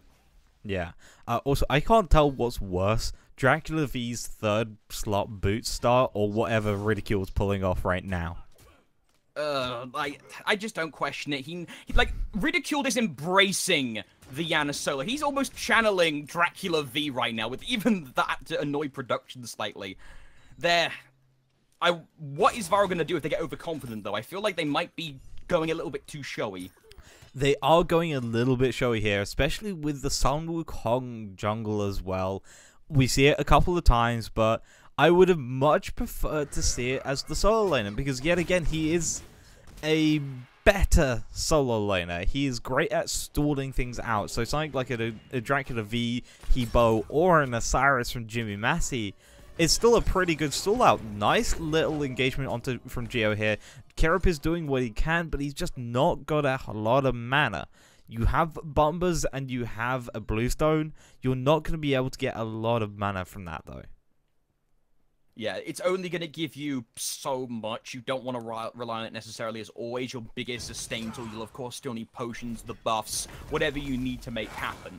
There is more places for mana regen these days in Smite. I mean, of course, physicals can consider potions, or Hydra's technically has a great MP5 restore element, kind of similar to Sands of Time. But mages still have the upper end of, traditionally, of course, for mana regen. Yeah, they definitely have upper end mana regen. I mean, even probably the most lackluster mana regen in the game for mages is Vampiric Shroud, just because I believe it's only 3 mana for every enemy hit, compared to the Bluestone Pendant or the Death's Toll, which is 4 for each basic. So Vampiric Shroud is slightly less, but still in general they have a lot more mana recuperation with Bluestone, with Sands of Time, with a lot of different things. Even Bombers feels like it's slightly better on them because they have a slightly higher mana pool most of the time. Massey actually having Horrific Emblem popped on them. Yeah, Jimmy Macy's going to be slowed. Horrific Emblem built by Raccoon Zero to try and gank someone in that position of being on their own, but Jimmy Macy farmed up well enough to level 5 to where he can use your Lord of the Afterlife to get out scot-free. Yeah, you can get out and use it just to get a little bit of a safe farm going on this solo lane, but it looks like Ridiculed is yet again putting a lot of pressure onto Massey here. He's actually forcing the back. He does have that teleport. It's not too bad, but Ridicule doesn't have that teleport. He's gone straight into an Aegis. He's knowing that he's probably going to get ganked by Dracula V or Little Lover a fair amount. So just going straight into that Aegis to ignore the Spirit of the Nine Winds or the Crushing Wave and just make sure he is safe is exactly what he needs to do, because then he can just recall, use through space and time, and get back into the lane and start pushing yet again.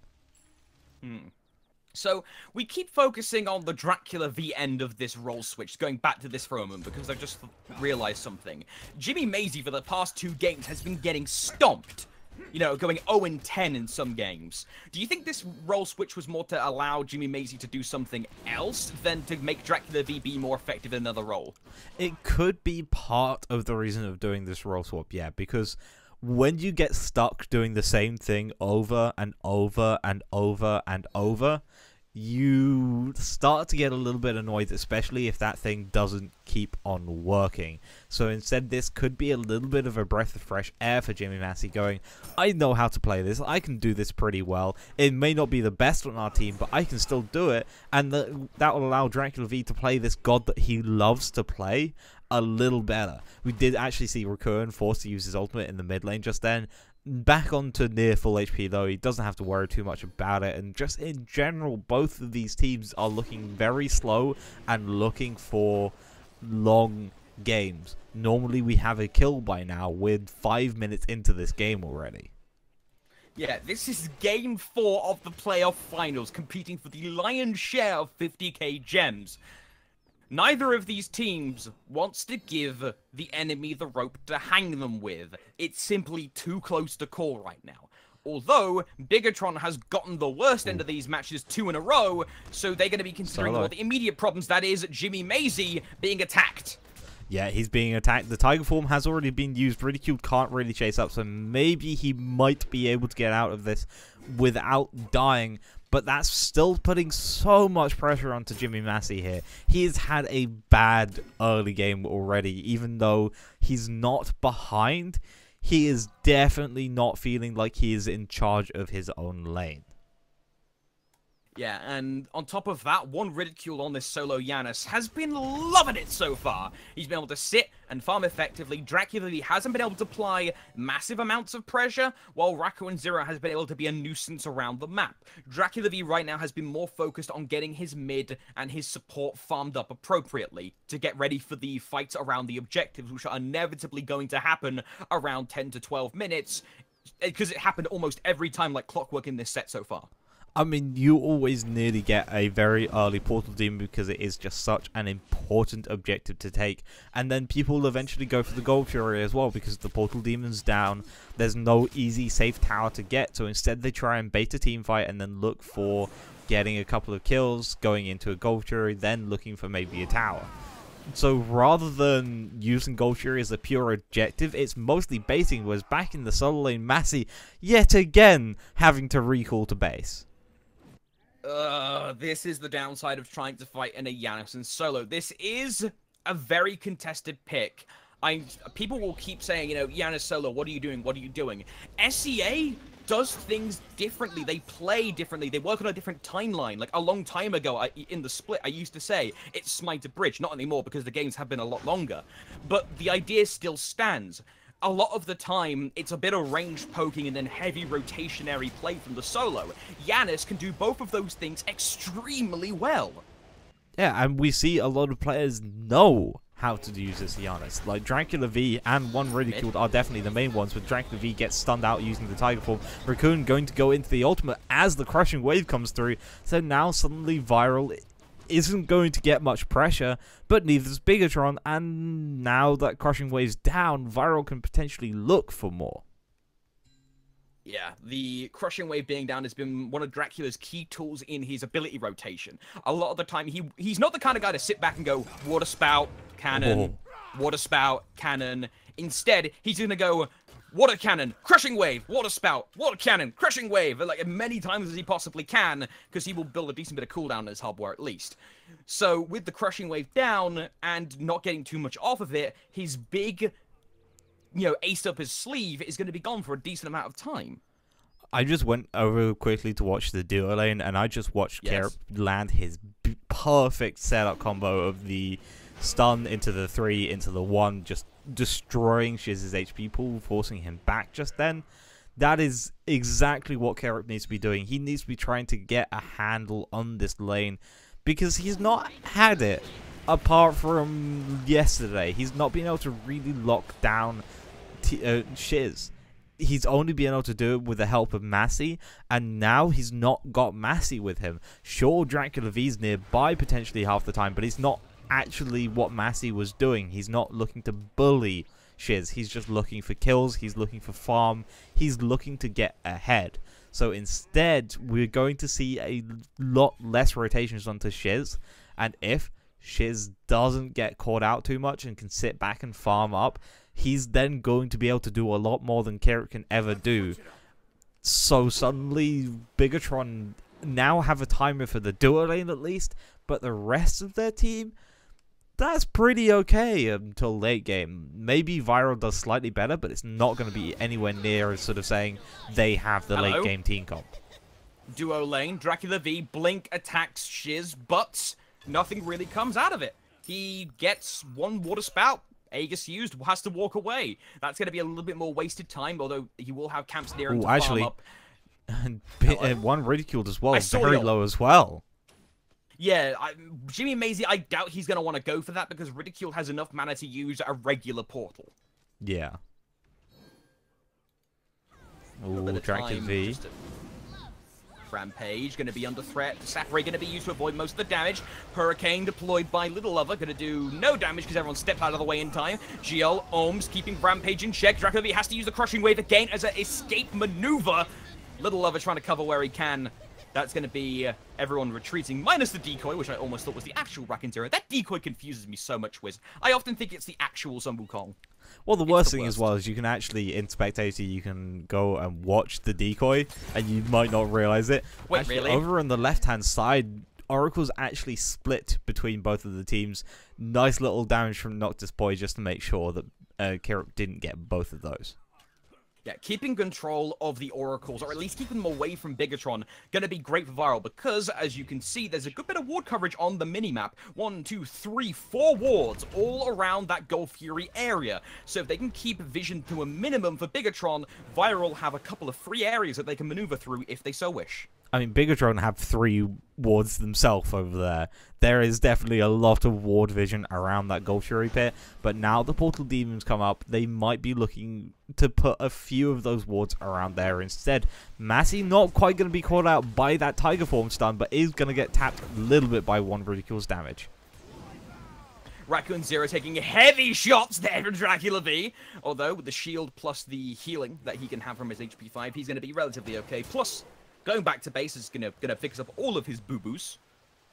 And now, with things hopefully calming down a bit, as much as... Well, actually, no, I wouldn't say calming down. There's been skirmishes here and there, but there hasn't been actual full-on fighting because there hasn't been a first blood yet. There's just been lots of poking. Yeah, it's been a huge amount of poking, and you know how you were talking around that 10 to 12 minute objective? We are now past 12 minutes, and we've not seen a single objective push yet from either of these teams. Yeah. I'll hold that L. I was fully expecting Viral to try and push the pace, get under Bigatron's skin, but Bigatron doing a grand old job of trying to keep Viral under control. And actually, if you look at the graphs, Bigatron are having a superior time in the farm game. They have been able to split objectives here and there. They're able to get fire elementals consistently, get their own back camps consistently, and not have them stolen, more importantly. But it's not a huge lead at all. Yes. It's not even 1k gold lead, and it's only just a little bit below 1.5k in the XP lead. Portal Demon being started out by Viral here, immediately taken off it as soon as they realize that there are 3 members of Bigatron in the mid lane. Kirip was the only one that they didn't know where he was. So now Viral just like, they want to go for stuff. They know they need to go for stuff. They are behind, even if it is minutely. They want to try and make sure that Bigatron just don't get this farm game up all the time. They need to be looking for things like those objectives. Yeah, you have, fighting for the sake of fighting is okay and all, but you have to get something off of the back of it. And either it has to be a kill, which will get you first blood, which is a great thing to have, or a big objective. None of the big namesake objectives have been taken, and there still hasn't been first blood, and we're almost 40 minutes in, for God's sake! And are we sure we aren't watching an EU game right now? Because this feels like very much like the EU games of Season 2. The compositions firmly say SEA. There is no confusion about that, my son. Good. Well, through space and time was actually used by one Ridicule there, as there is a Gold Fury somewhat being started up there. The Oracles go the way of Bigatron, though, so Viral do not want to try and fight into it. They have some good sort of potential objective take with iRampage, but knowing the fact that Crushing Wave and Spirit of the Nine Winds is available, they know that they can't really safely go into one.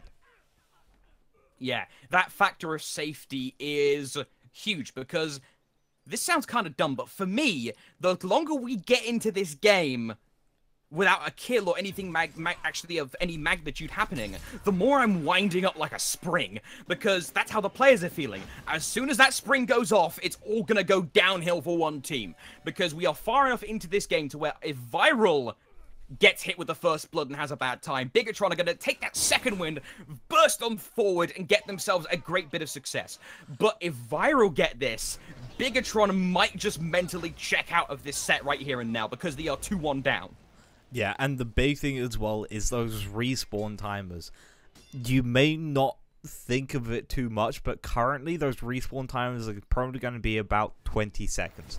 20 seconds doesn't sound like a huge deal, but that's them out of the fight completely. So you do not want to lose someone right now, rather than having someone die and come back later on in the middle of the fight. Nice little through space and time here, going to be able to set up a big fight underneath the tier 1 tower, but Little Lover is still on a decent amount of HP. They're not going to be able to keep on pushing in. Raccoon gonna get turned and burned on by Kip, losing critical HP. Oh my! Oh, the rain of arrows gonna soak Raccoon Zero in blood and sorrow. First blood at 60 minutes finally goes to Bigatron. Can we double check if Kirip has an aimbot? Because I don't think he missed a single auto attack in that. He missed about 2 or 3. Beautiful. Missed 2 or 3, but that was bloody good. That rain of arrows over the wall, well timed by him. That was insanely well timed, and that's going to be a great first blood going to the way of Bigatron, taking their lead a little bit more up, finally going above that 1k gold mark, but this is still incredibly close. Just with nearly 17 minutes in, well, 16 and a half, and we're seeing such a tight game from both of these teams.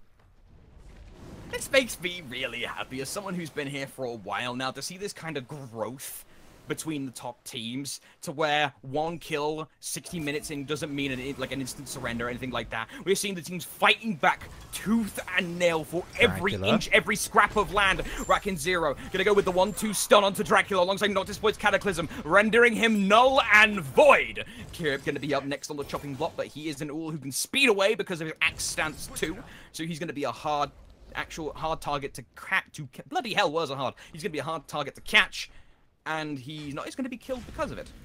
Yeah, and so now the rest of Viral just sort of sit back and look for everything else. Nice little knockup by Raccoon here, looking for Kirip, who's very low, going to use the Aegis to avoid that supernova. And now, looks like Raccoon really wants to try and actually keep them away from this. Oracle's going to go the way of Viral. That's going to make sure that Bigatron can't really push into it. Meanwhile, over on the solo side, Ridicule's taking a lot of damage under tower from Jimmy Massey. Not quite going to be going down to him, but just look how much that Spirit Flail is chunking him. Yeah, Spirit Flail, when you don't have defenses up against it, will stack up on you very quickly. It is almost deceptively so. Combine that with the fact, or combine that with the perk of it, where if you hit someone, your speed is amplified. You don't even need to have the Spirit, you don't have the Sickle Strike on them. The only benefit to hitting someone with the Sickle in them is amplifying the slow. Regardless of Sickle status, you will still get the speed boost. Yeah, I mean, that Sickle Strike is just something that you maybe want to try and get if you're looking to try and set up a kill, because it is a huge amount of slow. It's 50% slow compared to the, I think it's 20% with just normal Sickle Strike if you combine it with the Flail. So you definitely want to try and get that set up if you're going in on someone. But right now, Massey's just looking for poke. He's looking for making sure that Ridicule goes to back, because then he can put more pressure onto that tower, and that is a very low tier 1 tower right now. Yeah, that is very close to getting knocked out potentially. Both tier 1s actually in solo are very close to getting knocked out. Whoever wins in this fight is most likely going to be able to take it, unless this stalemates, which has been a bit of a habit right now. Jimmy Maisie going to be having a bit of fun in the portal, but he's able to walk away because he's a level 16 Osiris who's pretty bloody tanky. Little Lover has actually rotated over as well, so Rampage is going to be following up, spotting Massey, actually going straight into that incorporeal form just to make sure he doesn't get chased down too much through space and time. Only going to just slightly tap Geo on the backside. Little Lover as well, using that tornado, making sure no one's coming through there, and now the minions just going on that. Massey actually realizing there's 3 people right next to him. He's not going to be able to get out of this easily, trying to use the Lord of the Afterlife. Going to get a nice little stun onto Raccoon, but Ridicule's going to still be there using that unstable vortex, and now he's under tower. He's not going to be able to stay there for too long because that is going to fall, but the Gold Fury call has come out from the side of Bigatron. And you see Viral, you see that call, alright, we'll do you one better, Sunshine. We're gonna take the Portal Demon off ya. And admittedly, it's an okay trade. Bigatron will get the Gold Fury, but they lost to Tier 1. They'll lose the Portal Demon, so it'll somewhat even out with still a preferential towards Bigatron, unless this fight ends up going a bit pear-shaped. Viral gonna get hit with a couple ultimates. Spirit of the Nine Winds is gonna field goal completely between the lines of Viral. GL too low to really contribute to the fight, so he's gonna have to move backwards himself. And again, the fight stalemates. It's a stalemate, but I don't know who's it's a stalemate in favor of. Because let's look at the numbers. Gold Fury goes, Portal Demon goes, that Tier 1 tower dropped, and no one dies. But Viral are still behind in gold because of the fact that the Gold Fury went to the side of Bigatron. So, it's a slow game, guys. We're nearly 20 minutes in. Everyone's nearly level 15 already. Everyone can go for the portal. This is weird. I don't like this, Wiz. This is very so weird. Unusual. For SEA, like, this is normal for NAEU, sure. But for Southeast Asia, the scene that is like, hey, come watch high-res TV, you'll get fat loot and ridiculous picks and plays. This is like, I don't want to say it's dull as dishwater, because to me it isn't, but for the average viewer, this is looking very tame compared to what they're expecting. This isn't the, I'm going to go into your base as Giannis. Tier 2. And, well, no, not Tier 2. We've seen him hit their base. True. And taking out stuff. But this is not that game. This is we need to live. We need to make sure that Viral do not win, and Viral are making sure that Bigatron do not get any lead of any form, because they know if they get a lead, Bigatron could very well just take it and run with it. We nearly saw them actually take out that game last time just because they had a beautiful turnaround and it led to them nearly winning the game. So now Viral are making sure to play this safe. They are going to play this until they absolutely do not need to worry anymore. And look where Shiz is. He's already got his rage started. He's looking for a couple of stacks of that potentially. And if you can get those stacks before Kirip gets his stack started, that's going to be really good for you.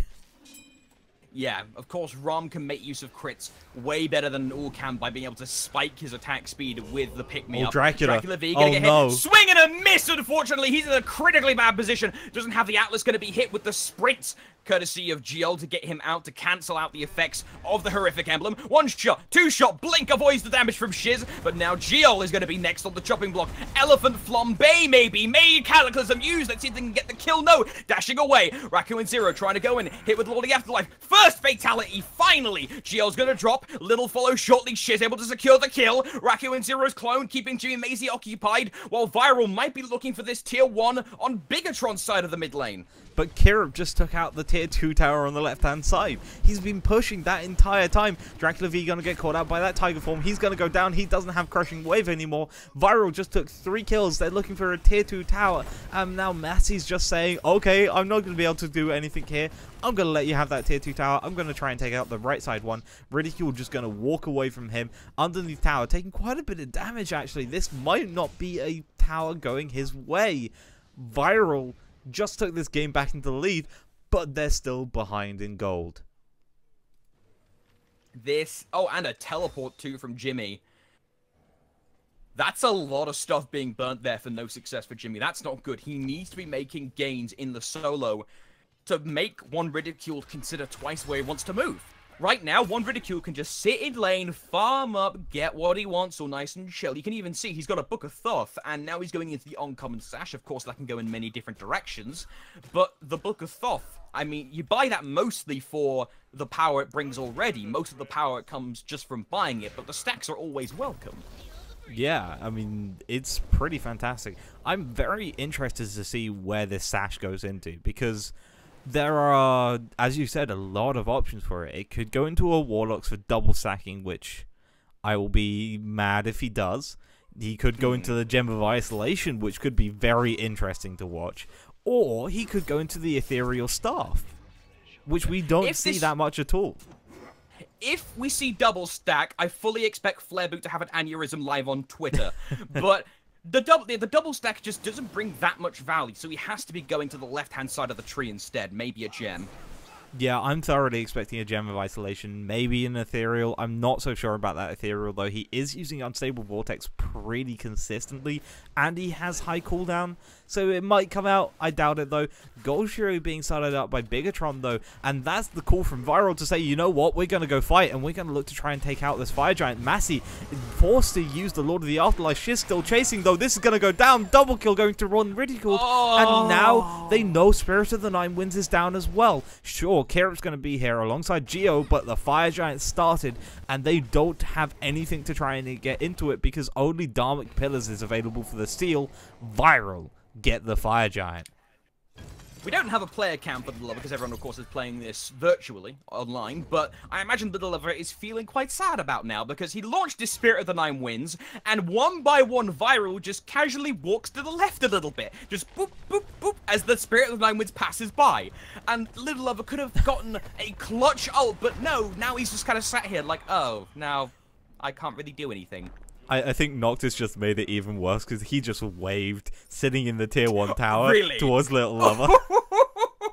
Oh, Noctis Poi doesn't BM too much. I mean, he spams anime gifs till the cows come home, but he doesn't BM too much. So if he is getting confident enough to start using emotes in game, Viral are feeling so good about potentially taking this entire thing. And I mean, they honestly should be, because they are only this game away from taking that lion's share of the 50k.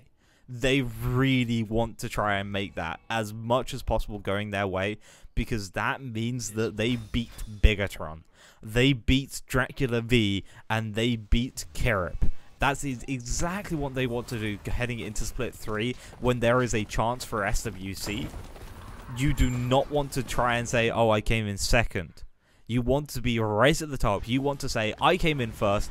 I have the highest potential chance to go to SWC. I am ready to do this, and I'm going to take it in the most interesting fashion possible of getting a Fire Giant, taking out every single tower across the map, and now starting to look into the Phoenixes potentially after taking out the Red Buff and Oracles.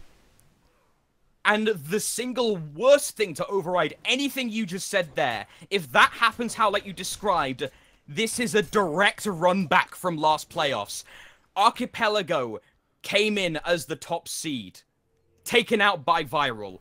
Bigatron coming into this as the top seed. There's the threat of them being taken out by Viral again in playoffs. This is going to be gut-wrenching. I think Bigatron, if they lose here, can be officially called the second place cursed team of Southeast Asia. At least they're not the Team Coast of Southeast Asia yet. Oh god, let's not go with that's that. a long time ago. But Team Coast was like always third. They would never, like, didn't matter who was on their team. Team Coast was always third. Now, Bigatron going to be setting up their defenses, putting the pawns in place for the upcoming war outside their fortress. Viral looking to try and hammer down the gates. One ridiculed on the right-hand side, looking to try and cause some pressure over there to pull some of the defenders over. Bigatron now just doing a little bit of poke, but poking your team with access to a Fire Giant regeneration buff is pretty much inconsequential.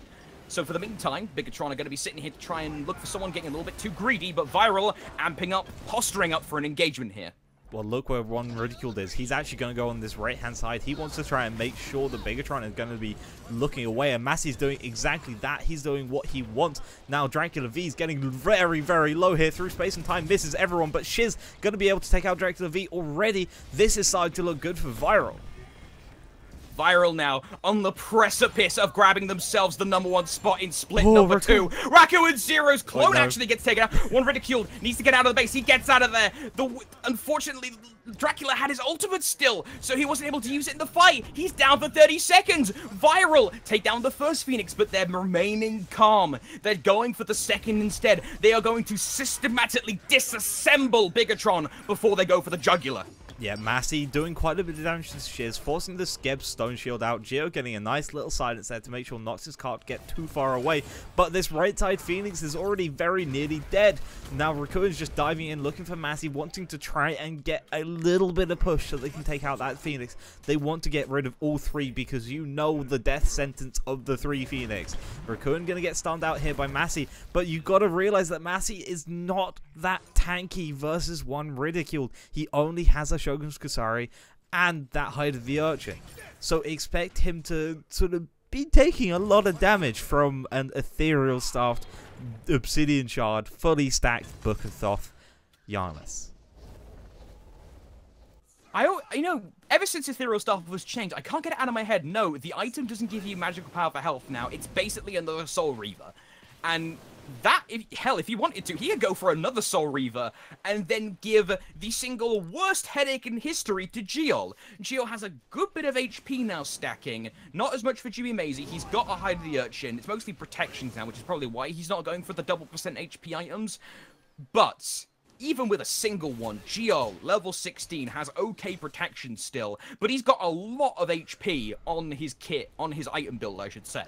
Yeah, I mean, he's looking more for the sort of sustaining up. Has that Emperor's Armor. He's looking to try and make sure he's tanking a lot of stuff for his team and getting that Turn of Fate up to try and increase their damage. Because, of course, that one increases allies' damage nearby, but Fire Giant is going the way of Team Viral because Bigatron just couldn't get into it. Yeah, there was suicide if they try and contest. There was no way they could do it. They have to sit and babysit the base. And you can see now, Viral actually have a sneaky ward on this left-hand side. Just keep an eye on the map for that one. Ridicule... Oh, sorry, not Ridicule, excuse me. Actually, no one in full Rival could teleport to it. I stand corrected. But the ward, nonetheless, will be informing them of enemy positioning. Of course, I'll hold the L, look like an idiot. Why not? So, Viral now is going to be assaulting the right side. Yeah, that's 3 Ls. Why not?